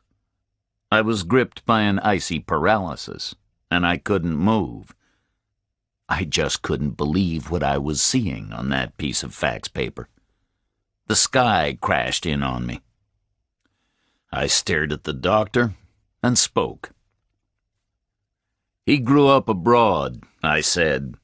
He had his teeth fixed wherever he was living. He broke his right arm when he was 8 and had it set in Germany. He had his tonsils out in a hospital in Seoul. The doctor looked up at me. They can tell all that from his fingerprints, he said. I shook my head. The guy was my brother, I said. Chapter 10. Once I saw a Navy film about expeditions in the frozen Arctic. You could be walking over a solid glacier. Suddenly the ice would heave and shatter. Some kind of unimaginable stresses in the flows. A whole new geography would be forced up. Massive escarpments where it had been flat. Huge ravines behind you. A new lake in front of you. The world all changed in a second. That's how I felt. I sat there rigid with shock on the counter between the fax machine and the computer terminal and felt like an Arctic guy whose whole world changes in a single step. They walked me through to the cold store and back to make a formal identification of his body. His face had been blown away by the gunshots, and all his bones were broken, but I recognized the star-shaped scar on his neck. He'd got it when we were messing with a broken bottle 29 years ago. Then they took me back up to the station house in Margrave. Finley drove. Roscoe sat with me in the back of the car and held my hand all the way. It was only a 20-minute ride, but in that time I lived through 2 whole lifetimes. His and mine. My brother Joe, 2 years older than me. He was born on a base in the Far East, right at the end of the Eisenhower era. Then I'd been born on a base in Europe, right at the start of the Kennedy era. Then we'd grown up together all over the world, inside that tight, isolated transience that service families create for themselves. Life was all about moving on at random and unpredictable intervals. It got so that it felt weird to do more than a semester and a half in any one place. Several times we went years without seeing a winter. We'd get moved out of Europe at the start of the fall and go down to the Pacific somewhere, and summer would begin all over again. Our friends kept just disappearing. Some unit would get shipped out somewhere, and a bunch of kids would be gone. Sometimes we saw them again months later in a different place. Plenty of them we never saw again. Nobody ever said hello or goodbye. You were just either there or not there. Then as Joe and I got older, we got moved around more. The Vietnam thing meant the military started shuffling people around the world faster and faster. Life became just a blur of bases. We never owned anything. We were only allowed one bag each on the transport planes. We were together in that blur for 16 years. Joe was the only constant thing in my life, and I loved him like a brother. But that phrase has a very precise meaning. A lot of those stock sayings do. Like when people say they slept like a baby. Do they mean they slept well, or do they mean they woke up every 10 minutes screaming? I loved Joe like a brother, which meant a lot of things in our family. The truth was, I never knew for sure if I loved him or not, and he never knew for sure if he loved me or not either. We were only 2 years apart, but he was born in the 50s and I was born in the 60s. That seemed to make a lot more than 2 years' worth of a difference to us. And like any pair of brothers 2 years apart, we irritated the hell out of each other. We fought and bickered and sullenly waited to grow up and get out from under. Most of those 16 years, we didn't know if we loved each other or hated each other. But we had the thing that Army families have. Your family was your unit. The men on the bases were taught total loyalty to their units. It was the most fundamental thing in their lives. The boys copied them. They translated that same intense loyalty onto their families. So time to time, you might hate your brother, but you didn't let anybody mess with him. That was what we had, Joe and I. We had that unconditional loyalty. We stood back to back in every new schoolyard and punched our way out of trouble together. I watched out for him and he watched out for me, like brothers did, for 16 years. Not much of a normal childhood, but it was the only childhood I was ever going to get. And Joe was just about the beginning and end of it. And now somebody had killed him. I sat there in the back of the police Chevrolet, listening to a tiny voice in my head, asking me what the hell I was going to do about that. Finley drove straight through Margrave and parked up outside the station house, right at the curb opposite the big plate glass entrance doors. He and Roscoe got out of the car and stood there waiting for me, just like Baker and Stevenson had 48 hours before. I got out and joined them in the noontime heat. We stood there for a moment, and then Finley pulled open the heavy door, and we went inside, walked back through the empty squad room to the big rosewood office. Finley sat at the desk. I sat in the same chair I'd used on Friday. Roscoe pulled a chair up and put it next to mine. Finley rattled open the desk drawer, took out the tape recorder, went through his routine of testing the microphone with his fingernail. Then he sat still and looked at me. "I'm very sorry about your brother," he said. I nodded. Didn't say anything. "I'm going to have to ask you a lot of questions, I'm afraid," he said. I just nodded again. I understood his position. I'd been in his position plenty of times myself. "Who would be his next of kin?" he asked. "I am," I said, "unless he got married without telling me." "Do you think he might have done that?" Finley asked me. "We weren't close," I said, "but I doubt it." "Your parents dead?" I nodded. Finley nodded. wrote me down as next of kin. What was his full name? Joe Reacher, I said. No middle name. Is that short for Joseph? No, I said. It was just Joe. Like my name is just Jack. We had a father who liked simple names. Okay, Finley said. Older or younger? Older, I said. I gave him Joe's date of birth. 2 years older than me. So he was 38. I nodded. Baker had said the victim had been maybe 40. Maybe Joe hadn't worn well. Do you have a current address for him? I shook my head. No, I said. Washington, D.C. somewhere. Like I said, we weren't close. Okay, he said again. When did you last see him? About 20 minutes ago, I said, in the morgue. Finley nodded gently. Before that? 7 years ago, I said. Our mother's funeral. Have you got a photograph of him? You saw the stuff in the property bag, I said. I haven't got a photograph of anything. He nodded again, went quiet.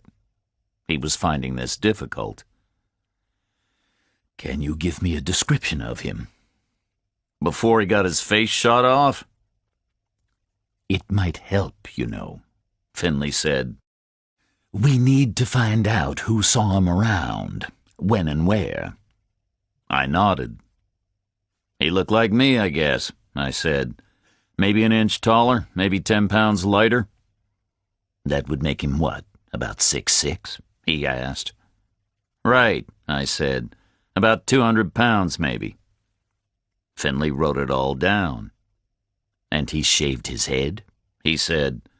Not the last time I saw him, I said. He had hair like anybody else. 7 years ago, right? Finley said. I shrugged. Maybe he started going bald, I said. Maybe he was vain about it. Finley nodded. What was his job? He asked. Last I heard, he worked for the Treasury Department, I said. Doing what? I'm not sure. What was his background? He asked. Was he in the service too? I nodded. Military intelligence, I said. Quit after a while, then he worked for the government. He wrote you that he had been here, right? He asked. He mentioned the Blind Blake thing, I said. Didn't say what brought him down here, but it shouldn't be difficult to find out. Finley nodded. We'll make some calls first thing in the morning, he said. Until then, you're sure you got no idea why he should be down here? I shook my head. I had no idea at all why he had come down here, but I knew Hubble did. Joe had been the tall investigator with the shaved head and the code name. Hubble had brought him down here, and Hubble knew exactly why. First thing to do was to find Hubble and ask him about it. Did you say you couldn't find Hubble? I asked Finley. Can't find him anywhere, he said. He's not up at his place on Beckman Drive, and nobody's seen him around town. Hubble knows all about this, right? I just shrugged. I felt like I wanted to keep some of the cards pretty close to my chest. If I was going to have to squeeze Hubble for something he wasn't very happy to talk about, then I wanted to do it in private. I didn't particularly want Finley watching over my shoulder while I was doing it. He might think I was squeezing too hard, and I definitely didn't want to have to watch anything over Finley's shoulder. I didn't want to leave the squeezing to him. I might think he wasn't squeezing hard enough. And anyway, Hubble would talk to me faster than he would talk to a policeman. He was already halfway there with me. So exactly how much Hubble knew was going to stay my secret. Just for now. No idea what Hubble knows, I said. You're the one claims he fell apart.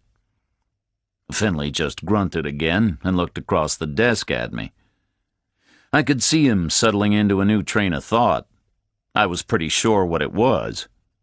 I'd been waiting for it to surface. There's a rule of thumb about homicide.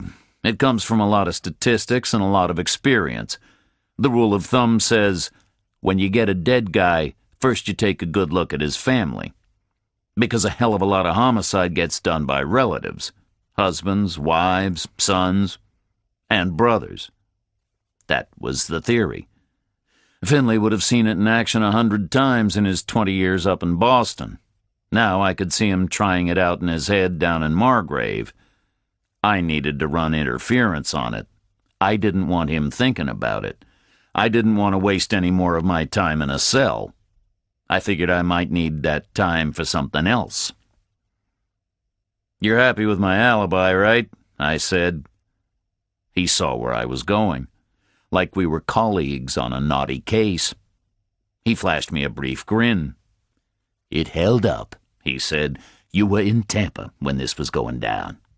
"Okay," I said. "And is Chief Morrison comfortable with that?" "He doesn't know about it," Finley said. "He's not answering his phone."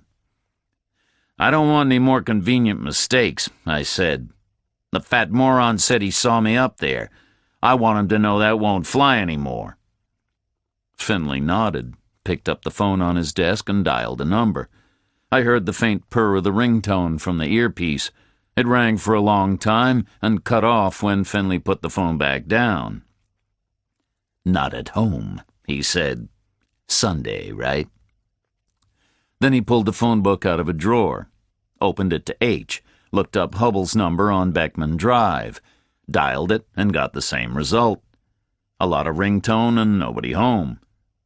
Then he tried the mobile number. An electronic voice started to tell him the phone was switched off. He hung up before it finished. "I'm going to bring Hubbell in when I find him," Finley said. "He knows stuff he should be telling us. Until then, not a lot I can do, right?" I shrugged. He was right. It was a pretty cold trail. The only spark that Finley knew about was the panic Hubbell had shown on Friday. "What are you going to do, Reacher?" he asked me. "I'm going to think about that," I said. Finley looked straight at me, not unfriendly, but very serious, like he was trying to communicate an order and an appeal with a single stern eye-to-eye gaze. "Let me deal with this, okay?" he said. "You're going to feel pretty bad, and you're going to want to see justice done. But I don't want any independent action going on here, okay? This is police business. You're a civilian. Let me deal with it, okay?" I shrugged and nodded, stood up and looked at them both. "I'm going for a walk," I said. I left the two of them there and strolled through the squad room, pushed out through the glass doors into the hot afternoon, wandered through the parking lot and crossed the wide lawn in front, over as far as the bronze statue. It was another tribute to Casper Teal, whoever the hell he had been. Same guy as on the village green on the southern edge of town. I leaned up against his warm metal flank and thought. The United States is a giant country, millions of square miles, best part of 300 million people. I hadn't seen Joe for 7 years, and he hadn't seen me. But we'd ended up in exactly the same tiny spot, 8 hours apart. I'd walked within 50 yards of where his body had been lying. That was one hell of a big coincidence. It was almost unbelievable. So Finley was doing me a big favor by treating it like a coincidence. He should be trying to tear my alibi apart. Maybe he already was. Maybe he was already on the phone to Tampa checking again. But he wouldn't find anything because it was a coincidence. No point going over and over it. I was only in Margrave because of a crazy last-minute whim. If I'd taken a minute longer looking at the guy's map, the bus would have been past the Cloverleaf, and I'd have forgotten all about Margrave. I'd have gone on up to Atlanta and never known anything about Joe. It might have taken another 7 years before the news caught up with me. So there was no point getting all stirred up about the coincidence. The only thing I had to do was to decide what the hell I was going to do about it. I was about 4 years old before I caught on to the loyalty thing. I suddenly figured I was supposed to watch out for Joe the way he was watching out for me. After a while, it became second nature, like an automatic thing. It was always in my head to scout around and check he was okay. Plenty of times I would run out into some new schoolyard and see a bunch of kids trying it on with the tall, skinny newcomer. I'd trot over there and haul them off and bust a few heads. Then I'd go back to my own buddies and play ball or whatever we were doing. Duty done, like a routine. It was a routine which lasted 12 years, from when I was 4 right up to the time Joe finally left home. 12 years of that routine must have left faint tracks in my mind, because forever afterwards I always carried a faint echo of the question, "Where's Joe?" Once he was grown up and away, it didn't much matter where he was. But I was always aware of the faint echo of that old routine. Deep down, I was always aware I was supposed to stand up for him, if I was needed. But now, he was dead. He wasn't anywhere. I leaned up against the statue in front of the station house and listened to the tiny voice inside my head saying, "You're supposed to do something about that." The station house door sucked open. I squinted through the heat and saw Roscoe step out. The sun was behind her, and it lit her hair like a halo. She scanned around and saw me leaning on the statue in the middle of the lawn, started over toward me. I pushed off the warm bronze. You okay? She asked me. "I'm fine," I said. You sure? She said. "I'm not falling apart," I said. "Maybe I should be, but I'm not. I just feel numb, to be honest." It was true. I wasn't feeling much of anything. Maybe it was some kind of a weird reaction, but that was how I felt. No point in denying it. Okay, Roscoe said. Can I give you a ride somewhere? Maybe Finley had sent her out to keep track of me, but I wasn't about to put up a whole lot of objections to that. She was standing there in the sun looking great. I realized I liked her more every time I looked at her. "Want to show me where Hubble lives?" I asked her. I could see her thinking about it. Shouldn't we leave that to Finley? She said. "I just want to see if he's back home yet," I said. "I'm not going to eat him. If he's there, we'll call Finley right away, okay?" Okay, she said. She shrugged and smiled. Let's go. We walked together back over the lawn and got into her police Chevy. She started it up and pulled out of the lot, turned left and rolled south through the perfect little town. It was a gorgeous September day. The bright sun turned it into a fantasy. The brick sidewalks were glowing and the white paint was blinding. The whole place was quiet and basking in the Sunday heat. Deserted. Roscoe hung a right at the little village green and made the turn into Beckman Drive, skirted around the square with the church on it. The cars were gone and the place was quiet. Worship was over. Beckman opened out into a wide tree-lined residential street set on a slight rise. It had a rich feel, cool and shady and prosperous. It was what real estate people mean when they talk about location. I couldn't see the houses. They were set far back behind wide grassy shoulders, big trees, high hedges. Their driveways wound out of sight. Occasionally I glimpsed a white portico or a red roof. The further out we got, the bigger the lots became. Hundreds of yards between mailboxes, enormous mature trees. A solid sort of a place. But a place with stories hiding behind the leafy facades. In Hubble's case, some sort of a desperate story which had caused him to reach out to my brother. Some sort of a story which had got my brother killed. Roscoe slowed at a white mailbox and turned left into the drive of number 25. About a mile from town on the left, it's back to the afternoon sun. It was the last house on the road. Up ahead, peach groves stretched into the haze. We nosed slowly up a winding driveway around massed banks of garden. The house was not what I had imagined. I had pictured a big white place, like a normal house but bigger. This was more splendid. A palace. It was huge. Every detail was expensive. Expanses of gravel drive, expanses of velvet lawn, huge exquisite trees, everything shining and dappled in the blazing sun. But there was no sign of the dark Bentley I'd seen up at the prison. It looked like there was nobody home. Roscoe pulled up near the front door, and we got out. It was silent. I could hear nothing except the heavy buzz of afternoon heat. We rang on the bell and knocked on the door. No response from inside. We shrugged at each other and walked across a lawn around the side of the house. There were acres of grass and a blaze of some kind of flowers surrounding a garden room. Then a wide patio and a long lawn sloping down to a giant swimming pool. The water was bright blue in the sun. I could smell the chlorine hanging in the hot air. "Some place," Roscoe said. I nodded. I was wondering if my brother had been there. "I hear a car," she said.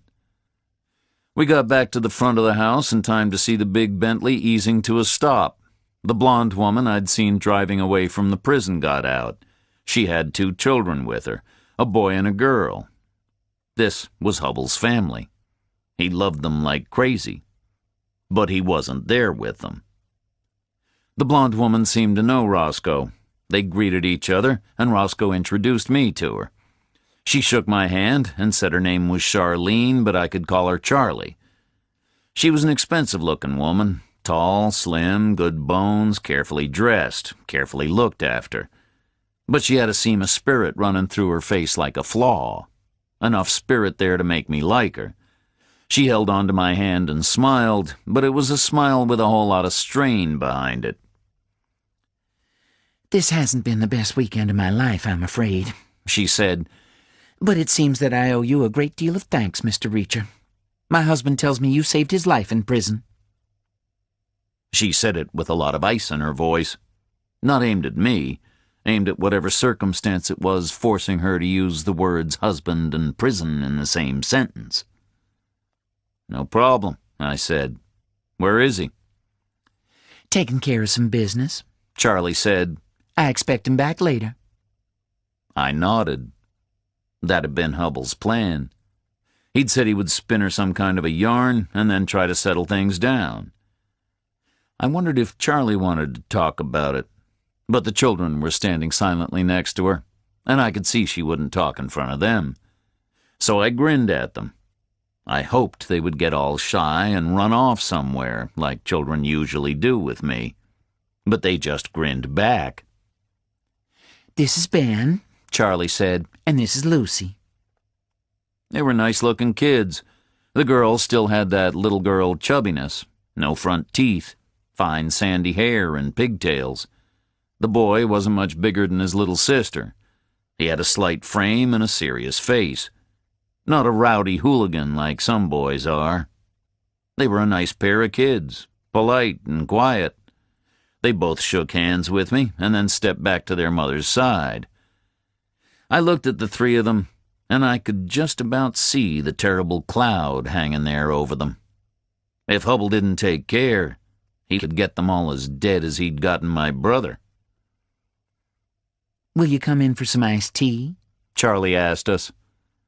She stood there, her head cocked like she was waiting for an answer.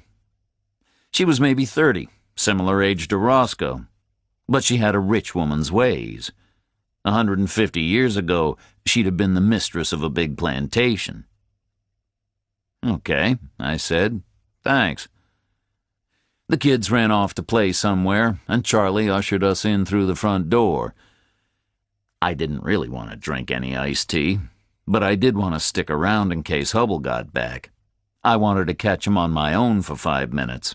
I wanted to ask him some pretty urgent questions before Finley started in with the Miranda warnings. It was a fabulous house, huge, beautifully furnished, light and fresh, cool creams and sunny yellows, flowers. Charlie led us through to the garden room we'd seen from the outside. It was like something from a magazine. Roscoe went off with her to help fix the tea, left me alone in the room. It made me uneasy. I wasn't accustomed to houses. 36 years old, and I'd never lived in a house. Lots of service accommodations and a terrible bare dormitory on the Hudson when I was up at the Point. That's where I'd lived. I sat down like an ugly alien on a flowered cushion on a cane sofa and waited, uneasy, numb, in that dead zone between action and reaction. The two women came back with the tea. Charlie was carrying a silver tray. She was a handsome woman, but she was nothing next to Roscoe. Roscoe had a spark in her eyes so electric it made Charlie just about invisible. Then something happened. Roscoe sat down next to me on the cane sofa. As she sat, she pushed my leg to one side. It was a casual thing, but it was very intimate and familiar. A numbed nerve end suddenly clicked in and screamed at me, "She likes you, too. She likes you, too." It was the way she touched my leg. I went back and looked at things in that new light. Her manner as she took the fingerprints and the photographs, bringing me the coffee, her smile and her wink, her laugh, working Friday night and Saturday so she could get me out of Warburton, driving all the way over there to pick me up, holding my hand after I'd seen my brother's broken body, giving me a ride over here. She liked me, too. All of a sudden, I was glad I had jumped off that damn bus, glad I made that crazy last-minute decision. I suddenly relaxed, felt better. The tiny voice in my head quieted down.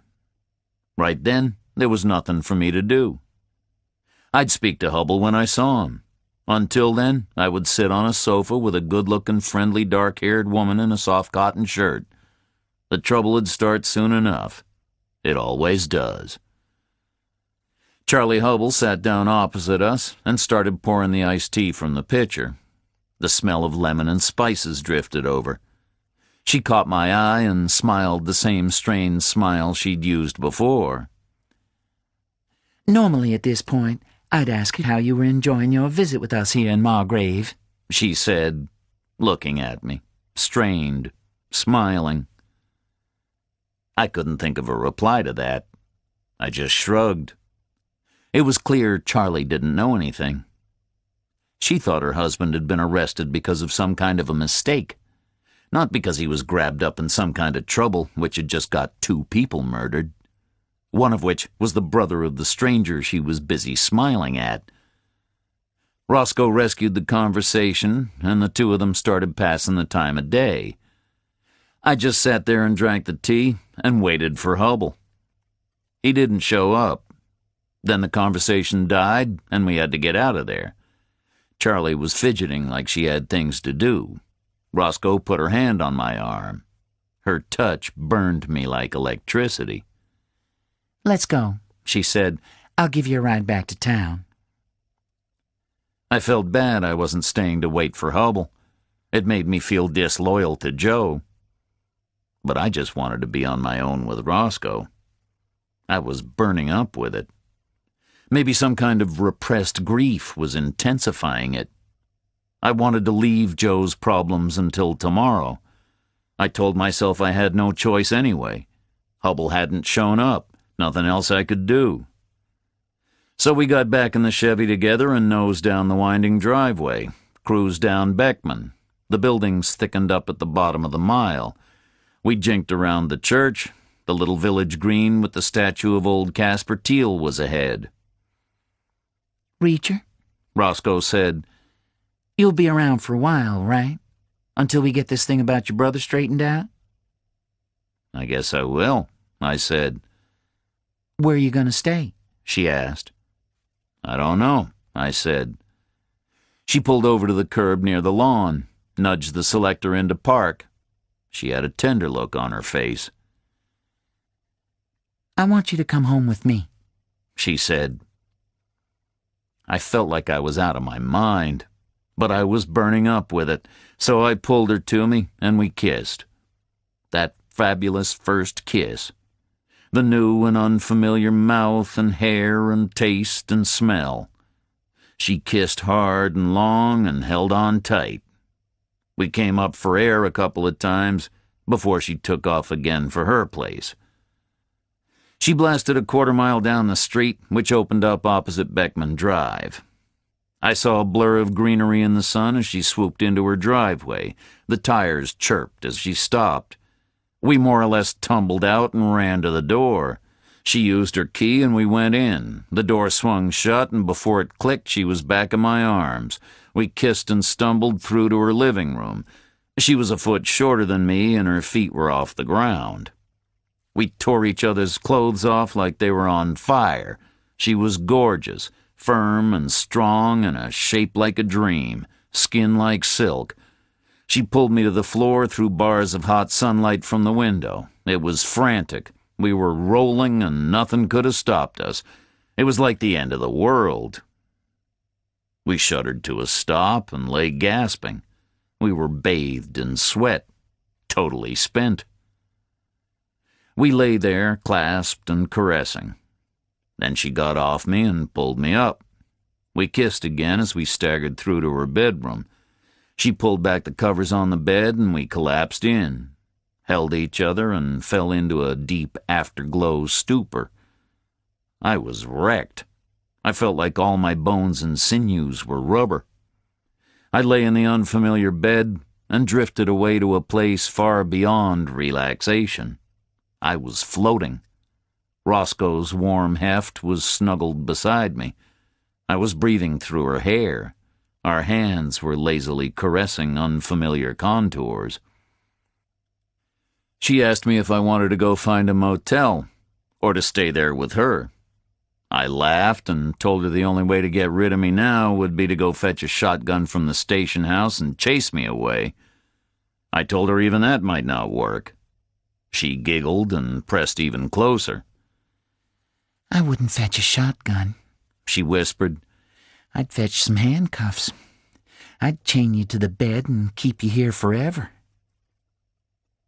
We dozed through the afternoon. I called the Hubble place at 7 in the evening. He still wasn't back. I left Roscoe's number with Charlie and told her to have Hubble call me as soon as he got in. Then we drifted on through the rest of the evening. Fell fast asleep at midnight. Hubble never called. Monday morning, I was vaguely aware of Roscoe getting up for work. I heard the shower, and I know she kissed me tenderly, and then the house was hot and quiet and still. I slept on until after 9. The phone didn't ring. That was okay. I needed some quiet thinking time. I had decisions to make. I stretched out in Roscoe's warm bed and started answering the question the tiny voice in my head was asking me again. What was I going to do about Joe? My answer came very easily. I knew it would. I knew it had been waiting there since I first stood next to Joe's broken body in the morgue. It was a very simple answer. I was going to stand up for him. I was going to finish his business, whatever it was. Whatever it took. I didn't foresee any major difficulties. Hubble was the only link I had, but Hubble was the only link I needed. He would cooperate. He'd depended on Joe to help him out. Now he'd depend on me. He'd give me what I needed. His masters were vulnerable for a week. What had he said? A window of exposure wide open until Sunday? I'd use it to tear them apart. My mind was made up.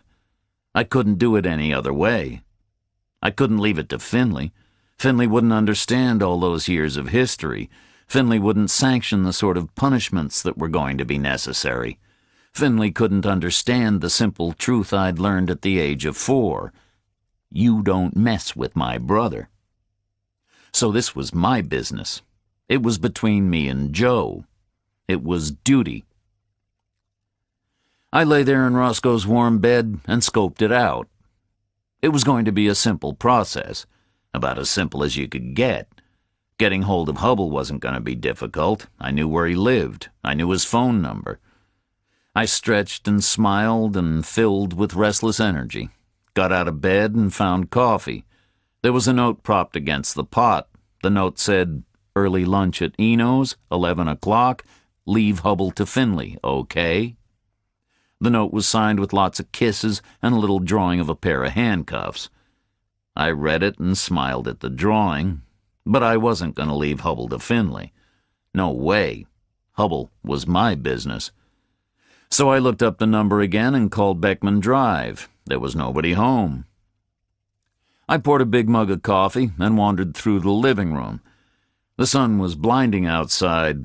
It was another hot day. I walked through the house. It was a small place, a living room, an eat-in kitchen, 2 bedrooms, 1.5 baths. Very new, very clean, decorated in a cool, simple way. What I would expect from Roscoe, a cool, simple style. Some nice Navajo art, some bold rugs, white walls. She must have been to New Mexico and liked it. It was still and quiet. She had a stereo, a few records and tapes, more sweet and melodic than the howl and buzz that I call music. I got more coffee from her kitchen, went out back. There was a small yard out there, a neat coarse lawn and some recent evergreen planting, shredded bark to smother weeds and rough timber edging against the planted areas. I stood in the sun and sipped the coffee. Then I ducked back inside and tried Hubble's number again. No reply. I showered and dressed. Roscoe had a small shower stall, the head set low, feminine soaps in the dish.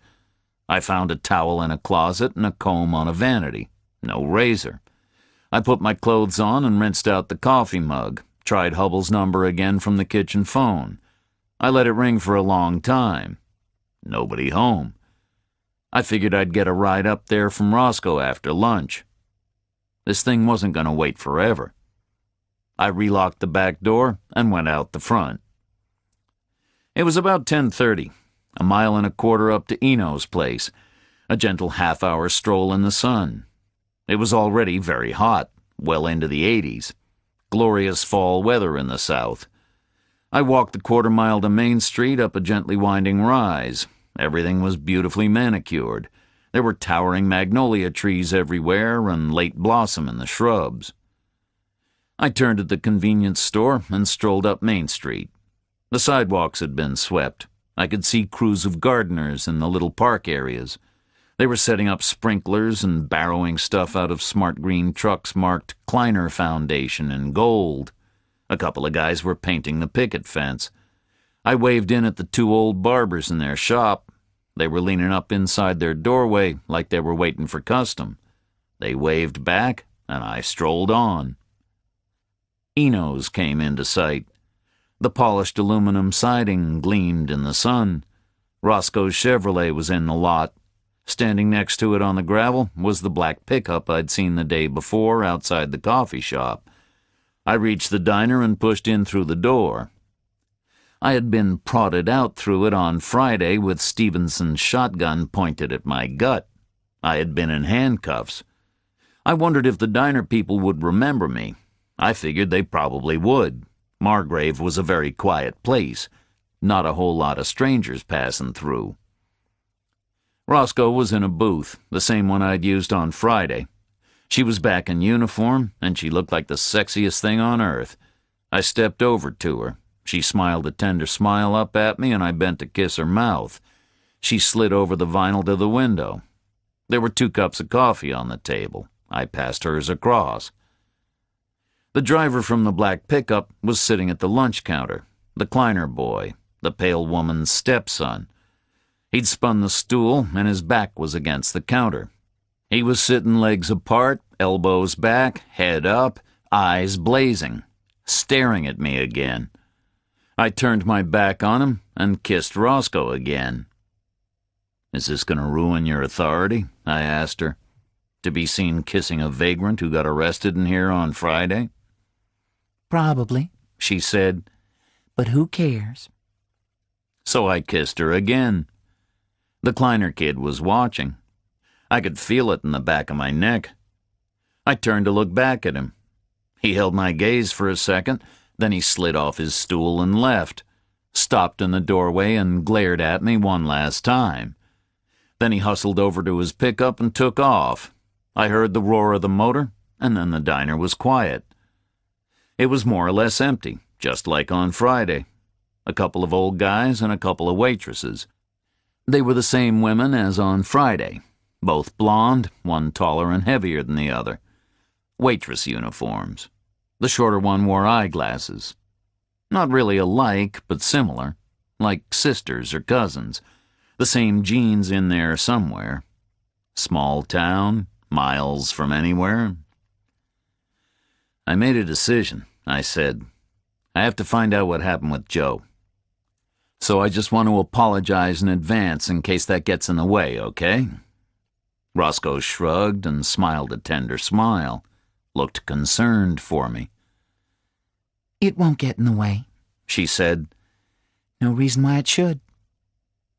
I sipped my coffee. It was good coffee. I remembered that from Friday. We got an ID on the second body, She said. His prints matched with an arrest 2 years ago in Florida. His name was Sherman Stoller. That name mean anything at all to you? I shook my head. Never heard of him, I said. Then her beeper started going. It was a little black pager thing clipped to her belt. I hadn't seen it before. Maybe she was only required to use it during working hours. It was beeping away. She reached around and clicked it off. Damn, She said. I've got to call in. Sorry. I'll use the phone in the car. I slid out of the booth and stepped back to let her by. Order me some food, okay? She said. I'll have whatever you have. Okay, I said. Which one is our waitress? The one with the glasses. She said. She walked out of the diner. I was aware of her leaning into her car, using the phone. Then she was gesturing to me from the parking lot, miming urgency, miming that she had to get back, miming that I should stay put. She jumped into the car and took off south. I waved vaguely after her, not really looking, because I was staring at the waitresses instead. I had almost stopped breathing. I needed Hubble. And Roscoe had just told me Hubble was dead. Chapter 11. I stared blankly over at the two blonde waitresses. One was perhaps 3 inches taller than the other, perhaps 15 pounds heavier, a couple of years older. The smaller woman looked petite in comparison, better looking. She had longer, lighter hair, nicer eyes behind the glasses. As a pair, the waitresses were similar in a superficial kind of a way, but not alike. There were a million differences between them. No way were they hard to distinguish one from the other. I'd asked Roscoe which was our waitress, and how had she answered?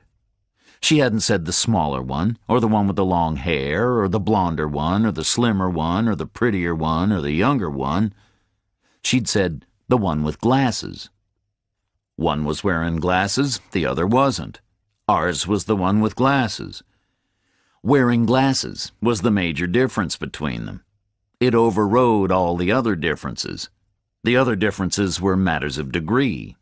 Taller, heavier, longer, shorter, smaller, prettier, darker, younger.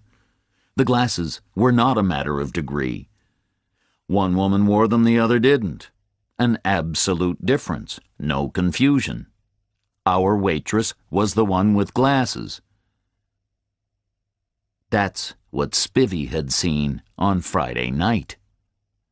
Spivvy had come into the reception bunker a little after 10 o'clock, with a shotgun and a clipboard in his big red farmer's hands. He had asked which one of us was Hubble. I remembered his high voice in the stillness of the bunker. There was no reason for his question. Why the hell should Spivvy care which one of us was which? He didn't need to know. But he'd asked. Hubble had raised his hand. Spivvy had looked him over with his little snake eyes. He had seen that Hubble was smaller, shorter, lighter, sandier, balder, younger than me. But what was the major difference he had hung on to? Hubble wore glasses. I didn't. The little gold rims. An absolute difference. Spivvy had said to himself that night, Hubble's the one with glasses. But the next morning, I was the one with glasses, not Hubble. Because Hubble's gold rims had been smashed up by the red boys outside our cell, first thing in the morning. The little gold rims were gone. I had taken some shades from one of them as a trophy, taken them and forgotten about them.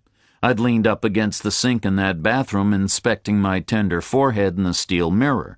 I'd felt those shades in my pocket. I'd pulled them out and put them on. They weren't dark because they were supposed to react to sunlight. They looked like ordinary glasses. I'd been standing there with them on when the Aryans came trawling into the bathroom. Spivvy had just told them, find the new boys and kill the one with glasses. They'd tried hard.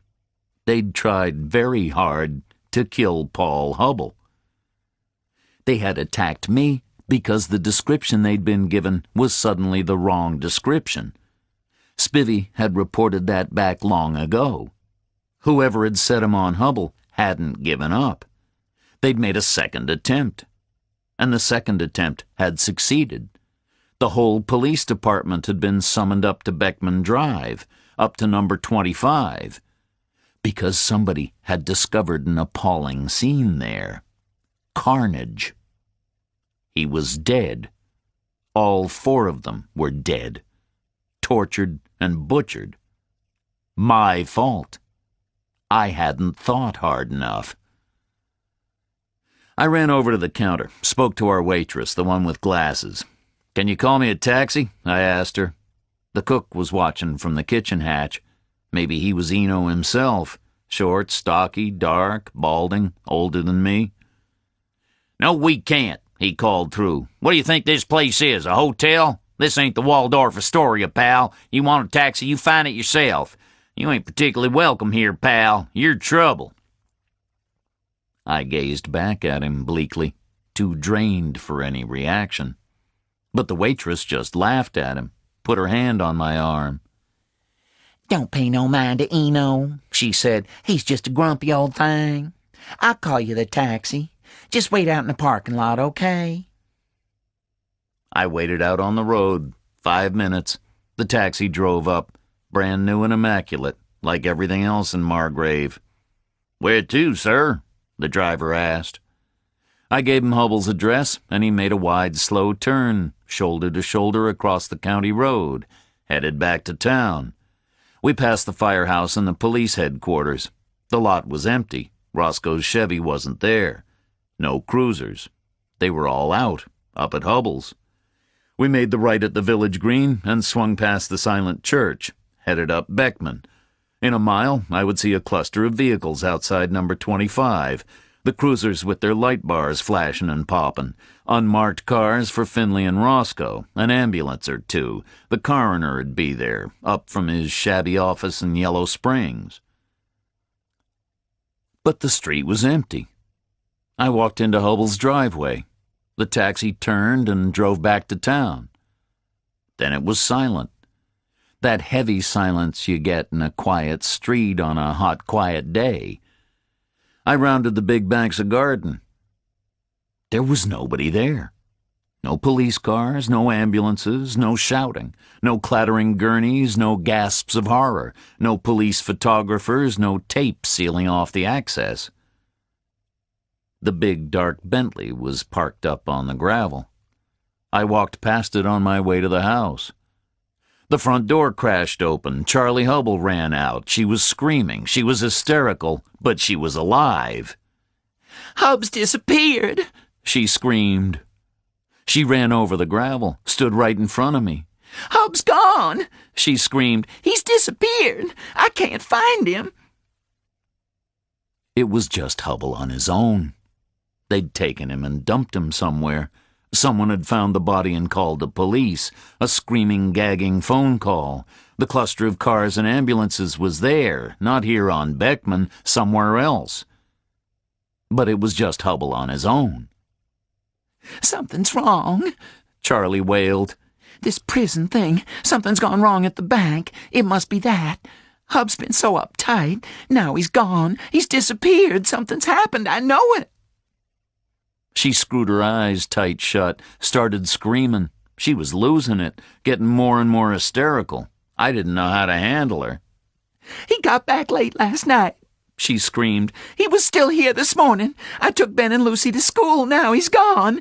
He hasn't gone to work. He got a call from his office telling him to stay home, and his briefcase is still here. His phone is still here. His jacket is still here. His wallet is still here. His credit cards are in it. His driver's license is in it. His keys are in the kitchen.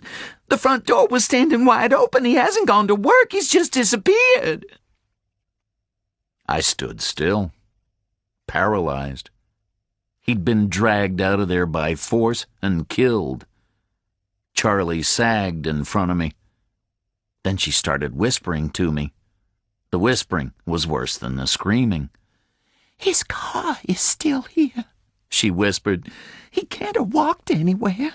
He never walks anywhere. He always takes his Bentley." She waved vaguely toward the back of the house. "Hub's Bentley is green," she said. "It's still in the garage. I checked. You've got to help us. You've got to find him. Mr. Reacher, please. I'm asking you to help us. Hub's in trouble. I know it. He's vanished. He said you might help. You saved his life. He said you knew how to do things."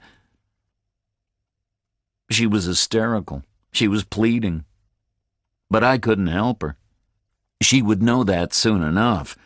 Baker or Finley would come up to the house very soon. They would tell her the shattering news. Probably Finley would handle it. Probably he was very good at it. Probably he had done it 1,000 times in Boston. He had dignity and gravity. He would break the news, gloss over the details, drive her down to the morgue to identify the body. The morgue people would shroud the corpse with heavy gauze to hide the appalling wounds. "Will you help us?" Charlie asked me. I decided not to wait with her. I decided to go down to the station house, find out details like where and when and how.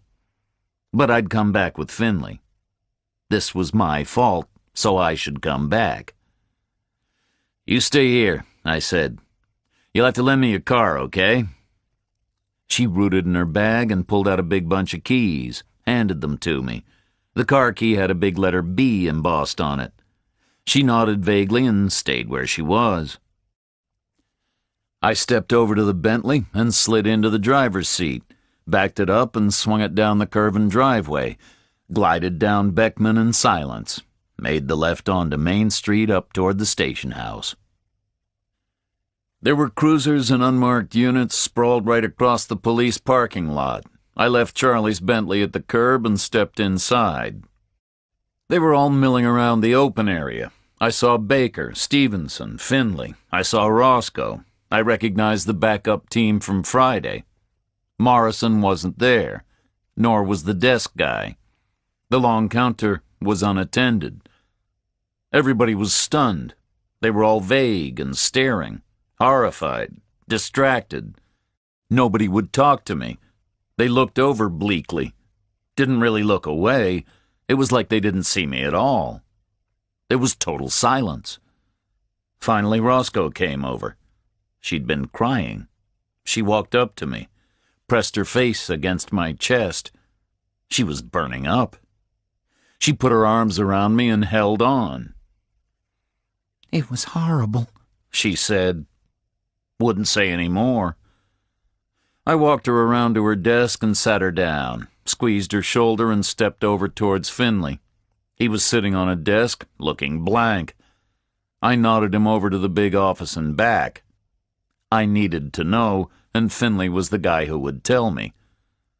He followed me into the office, sat down in the chair in front of the desk. Where I had sat in handcuffs on Friday, I sat behind the desk. roles reversed. I watched him for a while. He was really shaken up. I went cold inside all over again. Hubble must have been left in a hell of a mess to be getting a reaction like that from Finley. He was a 20-year man from a big city. He must have seen all there is to see. But now he was really shaken up. I sat there and burned with shame. "Sure, Hubble," I'd said. "You look safe enough to me." "So what's the story?" I said. He lifted his head up with an effort and looked at me. "Why should you care?" he said. "What was he to you?" A good question, one I couldn't answer. Finley didn't know what I knew about Hubble. I'd kept quiet about it. So Finley didn't see why Hubble was so important to me. "Just tell me what happened," I said. "It was pretty bad," he said. Wouldn't go on. He was worrying me. My brother had been shot in the head. 2 big, messy exit wounds had removed his face. Then somebody had turned his corpse into a bag of pulp. But Finley hadn't fallen apart over that. The other guy had been all gnawed up by rats. There wasn't a drop of blood left in him. But Finley hadn't fallen apart over that either. Hubble was a local guy, which made it a bit worse, I could see that. But on Friday, Finley hadn't even known who Hubble was. And now Finley was acting like he'd seen a ghost. So it must have been some pretty spectacular work. Which meant that there was some kind of a big deal going down in Margrave. Because there's no point in spectacular work unless it serves a purpose. The threat of it beforehand works on the guy himself. It had certainly worked on Hubble. He had taken a lot of notice of it. That's the point of a threat. But to actually carry out something like that has a different point, a different purpose. Carrying it out is not about the guy himself. It's about backing up the threat against the next guy in line. It says, "See what we did to that other guy? That's what we could do to you." So by doing some spectacular work on Hubble, somebody had just revealed there was a high-stakes game going down, with other guys waiting next in line, right there in the locality. "Tell me what happened, Finley," I said again. He leaned forward, cupped his mouth and nose with his hands, and sighed heavily into them. "Okay," he said. "It was pretty horrible. One of the worst I've ever seen. And I've seen a few, let me tell you. I've seen some pretty bad ones, but this was something else. He was naked. They nailed him to the wall. 6 or 7 big carpentry nails through his hands and up his arms, through the fleshy parts. They nailed his feet to the floor. Then they sliced his balls off, just hacked them off, blood everywhere. Pretty bad, let me tell you. Then they slit his throat, ear to ear. Bad people, Reacher. These are bad people, as bad as they come." I was numb. Finley was waiting for a comment. I couldn't think of anything. I was thinking about Charlie. She would ask if I'd found anything out. Finley should go up there. He should go up there right now and break the news. It was his job, not mine. I could see why he was reluctant. Difficult news to break. Difficult details to gloss over. But it was his job. I'd go with him, because it was my fault. No point running away from that. "Yes," I said to him. "It sounds pretty bad." He leaned his head back and looked around, blew another sigh up at the ceiling. A somber man. "That's not the worst of it," he said. "You should have seen what they did to his wife." "His wife?" I said. "What the hell do you mean?" "I mean his wife," he said. "It was like a butcher's shop." For a moment I couldn't speak. The world was spinning backwards. "But I just saw her," I said. 20 minutes ago. She's okay. Nothing happened to her. You saw who? Finley said. Charlie, I said. Who the hell is Charlie? He asked. Charlie, I said blankly. Charlie Hubble. His wife. She's okay. They didn't get her. What's Hubble got to do with this? He said. I just stared at him. Who are we talking about? I said. Who got killed? Finley looked at me like I was crazy. I thought you knew, he said. Chief Morrison, the chief of police, Morrison, and his wife. Chapter 12.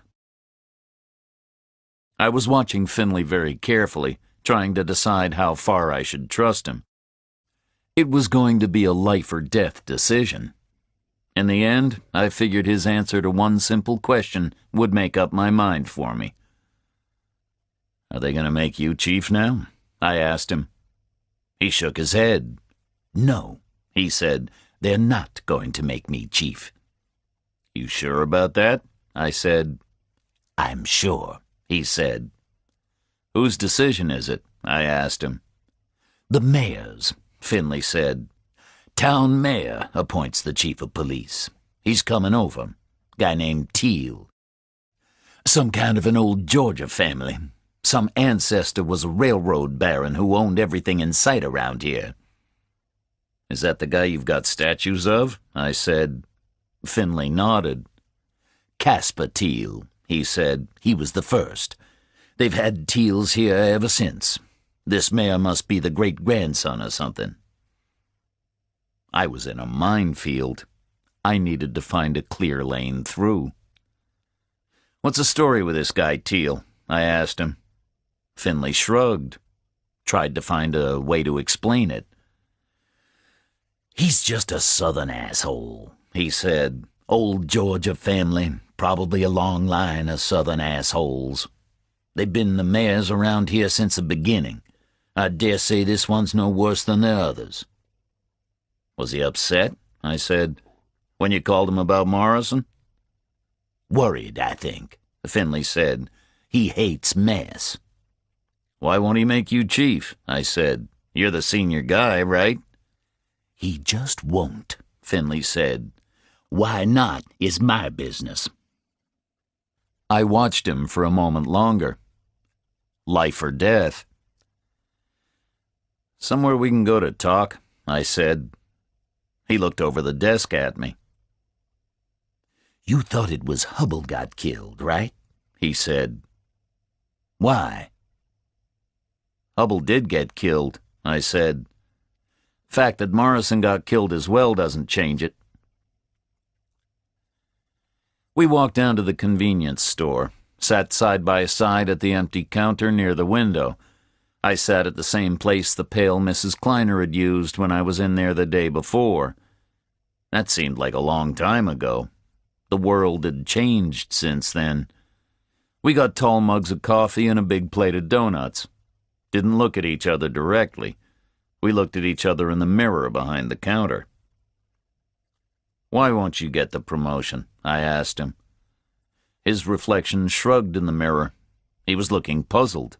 He couldn't see the connection. But he'd see it soon enough. I should get it, he said. I'm better qualified than all the others put together.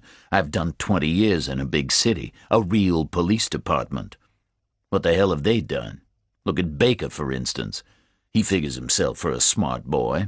But what has he done? 15 years in the sticks? In this backwater? What the hell does he know? So why won't you get it? I said. It's a personal matter, he said. You think I'm going to sell it to the newspaper? I asked him. It's a long story, he said. So tell it to me, I said. I need to know. He looked at me in the mirror, took a deep breath. I finished in Boston in March, he said. Done my 20 years. Unblemished record. 8 commendations. I was one hell of a detective, Reacher. I had retirement on full pension to look forward to. But my wife was going crazy. Since last fall, she was getting agitated. It was so ironic. We were married all through those 20 years. I was working my ass off. Boston PD was a madhouse. We were working 7 days a week, all day and all night. All around me, guys were seeing their marriages fall apart. They were all getting divorced, one after the other. He stopped for a long pull on his coffee, took a bite of donut. But not me, he said. My wife could take it. Never complained, never once. She was a miracle. Never gave me a hard time. He lapsed back into silence. I thought about 20 years in Boston, working around the clock in that busy old city. Grimy 19th century precincts, overloaded facilities, constant pressure, an endless parade of freaks, villains, politicians, problems. Finley had done well to survive. It started last fall, he said again. We were within 6 months of the end. It was all going to be over. We were thinking of a cabin somewhere, maybe. Vacations, plenty of time together. But she started panicking. She didn't want plenty of time together. She didn't want me to retire.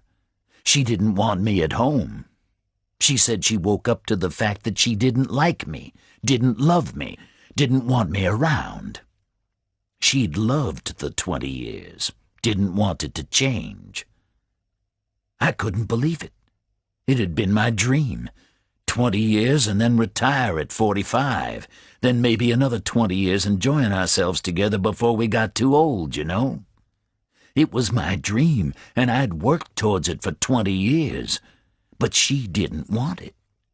She ended up saying the thought of 20 more years with me in a cabin in the woods was making her flesh crawl. It got really bitter. We fell apart.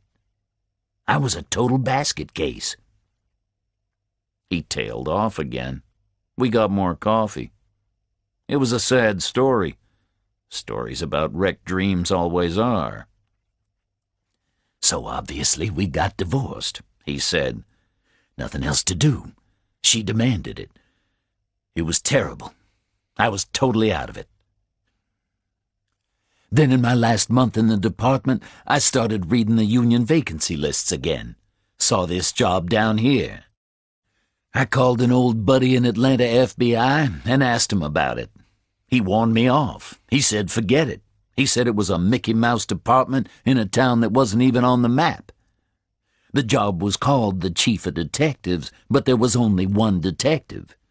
The previous guy was a weirdo who hanged himself. The department was run by a fat moron. The town was run by some old Georgia type who couldn't remember slavery had been abolished. My friend up in Atlanta said forget it. But I was so screwed up I wanted it. I thought I could bury myself down here as a punishment, you know? A kind of penance. Also, I needed the money. They were offering top dollar, and I was looking at alimony and lawyer bills, you know? So I applied for it and came down. It was Mayor Teal and Morrison who saw me. I was a basket case, Reacher. I was a wreck. I couldn't string 2 words together. It had to be the worst job application in the history of the world. I must have come across as an idiot. But they gave me the job. I guess they needed a black guy to look good. I'm the first black cop in Margrave's history. I turned on the stool and looked straight at him. So you figure you're just a token? I said. That's why Teal won't make you chief? It's obvious, I guess, he said. He's got me marked down as a token and an idiot, not to be promoted further. Makes sense in a way. Can't believe they gave me the job in the first place, token or not. I waved to the counter guy for the check. I was happy with Finley's story. He wasn't going to be chief, so I trusted him. And I trusted Roscoe. It was going to be the 3 of us against whoever. I shook my head at him in the mirror. You're wrong, I said. That's not the real reason. You're not going to be chief. because you're not a criminal. I paid the check with a 10 and got all quarters for change. The guy still had no dollar bills. Then I told Finley I needed to see the Morrison place. Told him I needed all the details. He just shrugged and led me outside. We turned and walked south, passed by the village green and put the town behind us. "I was the first one there," he said, "about 10 this morning. I hadn't seen Morrison since Friday, and I needed to update the guy, but I couldn't get him on the phone. It was the middle of the morning on a Monday, and we hadn't done anything worth a damn about a double homicide from last Thursday night. We needed to get our asses in gear, so I went up to his house to start looking for him." He went quiet and walked on, revisiting in his mind the scene he'd found. "Front door was standing open," he said, "maybe a half-inch. It had a bad feel. I went in, found him upstairs in the master bedroom. It was like a butcher's shop. Blood everywhere. He was nailed to the wall, sort of hanging off. Both of them sliced up, him and his wife. It was terrible. About 24 hours of decomposition. Warm weather. Very unpleasant. So I called in the whole crew, and we went over every inch and pieced it all together. Literally, I'm afraid." He tailed off again, just went quiet. "So it happened Sunday morning?" I said. He nodded. "Sunday papers on the kitchen table," he said. "Couple of sections opened out and the rest untouched. Breakfast things on the table. Medical examiner says about 10 o'clock Sunday morning." "Any physical evidence left behind?" I asked him. He nodded again, grimly. "Footprints in the blood," he said. "The place was a lake of blood, gallons of it. Partly dried up now, of course. They left footprints all over. But they were wearing rubber overshoes, you know, like you get for the winter up north. No chance of tracing them. They must sell millions every year." They'd come prepared. They'd known there was going to be a lot of blood. They'd brought overshoes. They must have brought overalls, like the nylon bodysuits they wear in the slaughterhouse, on the killing floor. Big white nylon suits, hooded, the white nylon splashed and smeared with bright red blood. "They wore gloves, too," he said. "There are rubbery smears in the blood on the walls." "How many people?" I asked him. I was trying to build up a picture. 4, he said. "The footprints are confused, but I think I can see 4. I nodded. 4 sounded right. About the minimum, I reckoned. Morrison and his wife would have been fighting for their lives. It would take 4 of them at least. 4 out of the 10 Hubble had mentioned. "Transport?" I said. "Can't really tell," Finley said. "Gravel driveway, washed into ruts here and there. I saw some wide ruts which looked new, maybe. Could have been wide tires, maybe a big 4-wheel drive or a small truck." We were a couple of 100 yards south of where Main Street had petered out. We turned west up a gravel driveway, which must have been just about parallel with Beckman Drive. At the end of the driveway was Morrison's house. It was a big formal place, white columns at the front, symmetrical evergreen trees dotted about. There was a new Lincoln parked near the door, and a lot of police tape strung at waist height between the columns. "We going in?" Finley asked. "May as well," I said. We ducked under the tape and pushed in through Morrison's front door. The house was a wreck. Gray metallic fingerprint powder everywhere. Everything tossed and searched and photographed. "You won't find anything," Finley said. "We went over the whole place." I nodded and headed for the staircase. Went up and found the master bedroom. Stopped at the door and peered in. There was nothing to see except the ragged outline of the nail holes in the wall and the massive blood stains. The blood was turning black. It looked like somebody had flung buckets of tar around. The carpet was crusty with it. On the parquet in the doorway, I could see the footprints from the overshoes. I could make out the intricate pattern of the treads. I headed back downstairs and found Finley leaning on a porch column out front. "Okay?" he asked me. "Terrific," I said. "You searched the car?" He shook his head. "That's Morrison's," he said. "We just looked for stuff the intruders might have left behind." I stepped over to the Lincoln and tried the door. Unlocked. Inside, there was a strong new car smell and not much else. This was a chief's car. It wasn't going to be full of cheeseburger wrappings and soda cans like a patrolman's would be. But I checked it out, poked around in the door pockets and under the seats. Found nothing at all. Then I opened the glove box and found something. There was a switchblade in there. It was a handsome thing, ebony handle with Morrison's name in gold-filled engraving. I popped the blade. Double-edged, 7 inches, Japanese surgical steel. Looked good. Brand new, never been used. I closed it up and slipped it into my pocket. I was unarmed and facing big trouble. Morrison's switchblade might make a difference. I slid out of the Lincoln and rejoined Finley on the gravel. "Find anything?" he asked. "No," I said. "Let's go." We crunched back down the driveway together and turned north on the county road, headed back to town. I could see the church steeple and the bronze statue in the distance, waiting for us. Chapter 13. "Something I need to check with you," I said. Finley's patience was running thin. He looked at his watch. "You better not be wasting my time, Reacher," he said. We walked on north. The sun was dropping away from overhead, but the heat was still fierce.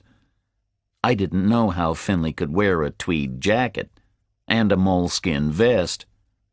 I led him over to the village green. We crossed the grass and leaned up on the statue of old Casper Teal, side by side. "They cut his balls off, right?" I said. He nodded, looked at me, waiting. "Okay," I said. "So the question is this. Did you find his balls?" He shook his head. "No," he said. "We went over the whole place. Ourselves and the medical examiner. They weren't there. His testicles are missing." He smiled as he said it. He was recovering his cop sense of humor. "Okay," I said. "That's what I needed to know." His smile widened, reached his eyes. "Why?" he said. "Do you know where they are?" "When's the autopsy?" I asked him. He was still smiling. "His autopsy won't help," he said. "They were cut off. They're not connected to him anymore. They weren't there. They're missing. So how can they find them at his autopsy?" "Not his autopsy," I said. "Her autopsy. His wife's. When they check what she ate." Finley stopped smiling, went quiet, just looked at me. "Talk, Reacher," he said. "Okay," I said. "That's why we came out here, remember? So answer another question for me. How many homicides have they had in Margrave?" He thought about it, shrugged. "None," he said. "At least not for maybe 30 years or so. Not since voter registration days, I guess." "And now you've had 4 in 4 days," I said. "And pretty soon you'll find the 5th. "Fifth?" he said. "Who's the fifth?" "Hubble," I said. "My brother, this Sherman Stoller guy, the 2 Morrisons and Hubble, makes 5. No homicides in 30 years, and now you've got 5 all at once. That can't be any kind of a coincidence, right?" "No way," he said. "Of course not. They're linked." "Right," I said. "Now I'll tell you some more links. But first of all, you gotta understand something, right? I was just passing through here. On Friday and Saturday and Sunday, right up to the time those prints came through on my brother, I wasn't paying the slightest bit of attention to anything at all. I was just figuring I'd wait around and get the hell out of here as soon as possible. So? He said. So I was told stuff, I said. Hubble told me things in Warburton, but I didn't pay a lot of attention. I wasn't interested in him, okay? He told me things and I didn't follow them up with him, and I probably don't recall some of them. Like what things? Finley said.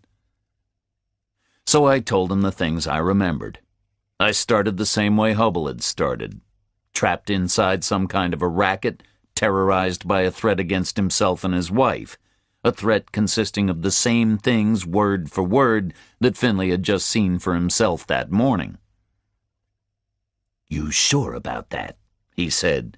Exactly the same. Word for word, I said. Totally identical. Nailed to the wall, balls cut off, the wife forced to eat the balls, then they get their throats cut. Word for word identical, Finley. So unless we got two threateners at the same time in the same place making the exact same threat, that's another link. So Morrison was inside the same scam as Hubble? He said. Owned and operated by the same people, I said. Then I told him Hubble had been talking to an investigator. And I told him the investigator had been talking to Sherman Stoller, whoever he had been. Who was the investigator? He asked. And where does Joe fit in? Joe was the investigator, I said. Hubble told me the tall guy with the shaved head was an investigator trying to get him free. What sort of an investigator was your brother? Finley said. Who the hell was he working for? Don't know, I said. Last I heard, he was working for the Treasury Department. Finley pushed off the statue and started walking back north. I got to make some calls, he said. Time to go to work on this thing. Walk slow, I said. I haven't finished yet. Finley was on the sidewalk. I was in the road, staying clear of the low awnings in front of every store. There was no traffic on the street to worry about. Monday, 2 o'clock in the afternoon, and the town was deserted. How do you know Hubble's dead? Finley asked me. So I told him how I knew. He thought about it. He agreed with me. Because he was talking to an investigator? He said. I shook my head, stopped outside the barber shop. No, I said. They didn't know about that. If they had, they'd have got to him much earlier. Thursday at the latest. I figure they took the decision to waste him Friday, about 5 o'clock. Because you pulled him in with the phone number in Joe's shoe. They figured he couldn't be allowed to talk to cops or prison guards, so they set it up with Spivvy. But Spivvy's boys blew it, so they tried over again. His wife said he got a call to wait at home today. They were setting him up for a second attempt. Looks like it worked. Finley nodded slowly. Shit, he said. He was the only link we had to exactly what the hell is going on here. You should have hit on him while you had the chance, Reacher. Thanks, Finley, I said. If I'd known the dead guy was Joe, I'd have hit on him so hard you'd have heard him yelling all the way over here. He just grunted. We moved over and sat together on the bench under the barbershop window. I asked him what pluribus was, I said. He wouldn't answer. He said there were 10 local people involved in the scam, plus hired help in from the outside when necessary. And he said the scam is vulnerable until something happens on Sunday. Exposed somehow. What happens on Sunday? Finley asked. He didn't tell me, I said. And you didn't press him? He asked. I wasn't very interested, I said. I told you that. And he gave you no idea what the scam is all about? He asked. No idea, I said. Did he say who these 10 people are? He asked. No, I said. Christ, Reacher, you're a big help, you know that? He said. I'm sorry, Finley, I said. I thought Hubble was just some asshole. If I could go back and do it again, I'd do it a lot different, believe me. 10 people, he said again. Not counting himself, I said. Not counting Sherman Stoller either. But I assume he was counting Chief Morrison. Great, Finley said. That only leaves me another 9 to find. You'll find one of them today, I said. The black pickup I'd last seen leaving Eno's parking lot pulled up short at the opposite curb. It waited there, motor running.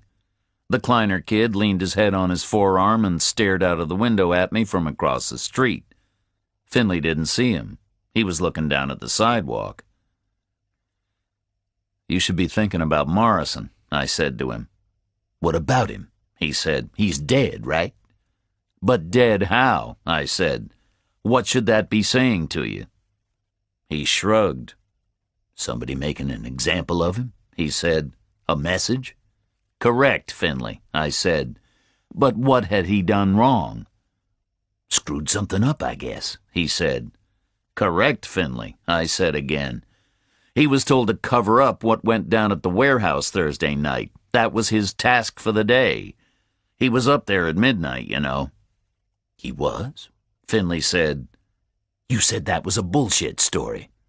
No, I said. He didn't see me up there. That part was the bullshit story. But he was up there himself. He saw Joe. He did? Finley said. How do you know that?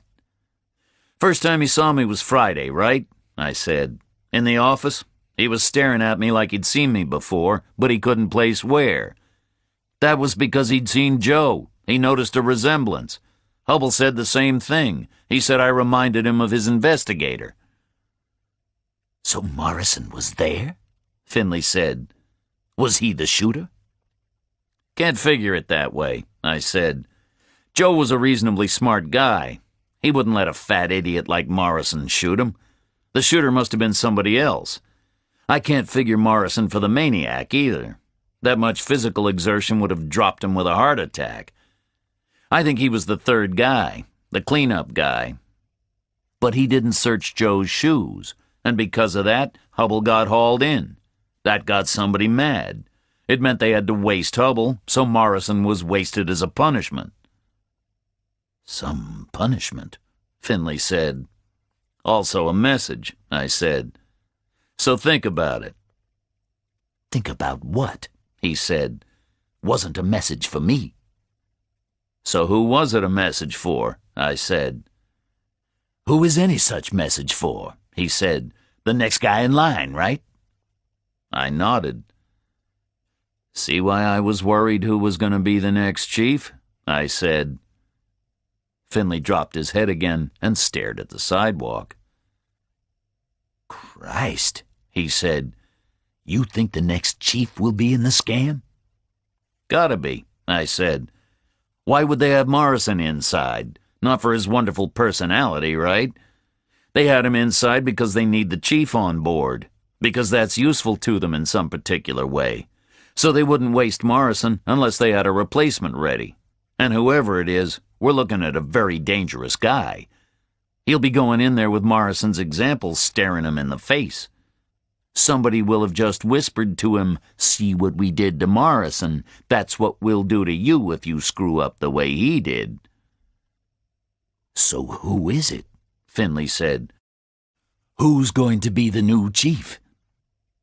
That's what I was asking you, I said. We sat quiet on the bench outside the barber shop for a moment, enjoyed the sun creeping in under the edge of the striped awning. It's you, me, and Roscoe, I said. Right now, the only safe thing is to assume everybody else is involved. Why Roscoe? He said. Lots of reasons, I said, but mainly because she worked hard to get me out of Warburton. Morrison wanted me in there as a fall guy for Thursday night, right? So if Roscoe was inside the scam, she'd have left me in there. But she got me out. She pulled in the exact opposite direction from Morrison. So if he was bent, she isn't. He looked at me, grunted. Only 3 of us, he said. You're a cautious guy, Reacher. You bet your ass I'm a cautious guy, Finley. I said, people are getting killed here. One of them was my only brother. We stood up from the bench on the sidewalk. Across the street, the Kleiner kid killed his motor and got out of the pickup, started walking slowly over. Finley rubbed his face with his hands like he was washing without water. So what now? He said. You got things to do, I said. You need to get Roscoe on one side and fill her in with the details, okay? Tell her to take a lot of care. Then you need to make some calls and find out from Washington what Joe was doing down here. Okay, Finley said. What about you? I nodded across at the Kleiner kid. I'm going to have a talk with this guy, I said. He keeps looking at me. 2 things happened as the Kleiner kid came near. First, Finley left in a hurry. He just strode off north without another word. Second, I heard the barbershop blinds coming down in the window behind me. I glanced around. There could have been nobody else on the planet except for me and the Kleiner kid. Up close, the kid was an interesting study. He was no lightweight, probably 6'2", maybe 190, shot through with some kind of a restless energy. There was a lot of intelligence in his eyes, but there was also some kind of an eerie light burning in there. His eyes told me this probably wasn't the most rational character I was ever going to meet in my whole life. He came close and stood in front of me, just stared at me. You're trespassing, he said. This is your sidewalk? I said. It sure is, the kid said. My daddy's foundation paid for every inch of it, every brick. But I'm not talking about the sidewalk. I'm talking about Miss Roscoe. She's mine. She's mine right from when I first saw her. She's waiting for me. 5 years she's been waiting for me, until the time is right. I gazed back at him. You understand English? I said. The kid tensed up. He was just about hopping from foot to foot. I'm a reasonable guy, I said. First time Miss Roscoe tells me she wants you instead of me, I'm out of here. Until then, you back off. Understand that? The kid was boiling. But then he changed. It was like he was operated by a remote control and somebody had just hit a button and switched the channel. He relaxed and shrugged and smiled a wide, boyish smile. Okay, he said. No hard feelings, right? He stuck out his hand to shake on it, and he nearly fooled me. Right at the last split second, I pulled my own hand back a fraction and closed around his knuckles, not his palm. It's an old army trick. They go to shake your hand, but they're aiming to crush it. Some big macho ritual. The way out is to be ready. You pull back a fraction and you squeeze back. You're squeezing their knuckles, not the meat of their palm. Their grip is neutralized. If you catch it right, you can't lose. He started crushing, but he never stood a chance. He was going for the steady squeeze, so he could stare into my eyes while I sweated it out. But he never got near.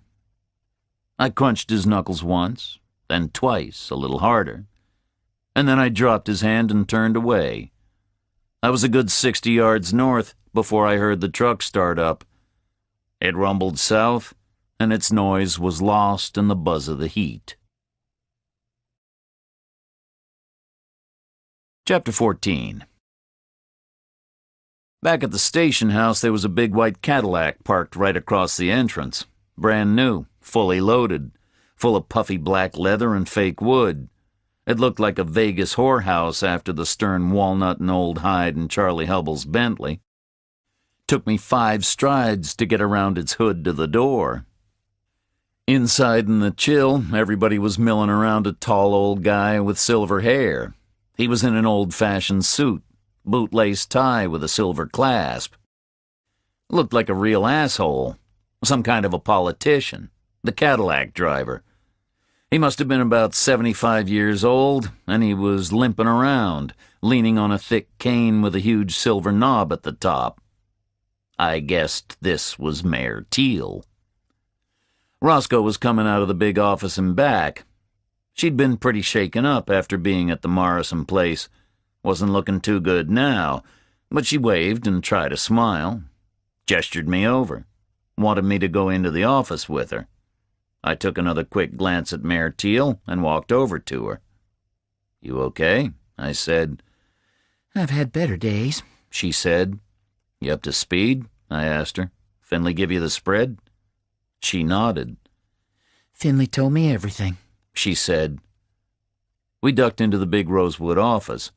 Finley was sitting at the desk under the old clock. It showed 4:15.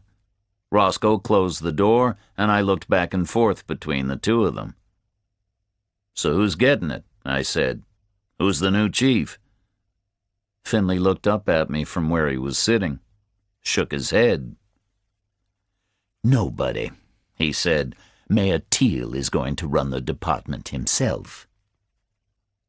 I went back to the door and cracked it open an inch, peered out and looked at Teal across the squad room. He had Baker pinned up against the wall. Looked like he was giving him a hard time about something. I watched him for a moment. "So what do you make of that?" I asked them. "Everybody else in the department is clean," Roscoe said. "Looks that way, I guess," I said. "But it proves Teal himself is on board. Teal's their replacement, so Teal's their boy." "How do we know he's just their boy?"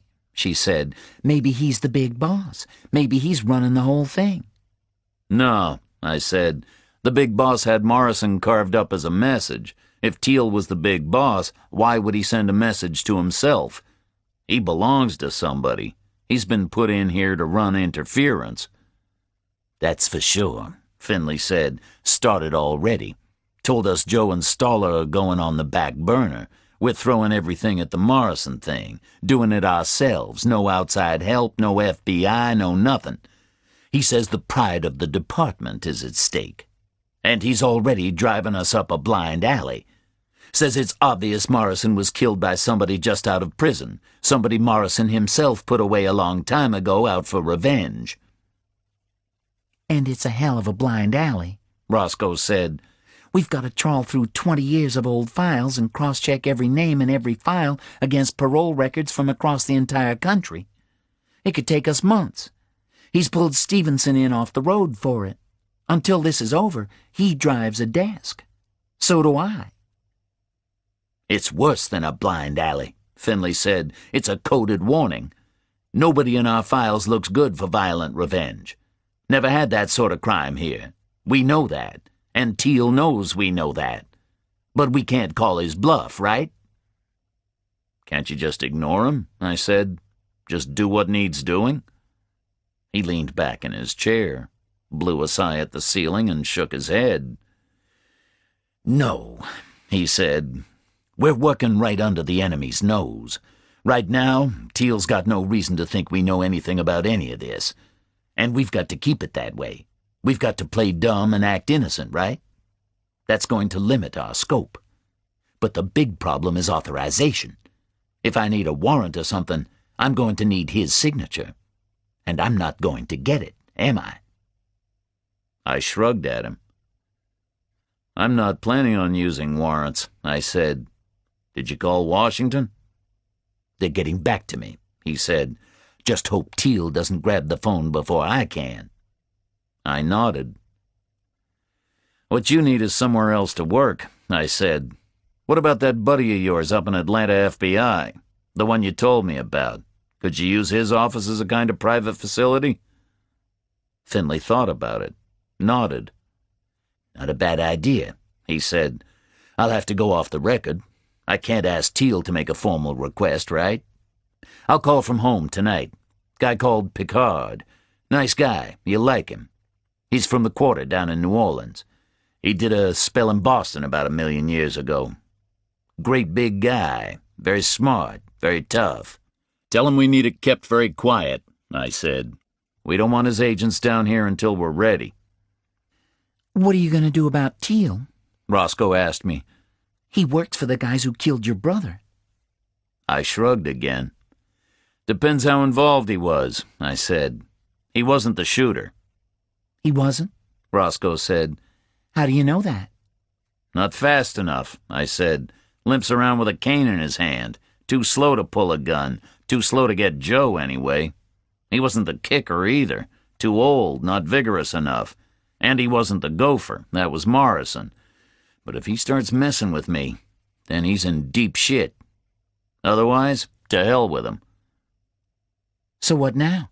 She said. I shrugged at her. Didn't reply. I think Sunday is the thing, Finley said. Sunday is going to solve some kind of a problem for them. Teal being put in here feels so temporary, you know? The guy's 75 years old. He's got no police experience. It's a temporary fix to get them through until Sunday. The buzzer on the desk went off. Stevenson's voice came over the intercom asking for Roscoe. They had files to check. I opened the door for her. But she stopped. She'd just thought of something. What about Spivvy? She said. Over at Warburton.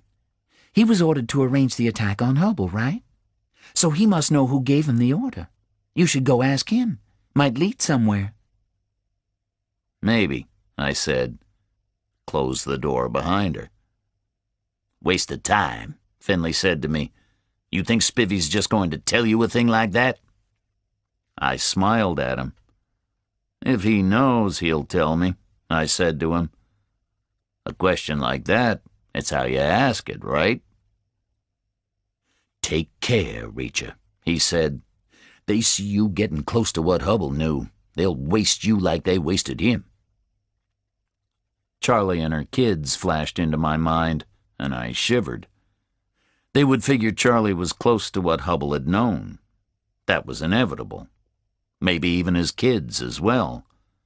A cautious person would assume kids could have overheard something. It was 4 o'clock. The kids would be out of school. There were people out there who had loaded up with rubber overshoes, nylon bodysuits, and surgical gloves, and sharp knives, and a bag of nails, and a hammer. Finley, call your buddy Picard right now, I said. We need his help.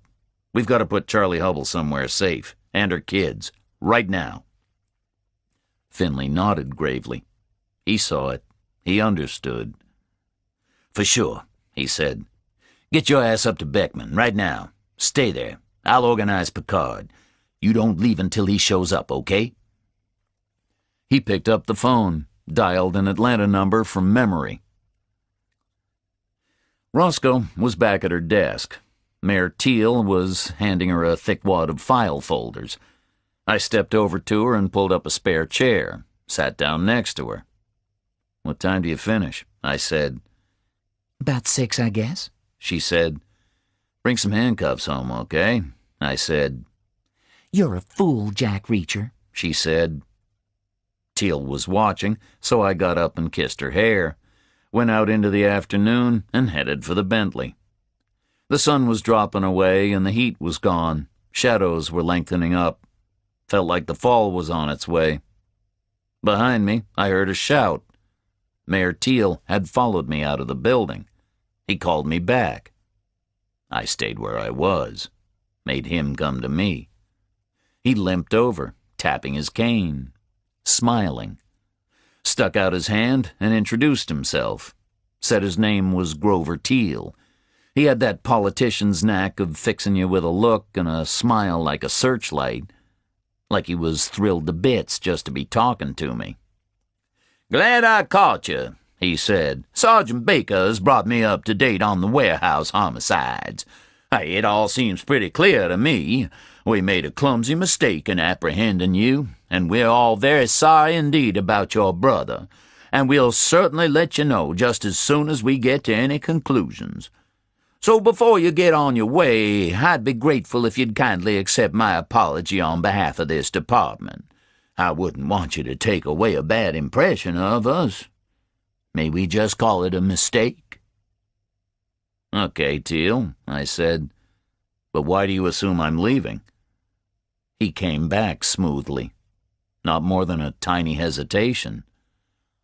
I understood you were just passing through, he said. We have no hotel here in Margrave, and I imagined you would find no opportunity to stay. I'm staying, I said. I received a generous offer of hospitality. I understand that's what the South is famous for, right? Hospitality? He beamed at me and grasped his embroidered lapel. Oh, undoubtedly that's true, sir, he said. The South as a whole, and Georgia in particular, is indeed famous for the warmth of its welcome. However, as you know, just at the present time, we find ourselves in a most awkward predicament. In the circumstances, a motel in Atlanta or Macon would really suit you much better. Naturally, we would keep in close touch, and we would extend you every assistance in arranging your brother's funeral when that sad time comes. Here in Margrave, I'm afraid we're all going to be very busy. It'll be boring for you. Officer Roscoe's going to have a lot of work to do. She shouldn't be distracted just at the moment, don't you think? I won't distract her, I said evenly. I know she's doing vital work. He looked at me, an expressionless gaze, eye to eye, but he wasn't really tall enough. He'd get a crick in his scrawny old neck. And if he kept on staring at me like that, he'd get his scrawny old neck broken. I gave him a wintry smile and stepped away to the Bentley, unlocked it and got in, gunned the big motor, and whirred the window down. "See you later, Teal," I called as I drove away. The end of the school day was the busiest I'd ever seen the town. I passed 2 people on Main Street and saw another 4 in a knot near the church. Some kind of an afternoon club, maybe, reading the Bible or bottling peaches for the winter. I drove past them and hustled the big car up the sumptuous mile of Beckman Drive, turned in at the Hubbell's white mailbox and spun the old Bakelite steering wheel through the driveway curves. The problem with trying to warn Charlie was I didn't know how much I wanted to tell her. Certainly I wasn't about to give her the details. Didn't even feel right to tell her Hubbell was dead at all. We were stuck in some kind of a limbo. But I couldn't keep her in the dark forever. She needed to know some context, or else she wouldn't listen to the warning. I parked her car at the door and rang her bell. The children dashed around from somewhere as Charlie opened up and let me in. She was looking pretty tired and strained. The children looked happy enough. They hadn't picked up on their mother's worries. She chased them off, and I followed her back to the kitchen. It was a big, modern room. I got her to make me some coffee. I could see she was anxious to talk, but she was having trouble getting started. I watched her fiddling with the filter machine. "Don't you have a maid?" I asked her. She shook her head. "I don't want one," she said. "I like to do things myself." "It's a big house," I said. "I like to keep busy, I guess," she said. Then we were silent. Charlie switched on the coffee machine, and it started with a faint hiss. I sat at a table in a window nook. It overlooked an acre of velvet lawn. She came and sat opposite me, folded her hands in front of her. "I heard about the Morrisons," she said at last. "Is my husband involved in all of this?" I tried to think exactly what I could say to her. She waited for an answer. The coffee machine burbled away in the big silent kitchen. "Yes, Charlie," I said. "I'm afraid he was. But he didn't want to be involved, okay? Some kind of blackmail was going on." She took it well. She must have figured it out for herself anyway. Must have run every possible speculation through her head. This explanation was the one which fit. That was why she didn't look surprised or outraged. She just nodded. Then she relaxed. She looked like it had done her good to hear someone else say it. Now it was out in the open. It was acknowledged. It could be dealt with. I'm afraid that makes sense, she said. She got up to pour the coffee, kept talking as she went. That's the only way I can explain his behavior, She said, Is he in danger? Charlie, I'm afraid I have no idea where he is, I said. She handed me a mug of coffee, sat down again on the kitchen counter. Is he in danger? She asked again. I couldn't answer. Couldn't get any words out. She moved off the counter and came to sit opposite me again at the table in the window. She cradled her cup in front of her. She was a fine-looking woman, blonde and pretty, perfect teeth, good bones, slim, athletic, a lot of spirit. I had seen her as a plantation type, what they call a belle. I had said to myself that 150 years ago she would have been a slave owner. I began to change that opinion. I felt a crackle of toughness coming from her. She enjoyed being rich and idle, sure. Beauty parlors and lunch with the girls in Atlanta, the Bentley and the gold cards, the big kitchen, which cost more than I ever made in a year. But if it came to it, here was a woman who might get down in the dirt and fight. Maybe 150 years ago, she would have been on a wagon train heading west. She had enough spirit. She looked hard at me across the table.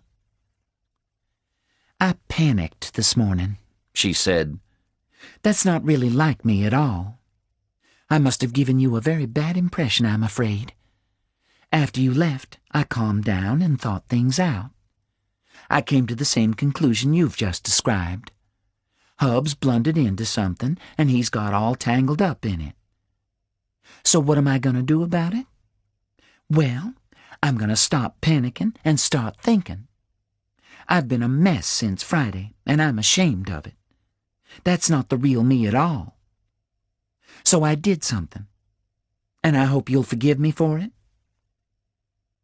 Go on, I said. I called Dwight Stevenson, she said. He had mentioned he had seen a fax from the Pentagon about your service as a military policeman. I asked him to find it and read it to me. I thought it was an excellent record. She smiled at me, hitched her chair in closer. So what I want to do is to hire you, she said. I want to hire you in a private capacity to solve my husband's problem. Would you consider doing that for me? No, I said. I can't do that, Charlie. Can't or won't, she said. There would be a sort of a conflict of interest, I said. It might mean I couldn't do a proper job for you. A conflict, she said. In what way? I paused for a long moment, tried to figure out how to explain it. Your husband felt bad, okay? I said. He got hold of some kind of an investigator, a government guy, and they were trying to fix the situation. But the government guy got killed. And I'm afraid my interest is in the government guy more than your husband. She followed what I was saying and nodded. But why? She asked. You don't work for the government. The government guy was my brother, I told her. Just a crazy coincidence, I know, but I'm stuck with it. She went quiet. She saw where the conflict could lie. I'm very sorry, she said. You're not saying Hub betrayed your brother? No, I said. That's the very last thing he would have done. He was depending on him to get him out from under. Something went wrong is all. May I ask you a question? She said. Why do you refer to my husband in the past tense? I looked straight at her. Because he's dead, I said. I'm very sorry. Charlie hung in there. She went pale and clenched her hands until her knuckles shone waxy white. But she didn't fall apart. I don't think he's dead, she whispered.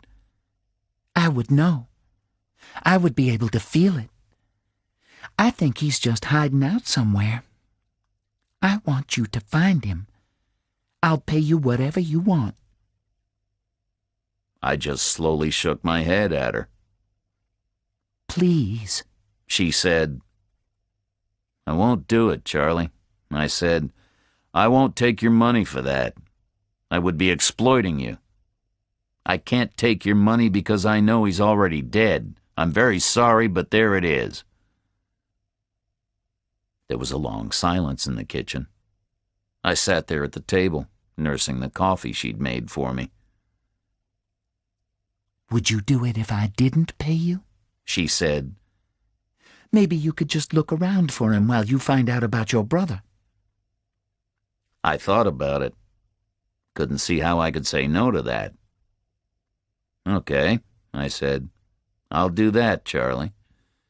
But like I say, don't expect miracles. I think we're looking at something very bad here. I think he's alive, She said. I would know if he wasn't. I started worrying about what would happen when his body was found. She was going to come face to face with reality the same way a runaway truck comes face to face with the side of a building. You'll need expense money, Charlie said. I wasn't sure about taking it, but she passed me a thick envelope. Will that do? She asked. I looked in the envelope. There was a thick wad of $100 bills in there.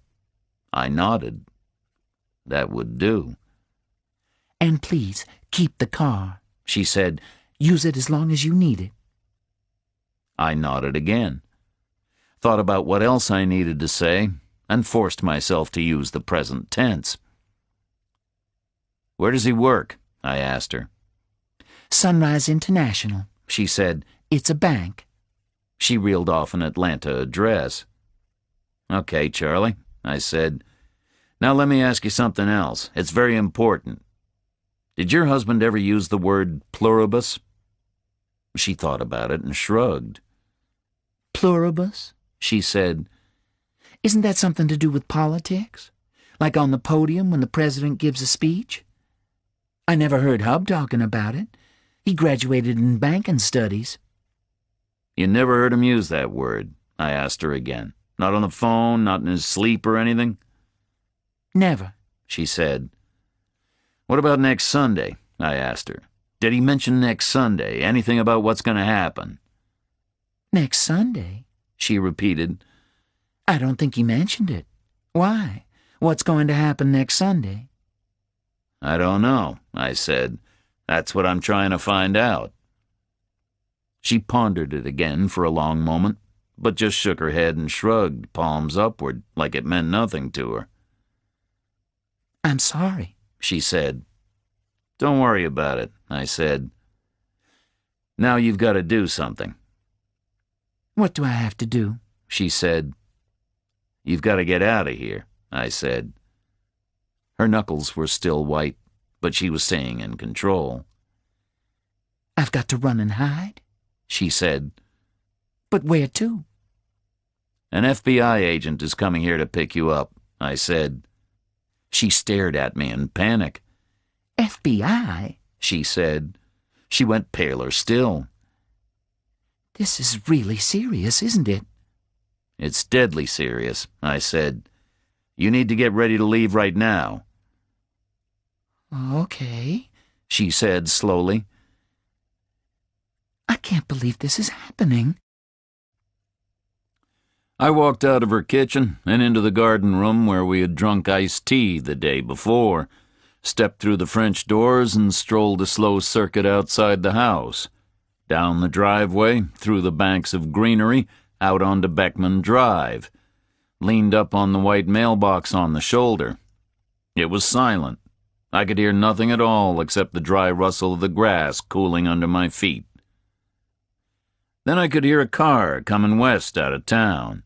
It slowed just before the crest of the rise, and I heard the automatic box slur a change down as the speed dropped. The car rose up over the crest into view. It was a brown Buick, very plain, 2 guys in it. They were small, dark guys, Hispanic, loud shirts. They were slowing, drifting to the left of the road, looking for the Hubble mailbox. I was leaning on the Hubble mailbox, looking at them. Their eyes met mine. The car accelerated again and swerved away, blasted on into the empty peach country. I stepped out and watched them go.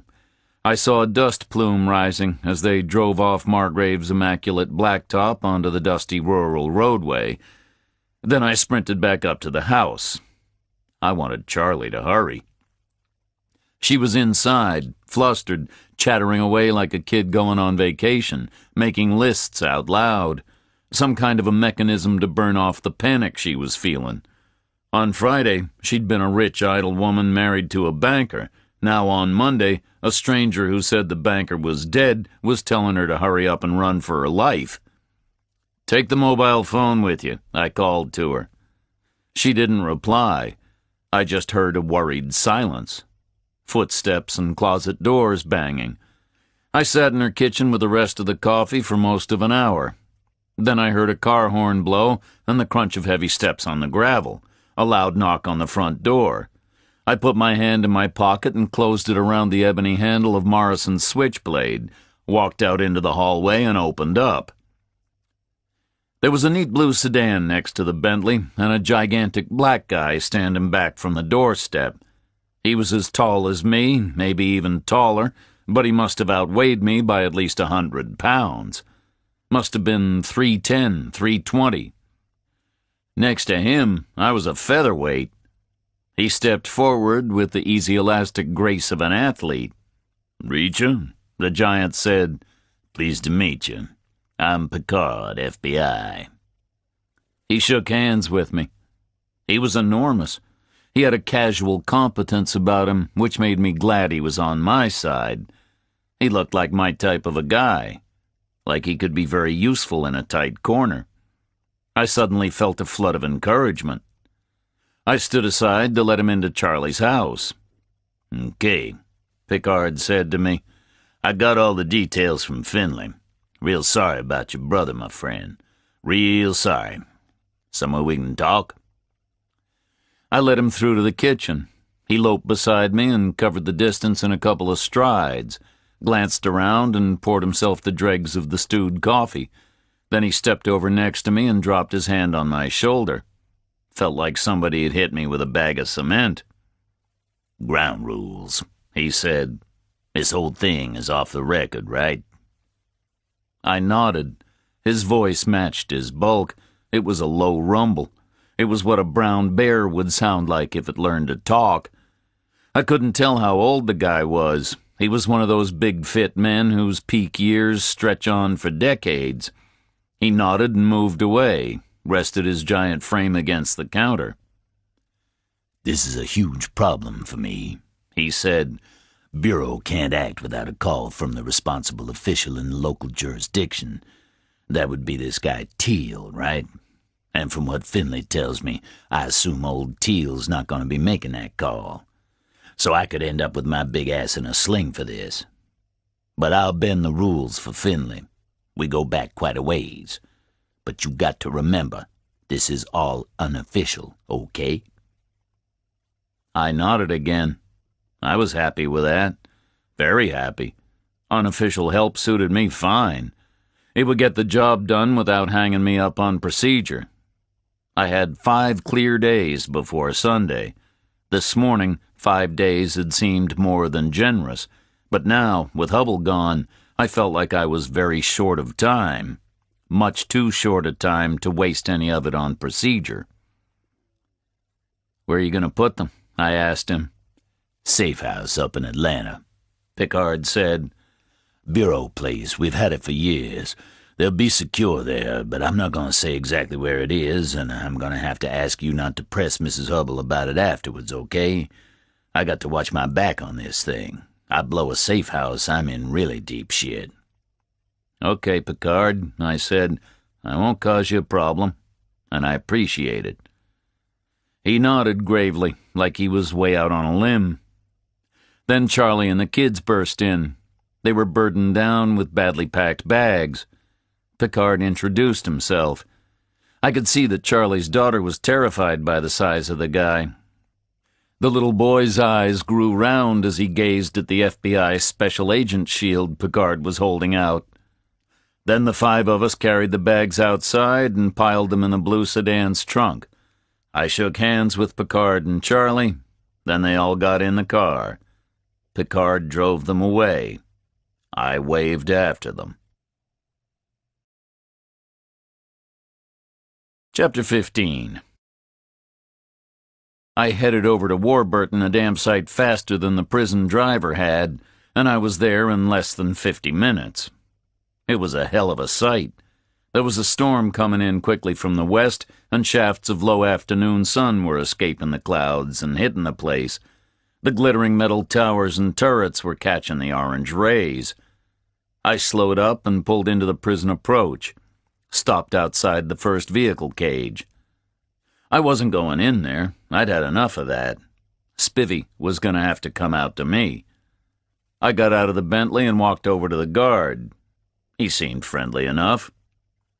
"Spivvy on duty?" I asked him. "You want him?" The guard said. "Tell him Mr. Reacher's here," I said. The guy ducked under a Perspex hood and made a call. Ducked back out again and shouted over to me. "He doesn't know any Mr. Reacher," he said. "Tell him Chief Morrison sent me," I said. "Over from Margrave." The guy went under the Perspex thing again and started talking. After a minute, he was back out. "Okay, drive on through," he said. "Spivvy'll meet you at reception." "Tell him he's got to come out here," I said. "Meet me on the road." I walked away and stood in the dust on the edge of the blacktop. It was a battle of nerves. I was betting Spivvy would come on out. I'd know in 5 minutes. I waited. I could smell rain coming out of the west. In an hour, it was going to roll right over us. I stood and waited. Spivvy came out. I heard the grills on the vehicle cage grinding across. I turned and saw a dirty Ford driving through. It came out and stopped next to the Bentley. Spivvy heaved himself out. He walked over. Big guy, sweating, red face and hands. His uniform was dirty. "Remember me?" I asked him. His small snake eyes flicked around. He was adrift and worried. "You're Reacher," he said. "So what?" "Right," I said. "I'm Reacher, from Friday. What was the deal?" He shifted from foot to foot. He was going to play hard to get, but he'd already showed his hand. He'd come out to meet me. He'd already lost the game. But he didn't speak. "What was the deal on Friday?" I said again. "Morrison is dead," he said. Then he shrugged and clamped his thin lips. Wouldn't say any more. I stepped casually to my left, just a foot or so, to put Spivvy's bulk between me and the gate guard, so the gate guard couldn't see. Morrison's switchblade appeared in my hand. I held it up at Spivvy's eye level for a second, just long enough for him to read the gold-filled engraving in the ebony. Then the blade popped out with a loud click. Spivvy's small eyes were fixed on it. "You think I used this on Morrison?" I said. He was staring at the blade. It shone blue in the stormy sun. "It wasn't you," he said. "But maybe you had good reason." I smiled at him. He knew it wasn't me who killed Morrison. Therefore he knew who had. Therefore he knew who Morrison's bosses were. Simple as that. 3 little words, and I was getting somewhere. I moved the blade a fraction closer to his big red face. "Want me to use this on you?" I said. Spivvy looked around wildly, saw the gate guard 30 yards away. "He's not going to help you," I said. "He hates your useless fat guts. He's just a guard. You sucked ass and got promotion. He wouldn't piss on you if you were on fire. Why should he?" "So what do you want?" Spivvy said. Friday, I said. What was the deal? And if I tell you? He said. I shrugged at him. Depends what you tell me, I said. You tell me the truth, I'll let you go back inside. Want to tell me the truth? He didn't reply.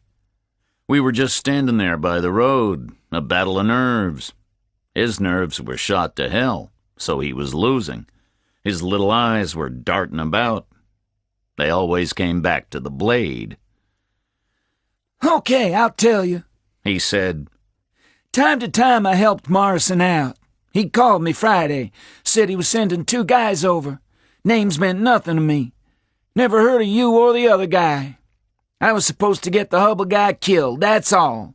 Nothing was supposed to happen to you, I swear it. So what went wrong? I asked him. My guys screwed up, he said. That's all, I swear it. It was the other guy we were after. Nothing was supposed to happen to you. You got out of there, right? No damage done, right? So why give me a hard time? I flashed the blade up real quick and nicked his chin. He froze in shock. A moment later, a fat worm of dark blood welled out of the cut. What was the reason? I asked him. There's never a reason, he said. I just do what I'm told. You do what you're told, I said. I do what I'm told, he said again. I don't want to know any reasons. So who told you what to do? I said. Morrison, he said. Morrison told me what to do. And who told Morrison what to do? I asked him. I held the blade an inch from his cheek. He was just about whimpering with fear. I stared into his small snake eyes. He knew the answer. I could see that, far back in those eyes. He knew who told Morrison what to do. Who told him what to do? I asked him again. I don't know, he said. I swear it, grave of my mother. I stared at him for a long moment, shook my head. Wrong, Spivvy, I said. You do know. You're gonna tell me. Now Spivvy shook his head. His big red face jerked from side to side. The blood was running down his chin onto his slabby jowls. They'll kill me if I do, he said.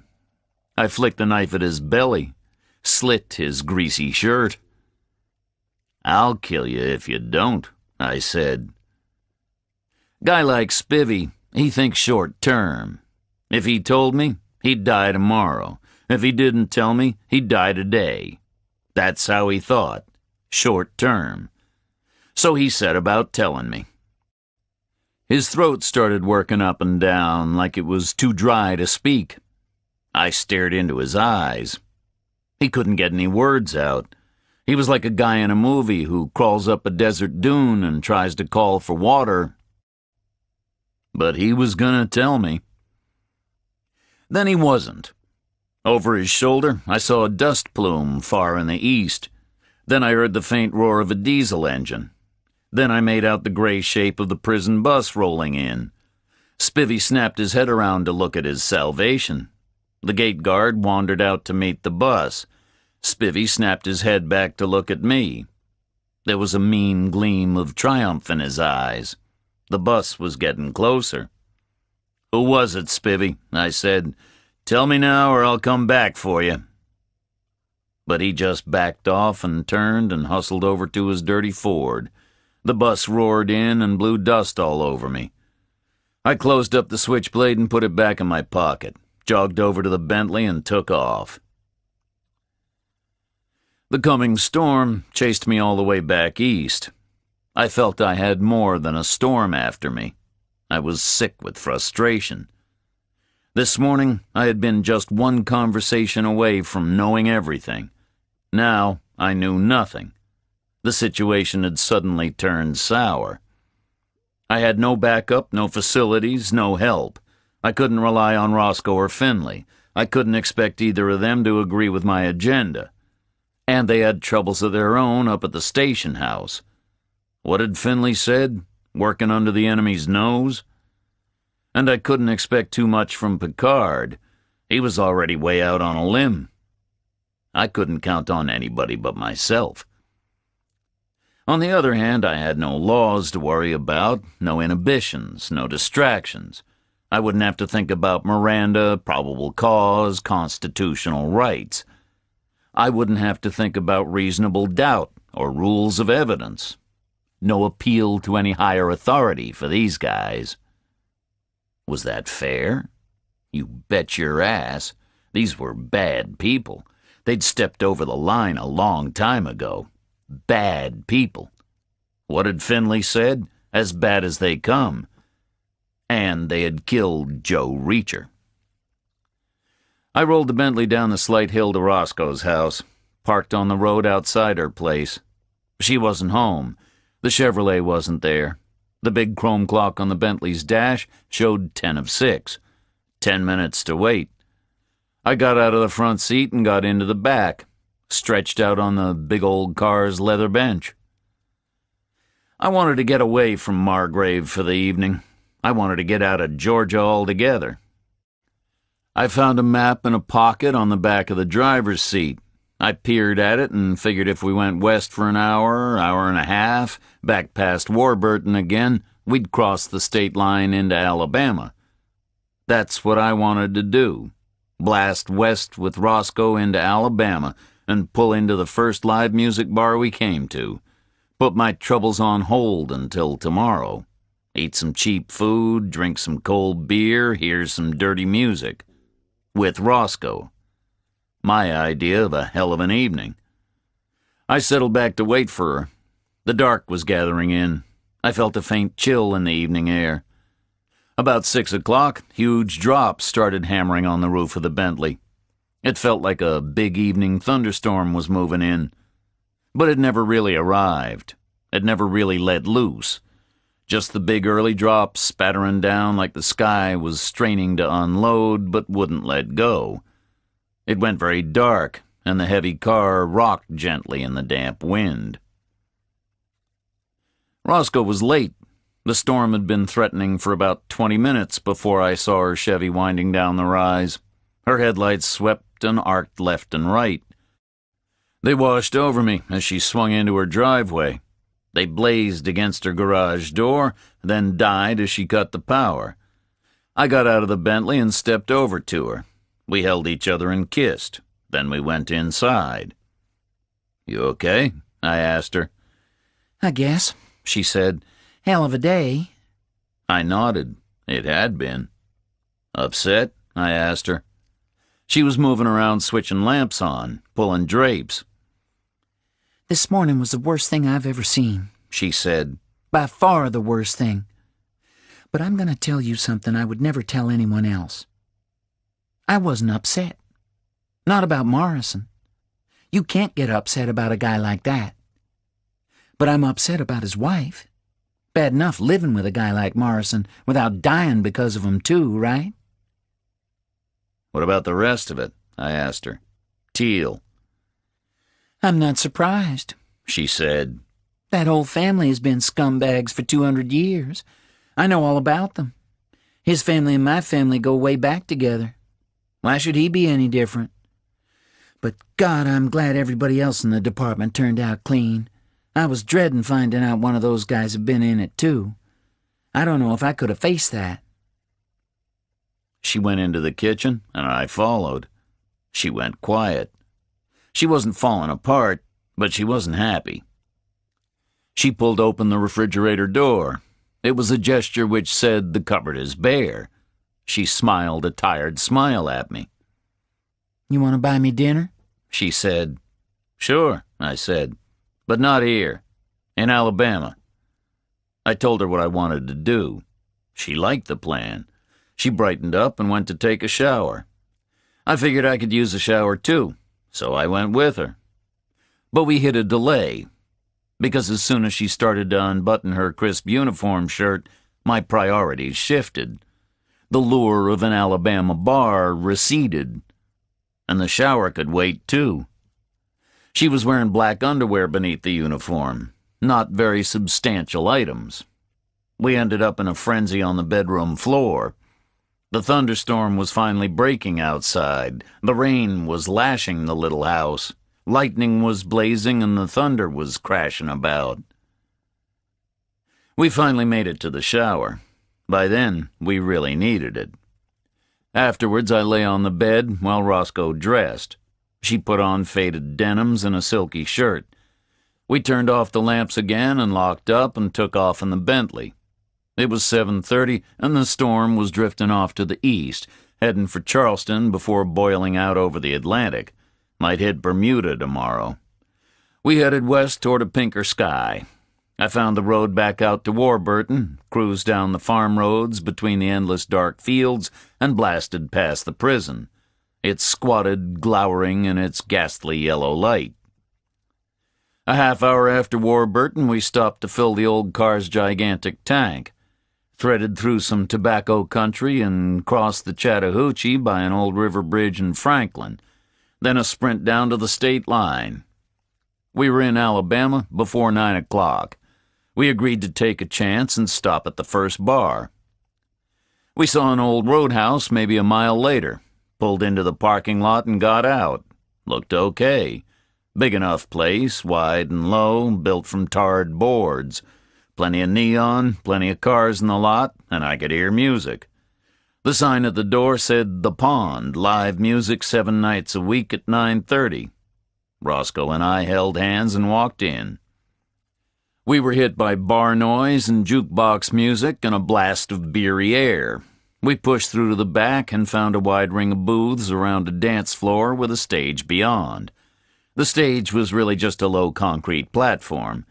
It might once have been some kind of a loading bay. The ceiling was low and the light was dim. We found an empty booth and slid in, watched the band setting up while we waited for service. The waitresses were rushing around like basketball centers. One dived over and we ordered beers, cheeseburgers, fries, onion rings. Pretty much right away she ran back with a tin tray with our stuff on it. We ate and drank and ordered more.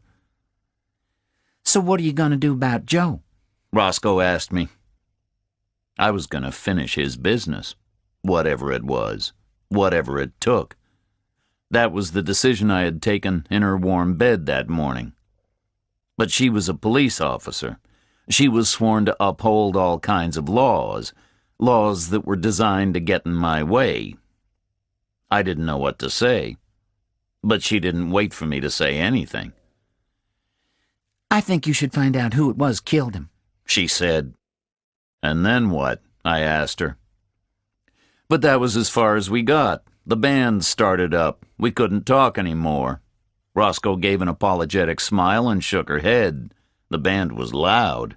She shrugged, saying sorry for the fact that I couldn't hear her talking. She sketched me a tell-you-later gesture across the table, and we turned to face the stage. I wished I could have heard her reply to my question. The bar was called The Pond, and the band was called Pond Life. They started pretty well, a classic trio, guitar, bass, drums, firmly into the Stevie Ray Vaughan thing. Since Stevie Ray died in his helicopter up near Chicago, it seemed like you could count up all the white men under 40 in the southern states, divide by 3, and that was the number of Stevie Ray Vaughan tribute bands. Everybody was doing it. Because it didn't require much. Didn't matter what you looked like, didn't matter what gear you had. All you needed was to get your head down and play. The best of them could match Stevie Ray's on-a-dime changes from loose bar rock to the old Texas blues. This lot was pretty good. Pond Life. They lived up to their ironic name. The bass and the drums were big, messy guys, lots of hair all over, fat and dirty. The guitar player was a small, dark guy, not unlike old Stevie Ray himself. The same gappy grin. He could play, too. He had a black Les Paul copy and a big Marshall stack. Good old-fashioned sound. The loose, heavy strings and the big pickups overloading the ancient Marshall tubes, giving that glorious fat buzzy scream you couldn't get any other way. We were having a good time. We drank a lot of beer, sat tight together in the booth. Then we danced for a while, Couldn't resist it. The band played on and on. The room got hot and crowded. The music got louder and faster. The waitresses sprinted back and forth with long-necked bottles. Roscoe looked great. Her silky shirt was damp. She wasn't wearing anything underneath it. I could see that because of the way the damp silk stuck to her skin. I was in heaven. I was in a plain old bar with a stunning woman and a decent band. Joe was on hold until tomorrow. Margrave was 1,000,000 miles away. I had no problems. I didn't want the evening to end. The band played on until pretty late. Must have been way past midnight. We were juiced up and sloppy. Couldn't face the drive back. It was raining again, lightly. Didn't want to drive an hour and a half in the rain. Not so full of beer. Might end up in a ditch. Or in jail. There was a sign to a motel a mile further on. Roscoe said we should go there. She was giggly about it, like we were eloping or something. Like I'd transported her across the state line for that exact purpose. I hadn't, specifically. But I wasn't about to put up a whole lot of objections. So we stumbled out of the bar with ringing ears and got into the Bentley. We rolled the big old car cautiously and slowly down the streaming road for a mile. Saw the motel up ahead. A long, low, old place, like something out of a movie. I pulled into the lot and went into the office, roused the night guy at the desk, gave him the money, and arranged an early morning call. Got the key and went back out to the car. I pulled it around to our cabin and we went in. It was a decent, anonymous place. Could have been anywhere in America. But it felt warm and snug with the rain pattering on the roof. And it had a big bed. I didn't want Roscoe to catch a chill. She ought to get out of that damp shirt. That's what I told her. She giggled at me. Said she hadn't realized I had medical qualifications. I told her we'd been taught enough for basic emergencies. Is this a basic emergency? She giggled. It will be soon, I laughed, if you don't take that shirt off. So she did take it off. Then I was all over her. She was so beautiful, so provocative. She was ready for anything. Afterwards, we lay in an exhausted tangle and talked. About who we were, about what we'd done. About who we wanted to be and what we wanted to do. She told me about her family. It was a bad luck story stretching back generations. They sounded like decent people. Farmers, people who had nearly made it but never did.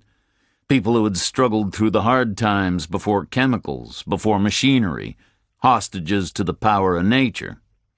Some old ancestor had nearly made it big, but he lost his best land when Mayor Teal's great-grandfather built the railroad. Then some mortgages were called in, and the grudge rolled on down the years, so that now she loved Margrave, but hated to see Teal walking around like he owned it, which he did, and which Teal's always had.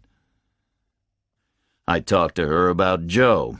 I told her things I'd never told anybody else, all the stuff I'd kept to myself, all about my feelings for him, and why I felt driven to do something about his death, and how I was happy to do it. We went through a lot of personal stuff, talked for a long time, and fell asleep in each other's arms. Seemed like more or less straight away the guy was banging on the door with the early morning call. Tuesday. We got up and staggered around. The early sun was struggling against a damp dawn. Within 5 minutes, we were back in the Bentley rolling east. The rising sun was blinding in the dewy screen. Slowly we woke up.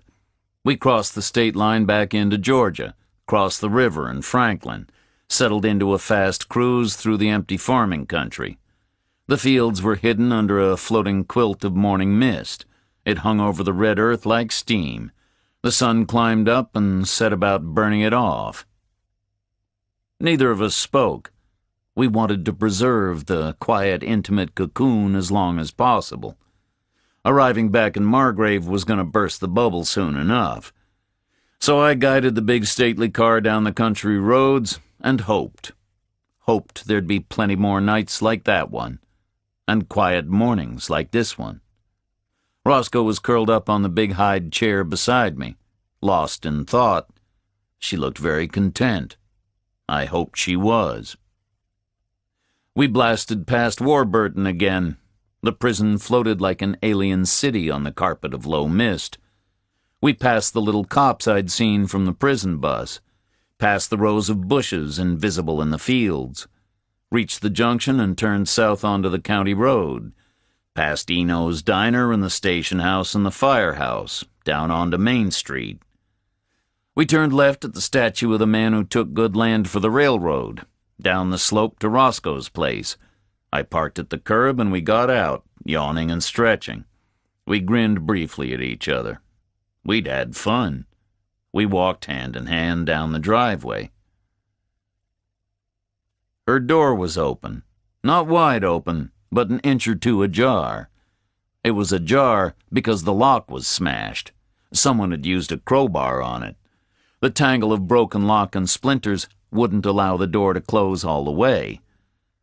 Roscoe put her hand to her mouth and gave a silent gasp. Her eyes were wide. They slid from the door to me. I grabbed her elbow and pulled her away. We stood flat against the garage door, crouched down, stuck close to the walls and circled right around the house, listened hard at every window and risked ducking our heads up for a quick glance into every room. We arrived back at the smashed front door. We were wet from kneeling on the soaked ground and from brushing against the dripping evergreens. We stood up, looked at each other and shrugged, pushed the door open and went inside. We checked everywhere. There was nobody in the house. No damage, no disturbance. Nothing was stolen. The stereo was still there, the TV was still there. Roscoe checked her closet.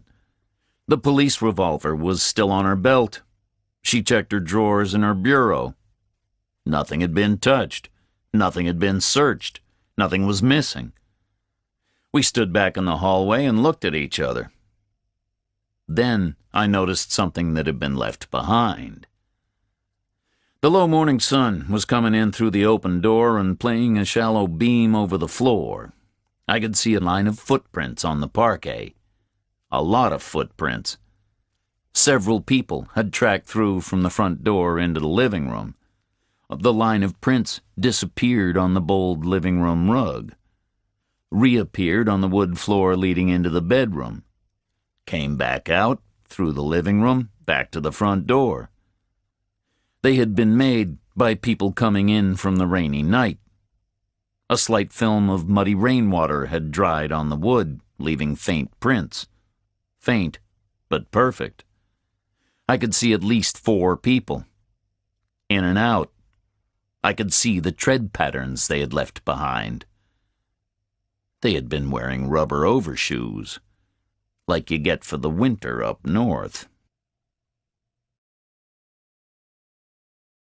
Chapter 16. They had come for us in the night. They had come expecting a lot of blood.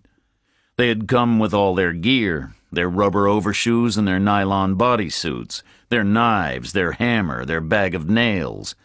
They had come to do a job on us like they'd done on Morrison and his wife. They had pushed open the forbidden door. They had made a second fatal mistake. Now they were dead men. I was going to hunt them down and smile at them as they died. Because to attack me was a second attack on Joe. He was no longer here to stand up for me. It was a second challenge, a second humiliation. This wasn't about self-defense. This was about honoring Joe's memory. Roscoe was following the trail of footprints, showing a classic reaction: denial. 4 men had come to butcher her in the night. She knew that, but she was ignoring it, closing it out of her mind, dealing with it by not dealing with it.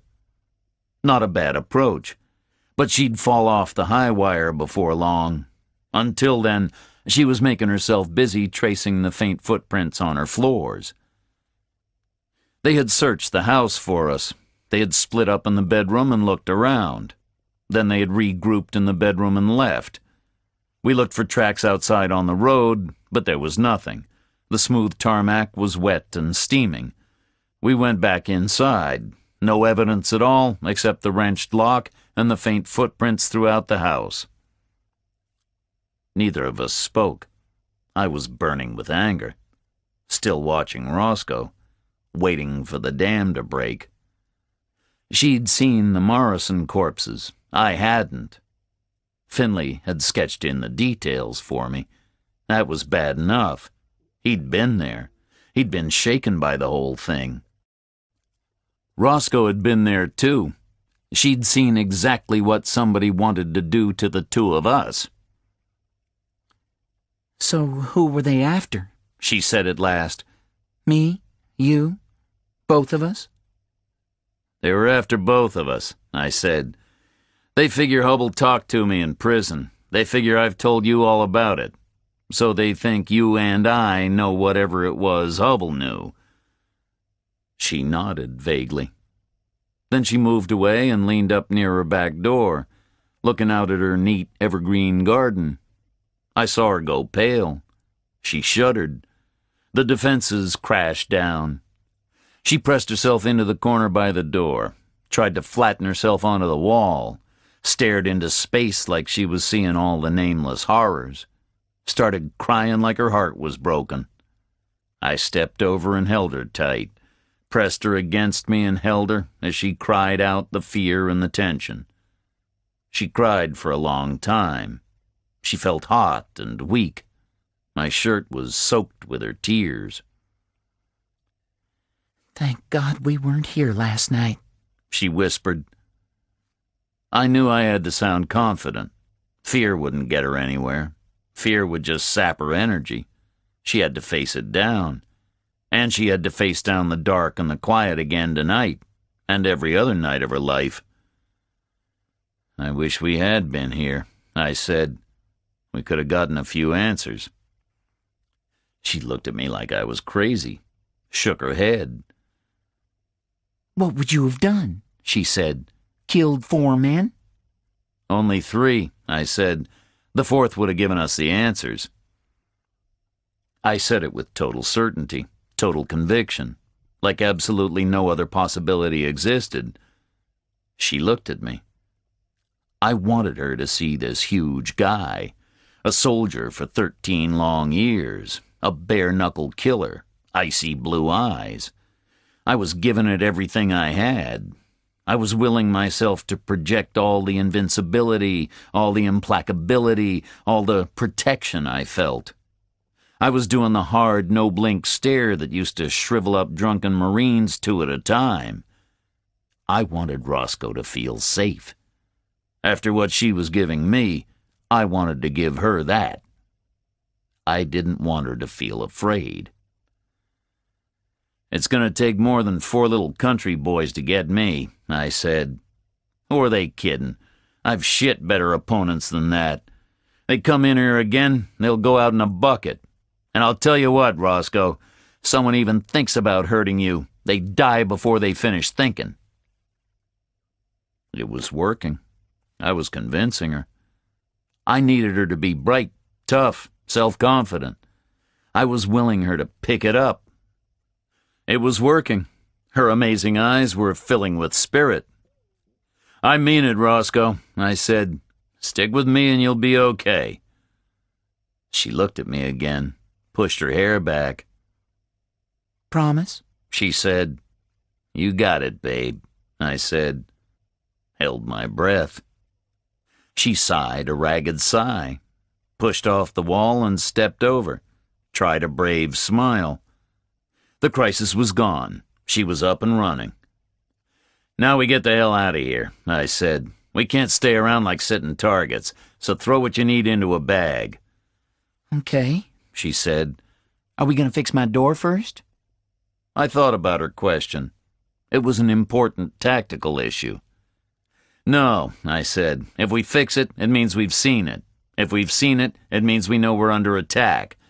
Better if they figure we don't know we're under attack, because then they'll figure they don't need to be too careful next time.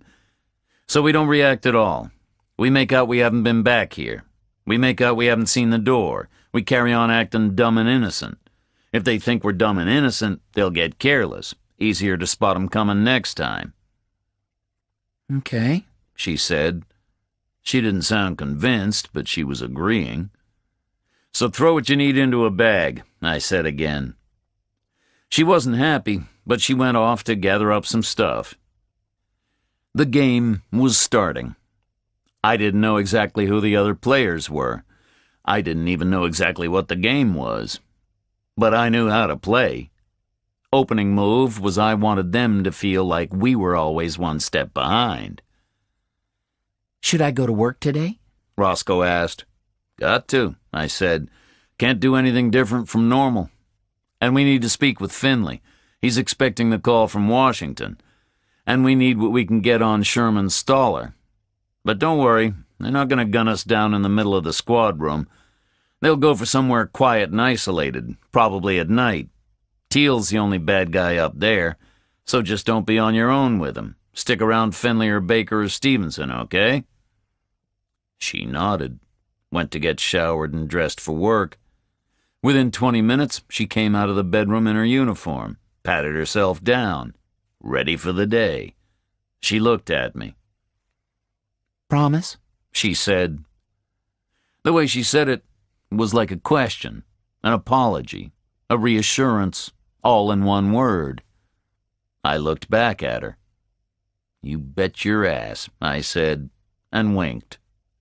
She nodded, winked back. We were okay. We went out the front door and left it slightly open, just like we'd found it. I hid the Bentley in her garage to maintain the illusion that we hadn't been back to her house. Then we got in her Chevy and decided to start with breakfast up at Eno's. She took off and gunned the car up the hill. It felt loose and low after the upright old Bentley. Coming down the hill toward us was a panel van. Smart dark green, very clean, brand new. It looked like a utility van, but on the side was sign in fancy gold script. It said, "Kleiner Foundation," the same as I'd seen the gardeners using. "What's that truck?" I said to Roscoe. She wafted through the right at the coffee shop, up onto Main Street. "Foundation's got a lot of trucks," she said. "What is it they do?" I asked her. "Big deal round here," she said. "Old man Kleiner. The town sold him the land for his warehouses, and part of the deal was he set up a community program. Teal runs it out of the mayor's office." "Teal runs it?" I said. "Teal's the enemy." "He runs it because he's the mayor," she said, "not because he's Teal. The program assigns a lot of money, spends it on public things, roads, gardens, the library, local business grants, gives the police department a hell of a lot. Gives me a mortgage subsidy just because I'm with the department." "Gives Teal a lot of power," I said. "And what's the story with the Kleiner boy? He tried to warn me off you, made out he had a prior claim." She shuddered. "He's a jerk," she said. "I avoid him when I can. You should do the same." She drove on, looking edgy, kept glancing around, startled, like she felt under threat, like someone was going to jump out in front of the car and gun us down. Her quiet life in the Georgia countryside was over. 4 men in the night up at her house had shattered that. We pulled into Eno's gravel lot, and the big Chevy rocked gently on its soft springs. I slid out of the low seat, and we crunched across the gravel together to Eno's door. It was a gray day. The night rain had chilled the air and left rags of cloud all over the sky. The siding on the diner reflected the dullness. It was cold. It felt like a new season. We went in. The place was empty. We took a booth, and the woman with glasses brought us coffee. We ordered eggs and bacon with all kinds of extras on the side. A black pickup was pulling into the lot outside. Same black pickup as I'd seen 3 times before. Different driver, not the Kleiner kid. This was an older guy, maybe approaching 60, but bone-hard and lean, iron-gray hair shaved close to his scalp. He was dressed like a rancher in denim. Looked like he lived outdoors in the sun. Even through Eno's window, I could sense his power and feel the glare in his eyes. Roscoe nudged me and nodded at the guy. "That's Kleiner," she said. "The old man himself." He pushed in through the door and stood for a moment, looked left, looked right, and moved into the lunch counter. Eno came around from the kitchen. The two of them talked quietly, heads bent together. Then Kleiner stood up again, turned to the door, stopped and looked left, looked right, rested his gaze on Roscoe for a second. His face was lean and flat and hard. His mouth was a line carved into it. Then he moved his eyes onto me. I felt like I was being illuminated by a searchlight. His lips parted in a curious smile. He had amazing teeth, long canines canted inward and flat square incisors, yellow like an old wolf. His lips closed again and he snapped his gaze away, pulled the door and crunched over the gravel to his truck, took off with the roar of a big motor and a spray of small stones. I watched him go and turned to Roscoe. "So tell me more about these Kleiner people," I said. She still looked edgy. "Why?" she said. "We're fighting for our lives here, and you want to talk about the Kleiners?" "I'm looking for information," I said. "Kleiner's name crops up everywhere. He looks like an interesting guy. His son is a piece of work. And I saw his wife. She looked unhappy. I'm wondering if all that's got anything to do with anything." She shrugged and shook her head. "I don't see how," she said. "They're newcomers, only been here 5 years. The family made a fortune in cotton processing, generations back, over in Mississippi. Invented some kind of a new chemical thing, some kind of a new formula, chlorine or sodium something, I don't know for sure. Made a huge fortune. But they ran into trouble with the EPA over there, about 5 years ago. Pollution or something. There were fish dying all the way down to New Orleans because of dumping into the river." "So what happened?" I asked her. "Kleiner moved the whole plant," she said. "The company was his by then. He shut down the whole Mississippi operation and set it up again in Venezuela or somewhere. Then he tried to diversify. He turned up here in Georgia 5 years ago with this warehouse thing, consumer goods, electronics or something." "So they're not local," I said. "Never saw him before 5 years ago," she said. "Don't know much about them. But I never heard anything bad. Kleiner's probably a tough guy, maybe even ruthless, but he's okay as long as you're not a fish, I guess." "So why is his wife so scared?" I said. Roscoe made a face. "She's not scared," she said. "She's sick. Maybe she's scared because she's sick. She's gonna die, right? That's not Kleiner's fault." The waitress arrived with the food.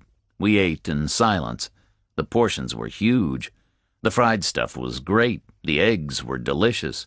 This guy Eno had a way with eggs. I washed it all down with pints of coffee. I had the waitress running back and forth with the refill jug. "Pluribus means nothing at all to you?" Roscoe asked.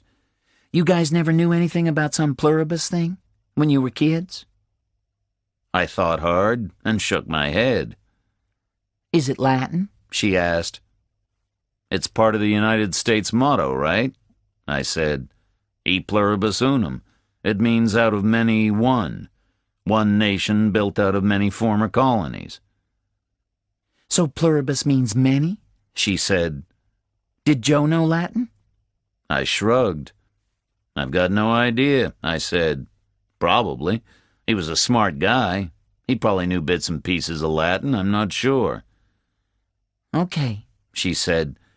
"You got no other ideas at all why Joe was down here?" "Money, maybe," I said. "That's all I can think of. Joe worked for the Treasury Department, as far as I know. Hubble worked for a bank. Their only thing in common would be money. Maybe we'll find out from Washington. If we don't, we're going to have to start from the beginning. Okay, She said. you need anything? I'll need that arrest report from Florida, I said. For Sherman Stoller? She said, that's 2 years old. Gotta start somewhere, I said. Okay, I'll ask for it. She shrugged. I'll call Florida. Anything else? I need a gun, I said. She didn't reply. I dropped a 20 on the laminate tabletop and we slid out and stood up, walked out to the unmarked car.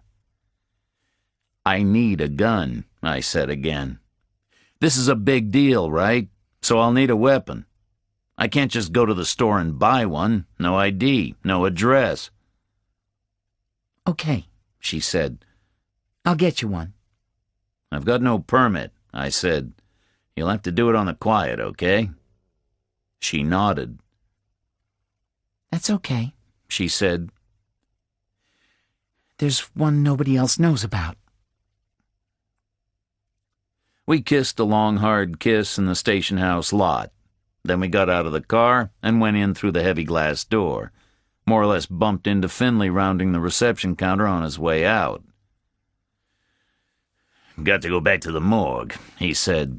You guys come with me, okay? We need to talk. Lot to talk about. So we went back out into the dull morning, got back into Roscoe's Chevy. Same system as before. She drove, I sat across the back. Finley sat in the front passenger seat, twisted around so he could look at the both of us at once.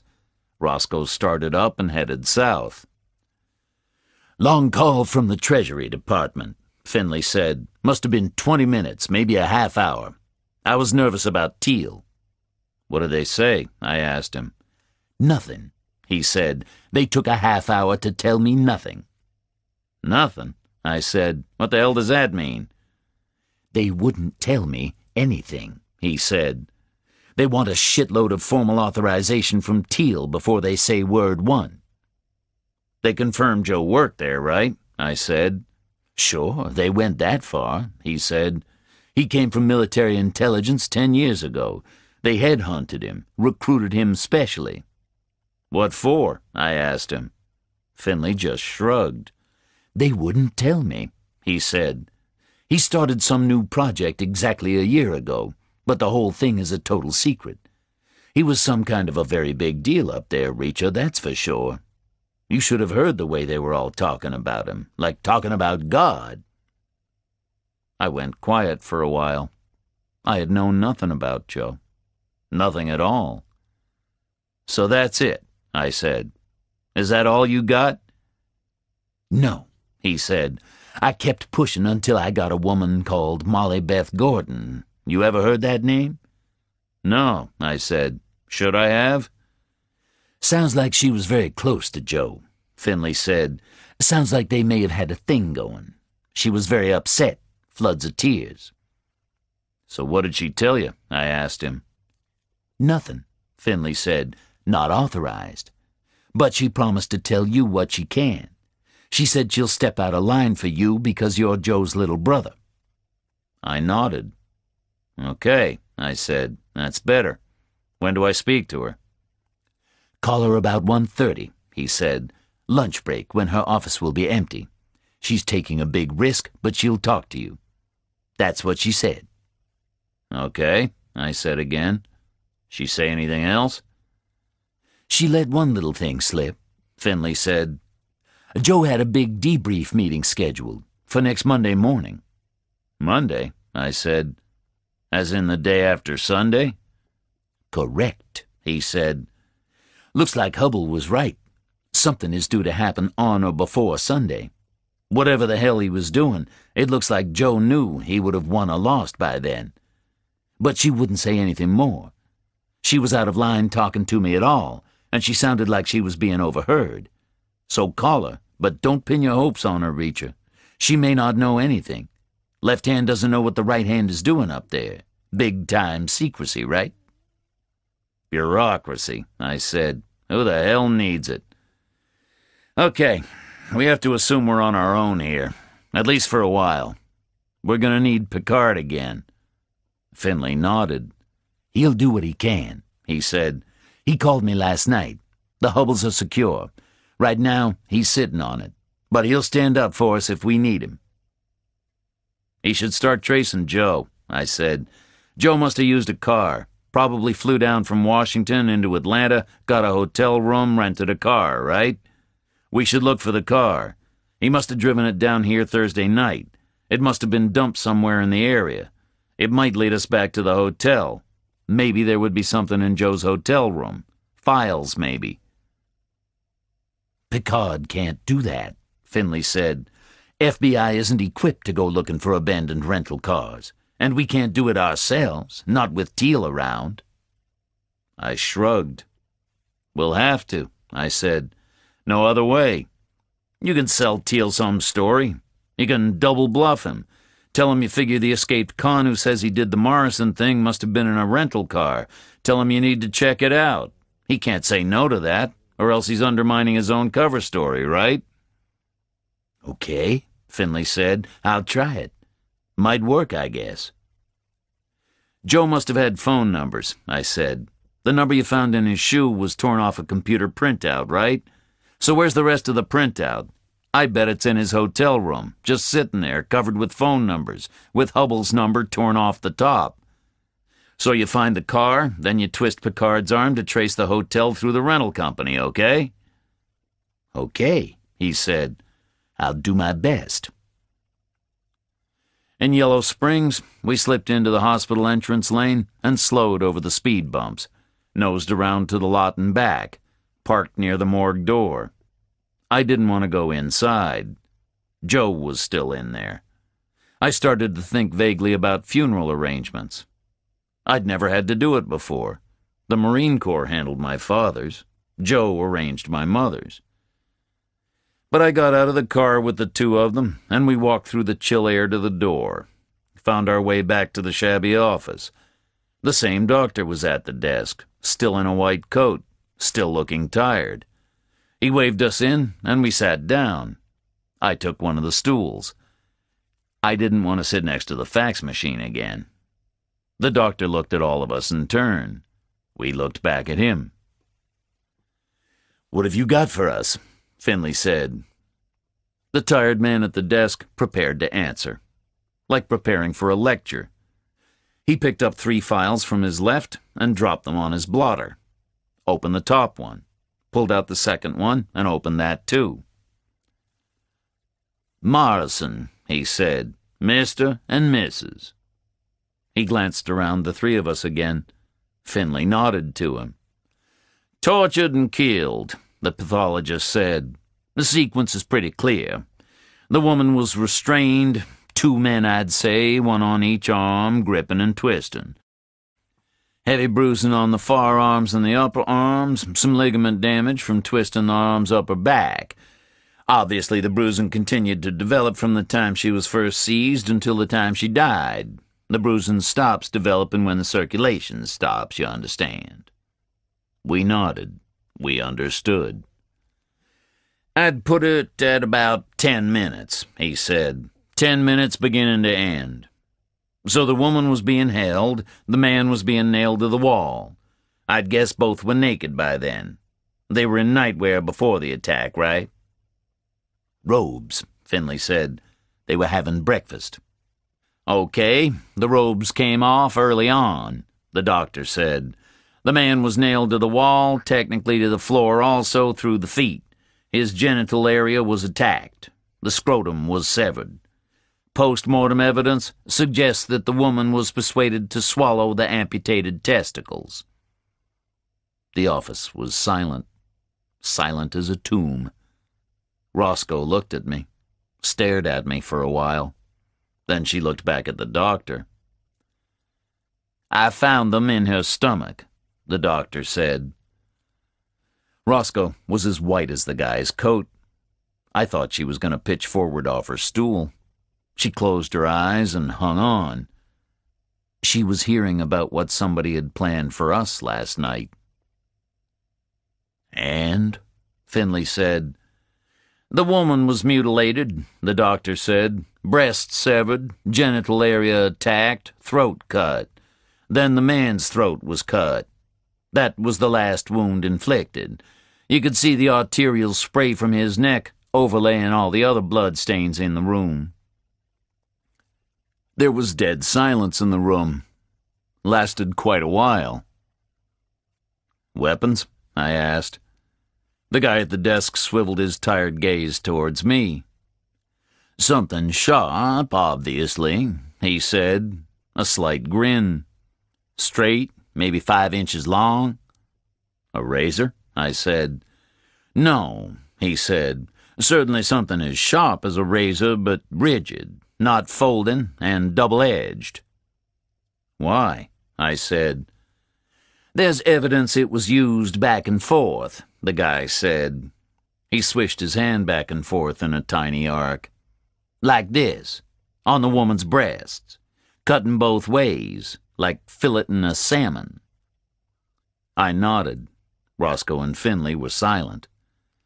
"What about the other guy?" I said. "Stoller." The pathologist pushed the 2 Morrison files to one side and opened up the third, glanced through it and looked across at me. The third file was thicker than the first 2. "His name was Stoller?" he said. "We've got him down as John Doe." Roscoe looked up. "We sent you a fax," she said. "Yesterday morning. We traced his prints." The pathologist rooted around on the messy desk, found a curled-up fax, read it and nodded, crossed out John Doe on the folder, and wrote in Sherman Stoller. Gave us his little grin again. "I've had him since Sunday," he said. "Been able to do a more thorough job, you know. A bit chewed up by the rats, but not pulped like the first guy, and altogether a lot less mess than the Morrisons." "So what can you tell us?" I said. "We've talked about the bullets, right?" he said. "Nothing more to add about the exact cause of death." "So what else do you know?" I asked him. The file was too thick for just the shooting and running and bleeding to death bits. This guy clearly had more to tell us. I saw him put his fingers on the pages and press lightly, like he was trying to get vibrations or read the file in Braille. "He was a truck driver," he said. "He was?" I said. "I think so," the guy said. Sounded confident. Finley looked up. He was interested. He loved the process of deduction. It fascinated him. Like when I'd scored with those long shots about Harvard, his divorce, quitting smoking. "Go on," he said. "Okay, briefly," the pathologist said. "I found certain persuasive factors. A sedentary job because his musculature was slack, his posture poor, and flabby buttocks. Slightly rough hands, a fair bit of old diesel fuel ingrained in the skin. Also traces of old diesel fuel on the soles of his shoes. Internally, a poor diet, high in fat, plus a bit too much hydrogen sulfide in the blood gases and the tissues. This guy spent his life on the road, sniffing other people's catalytic converters. I make him a truck driver because of the diesel fuel." Finley nodded. I nodded. Stoller had come in with no ID, no history, nothing but his watch. This guy was pretty good. He watched us nod our approval, looked pleased, looked like he had more to say. "But he's been out of work for a while," he said. "Why?" Finley asked him. "Because all that evidence is old," the doctor said. "Looks to me like he was driving a lot for a long period, but then he stopped. I think he's done very little driving for 9 months, maybe a year. So I make him a truck driver, but an unemployed truck driver." "Okay, Doc, good work," Finley said. "You got copies of all that for us?" The doctor slid a large envelope across the desk. Finley stepped over and picked it up. Then we all stood up. I wanted to get out. I didn't want to go back to the cold store again. I didn't want to see any more damage. Roscoe and Finley sensed it and nodded. We hustled out like we were 10 minutes late for something. The guy at the desk let us go. He'd seen lots of people rushing out of his office like they were 10 minutes late for something. We got into Roscoe's car. Finley opened the big envelope and pulled out the stuff on Sherman's staller. Folded it into his pocket. "That's ours for the time being," he said. "It might get us somewhere." I'll get the arrest report from Florida," Roscoe said, "and we'll find an address for him somewhere. Gotta be a lot of paperwork on a trucker, right? Union, medical, licenses. Should be easy enough to do." We rode the rest of the way back to Margrave in silence. The station house was deserted, apart from the desk guy. Lunch break in Margrave, lunch break in Washington, D.C. Same time zone. Finley handed me a scrap of paper from his pocket and stood guard on the door to the Rosewood office. I went inside to call the woman who may have been my brother's lover. The number Finley had handed me reached Molly Beth Gordon's private line. She answered on the first ring. I gave her my name. It made her cry. "You sound so much like Joe," she said. I didn't reply. I didn't want to get into a whole lot of reminiscing. Neither should she, not if she was stepping out of line and was in danger of being overheard. She should just tell me what she had to tell me and get off the line. "So what was Joe doing down here?" I asked her. I heard her sniffing, and then her voice came back clear. "He was running an investigation," she said. "Into what, I don't know specifically." "But what sort of a thing?" I asked her. "What was his job?" "Don't you know?" she said. "No," I said. "We found it very hard to keep in touch, I'm afraid. You'll have to start from the beginning for me."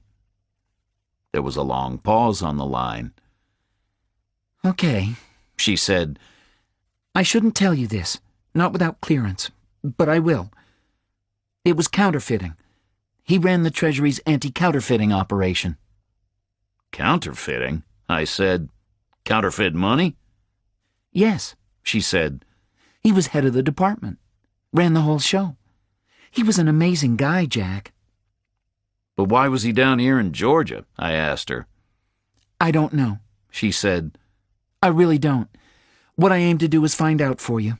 I can copy his files. I know his computer password." There was another pause. Now I knew something about Molly Beth Gordon. I'd spent a lot of time on computer passwords. Any military cop does. I'd studied the psychology. Most users make bad choices. A lot of them write the damn word on a post-it note and stick it on the monitor case. The ones who are too smart to do that use their spouse's name or their dog's name or their favorite car or ball player or the name of the island where they took their honeymoon or balled their secretary. The ones who think they're really smart use figures, not words, but they choose their birthday or their wedding anniversary or something pretty obvious. If you can find something out about the user, you've normally got a better than even chance of figuring their password. But that would never work with Joe. He was a professional. He'd spent important years in military intelligence. His password would be a random mixture of numbers, letters, punctuation marks, upper and lower case. His password would be unbreakable. If Molly Beth Gordon knew what it was, Joe must have told her. No other way. He had really trusted her. He had been really close to her. So I put some tenderness into my voice. "Molly, that'd be great," I said. "I really need that information." "I know you do," she said. "I hope to get it tomorrow. I'll call you again, soon as I can, soon as I know something." "Is there counterfeiting going on down here?" I asked her. "Is that what this could be all about?" "No," she said. "It doesn't happen like that. Not inside the States. All that stuff about little guys with green eye shades down in secret cellars printing dollar bills is all nonsense. Just doesn't happen. Joe stopped it. Your brother was a genius, Jack. He set up procedures years ago for the special paper sales and the inks, so if somebody starts up, he gets nailed within days. 100% foolproof. Printing money in the States just doesn't happen anymore. Joe made sure of that. It all happens abroad. Any fakes we get here are shipped in. That's what Joe spent his time chasing. International stuff. Why he was in Georgia, I don't know. I really don't. But I'll find out tomorrow, I promise you that." I gave her the station house number and told her to speak to nobody except me or Roscoe or Finley. Then she hung up in a hurry like somebody had just walked in on her. I sat for a moment and tried to imagine what she looked like. Teal was back in the station house, and old man Kleiner was inside with him. They were over by the reception counter, heads together. Kleiner was talking to Teal like I'd seen him talking to Eno at the diner. Foundation business, maybe. Roscoe and Finley were standing together by the cells. I walked over to them, stood between them, and talked low. "Counterfeiting," I said. "This is about counterfeit money. Joe was running the Treasury Department's defense for them. You know anything about that sort of a thing down here? Either of you?" They both shrugged and shook their heads. I heard the glass door suck open, looked up. Kleiner was on his way out. Teal was starting in toward us. "I'm out of here," I said. I brushed past Teal and headed for the door. Kleiner was standing in the lot next to the black pickup, waiting for me. He smiled, wolf's teeth showing. "Sorry for your loss," he said. His voice had a quiet, cultured tone, educated, a slight hiss on the sibilants, not the voice to go with his sun-baked appearance. "You upset my son," he said. He looked at me, something burning in his eyes. I shrugged. "The kid upset me first," I said. "How?" Kleiner asked, sharply. "He lived and breathed," I said. I moved on across the lot. Kleiner slid into the black pickup, fired it up, and nosed out. He turned north, I turned south. Started the walk down to Roscoe's place. It was a half-mile through the new fall chill, 10 minutes at a brisk pace. I got the Bentley out of the garage, drove it back up the slope to town, made the right onto Main Street, and cruised along. I was peering left and right in under the smart striped awnings, looking for the clothes store. Found it 3 doors north of the barber shop. Left the Bentley on the street and went in.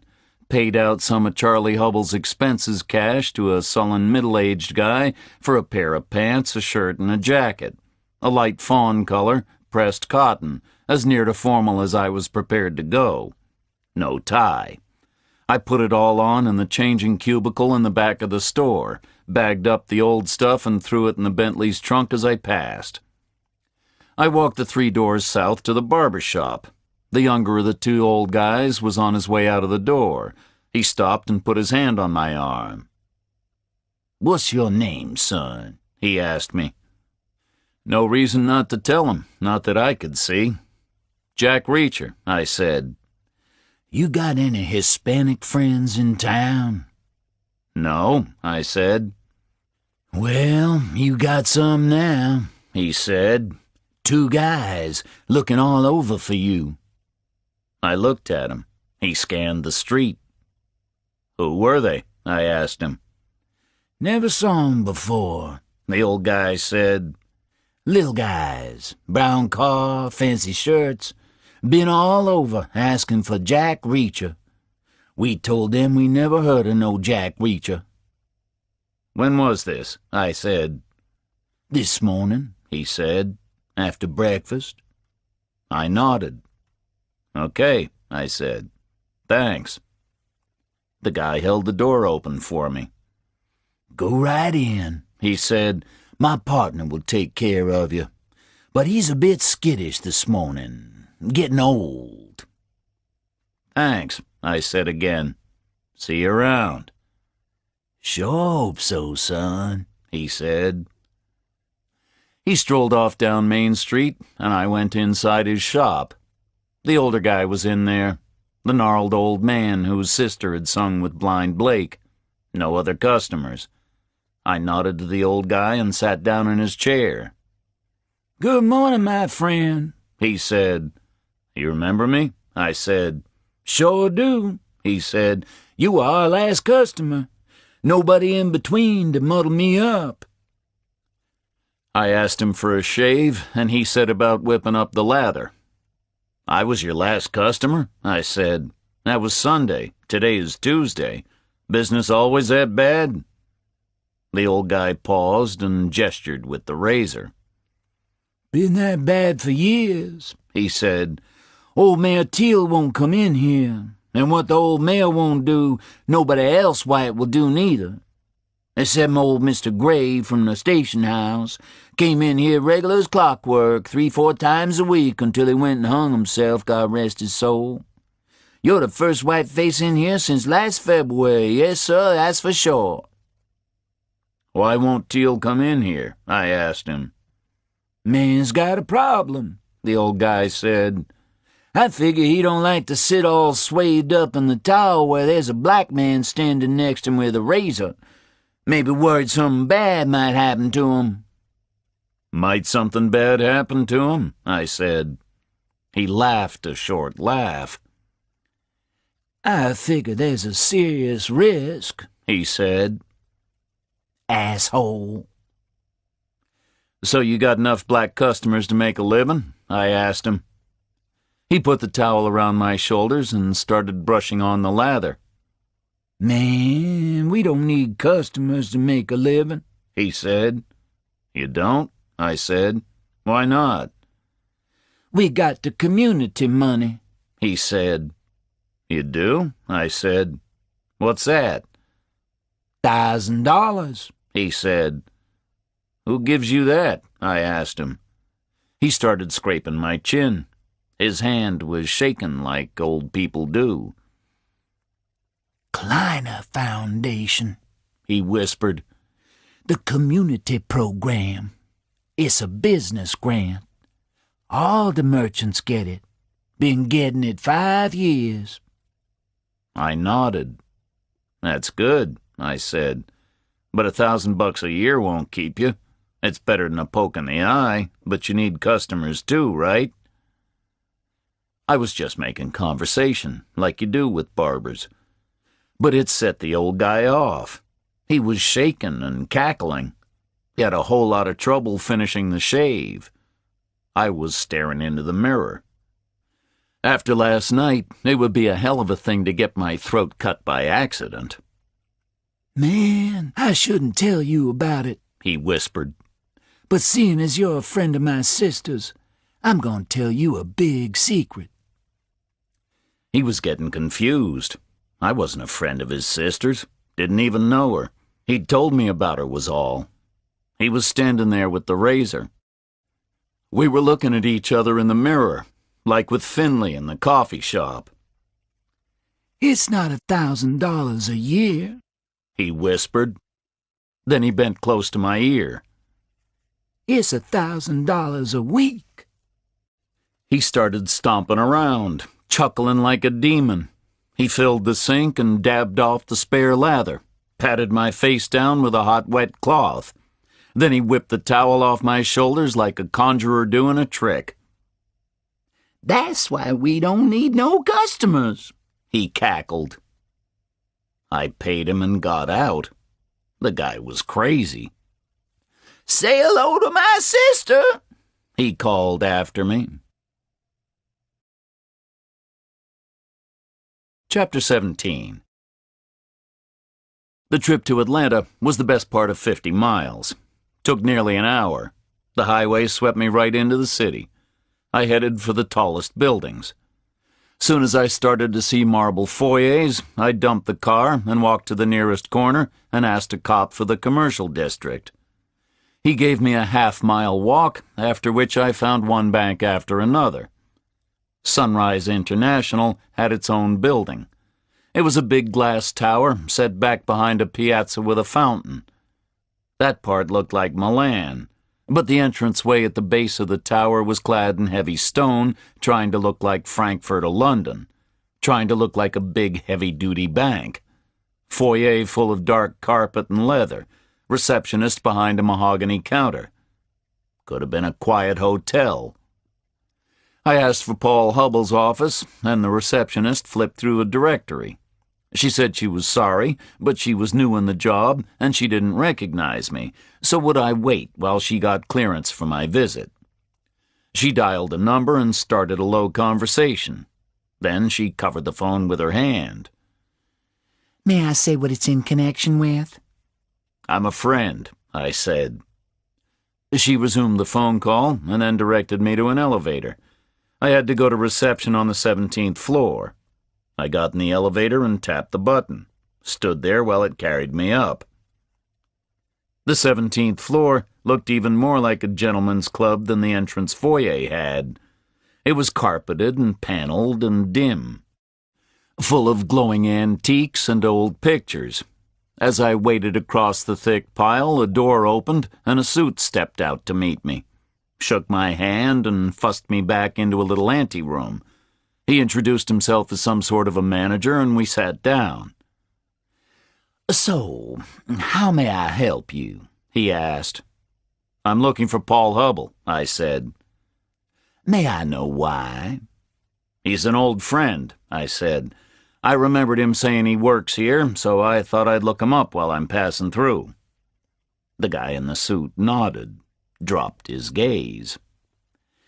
Thing is, you see, he said, Mr. Hubble doesn't work here anymore. We had to let him go, I'm afraid, about 18 months ago. I just nodded blankly.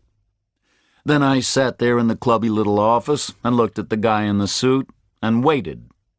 A bit of silence might set him talking. If I asked him questions straight out, he might clam up. He might go all confidential, like lawyers do. But I could see he was a chatty type of a guy. A lot of those managers are. They love to impress the hell out of you given the chance. So I sat tight and waited. Then the guy started apologizing to me because I was Hubble's friend. No fault of his own, you understand, he said. He did an excellent job, but it was in a field we moved out of. A strategic business decision. Very unfortunate for the people concerned, but there you are. I nodded at him like I understood. I haven't been in touch for a long time, I said. I didn't know. I didn't even really know what he did here. I smiled at him, tried to look amiable and ignorant. Didn't take much effort in a bank. I gave him my best receptive look, guaranteed to set a chatty guy talking. It had worked for me plenty of times before. He was part of our retail operation, the guy said. We closed it down. I looked inquiringly at him. Retail? I said. Over-the-counter banking, he said. You know, cash, checks, loans, personal customers. And you closed that down? I said. Why? Too expensive, he said. Big overhead, small margin. It had to go. And Hubble was a part of that? I asked him. He nodded. Mr. Hubble was our currency manager, he said. It was an important position. He was very good. So what was his exact role? I asked him. The guy didn't know how to explain it, didn't know where to start. He made a couple of attempts and gave them up. Do you understand cash? He said. I've got some, I said. I don't know if I understand it exactly. He got to his feet and gave me a fussy gesture. Wanted me to join him at the window. We peered out together at the people on the street, 17 floors down. He pointed at a guy in a suit, hurrying along the sidewalk. Take that, gentleman, he said. Let's make a few guesses, shall we? Probably lives in the outer suburbs, maybe has a vacation cabin somewhere, 2 big mortgages, 2 cars, half a dozen mutual funds, pension provision, some blue-chip stock, college plans, 5 or 6 credit cards, store cards, charge cards. Net worth about $500,000, shall we say? Okay, I said. But how much cash does he have? The guy asked me. No idea, I said. Probably about $50, he said. About $50 in a leather billfold which cost him $150. I looked at him. I wasn't following his drift. The guy changed gear, became very patient with me. The U.S. economy is huge, he said. Net assets and net liabilities are incalculably large, trillions of dollars, but almost none of it is actually represented by cash. That gentleman had a net worth of $500,000, but only 50 of it was in actual cash. All the rest of it is on paper or in computers. The fact is, there isn't much actual cash around. There's only about 130 billion actual cash dollars inside the whole U.S. I shrugged at him again. Sounds like enough to me, I said. The guy looked at me severely. But how many people are there? He asked me. Nearly 300 million. That's only about 450 actual cash dollars per head of population. That's the problem a retail bank has to deal with day by day. $450 is a very modest cash withdrawal. But if everybody chose to make such a withdrawal, the nation's banks would run out of cash in the blink of an eye. He stopped and looked at me. I nodded. Okay, I said. I see that. And most of that cash isn't in banks, he said. It's in Vegas or at the racetrack. It's concentrated in what we call cash-intensive areas of the economy. So a good currency manager, and Mr. Hubble was one of the very best, has a constant battle just to keep enough paper dollars on hand in our part of the system. He has to reach out and find them. He has to know where to locate them. He has to sniff them out. It's not easy. In the end, it was one of the factors which made retail so expensive for us. One of the reasons why we pulled out. We kept it going as long as we could, but we had to close the operation eventually. We had to let Mr. Hubble go. We were very sorry about it. Any idea where he's working now? I said. He shook his head.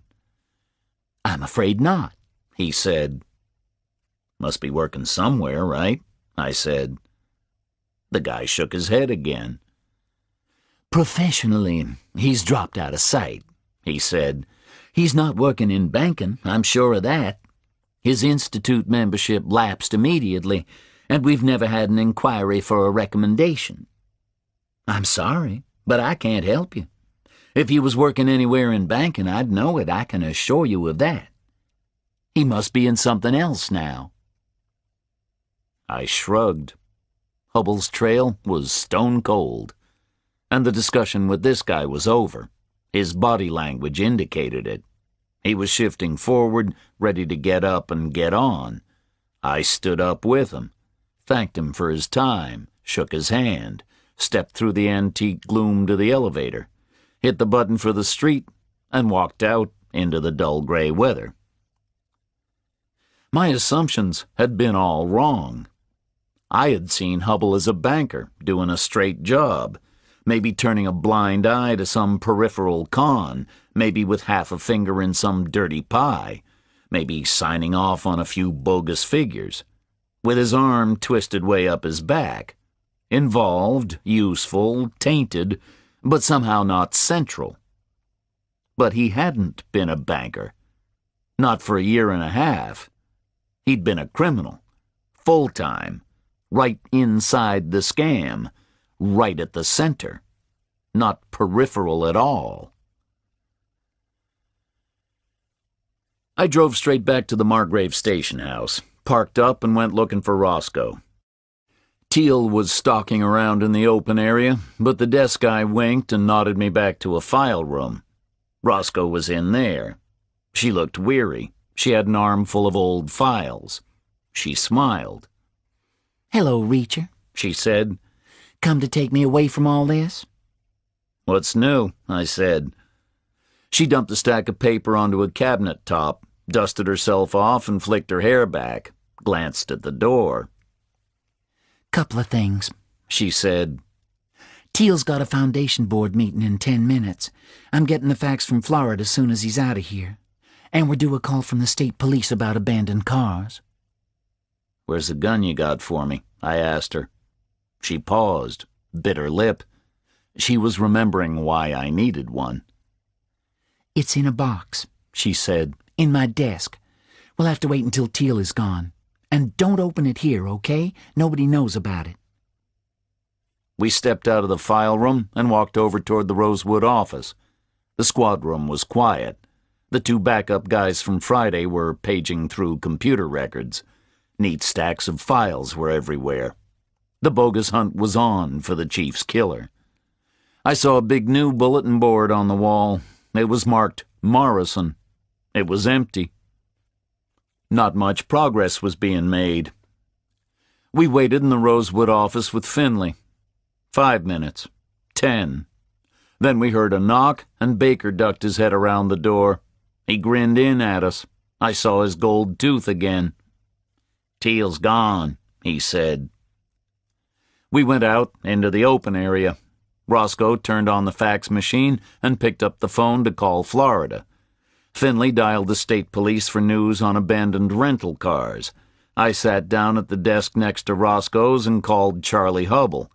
I dialed the mobile number that Joe had printed out and hidden in his shoe. I got no answer. Just an electronic sound and a recorded voice telling me the phone I was calling was switched off. I looked across at Roscoe. "She's got the damn mobile switched off," I said.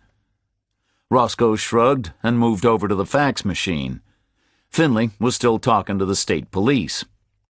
I saw Baker hanging around on the fringe of the triangle the three of us were making. I got up and went to join Roscoe. "Does Baker want in on this?" I asked her. "He seems to," she said. "Finley's got him acting as a kind of a lookout. Should we get him involved?" I thought about it for a second, but shook my head. "No," I said. "Smaller the better, a thing like this, right?" I sat down again at the desk I was borrowing and tried the mobile number again. Same result. Same patient electronic voice telling me it was switched off. "Damn," I said to myself. "Can you believe that?" I needed to know where Hubble had spent his time for the last year and a half. Charlie might have given me some idea. The time he left home in the morning, the time he got home at night, toll receipts, restaurant bills, things like that. And she might have remembered something about Sunday, or something about Pluribus. It was possible she might have come up with something useful. And I needed something useful. I needed it very badly. And she'd switched the damn phone off. "Reacher," Roscoe said. "I got the stuff on Sherman Stoller." She was holding a couple of fax pages, densely typed. "Great," I said. "Let's take a look." Finley got off the phone and stepped over. "State guys are calling back," he said. "They may have something for us." "Great," I said again. "Maybe we're getting somewhere." We all went back into the Rosewood office, spread the Sherman Stoller stuff out on the desk, and bent over it together. It was an arrest report from the police department in Jacksonville, Florida.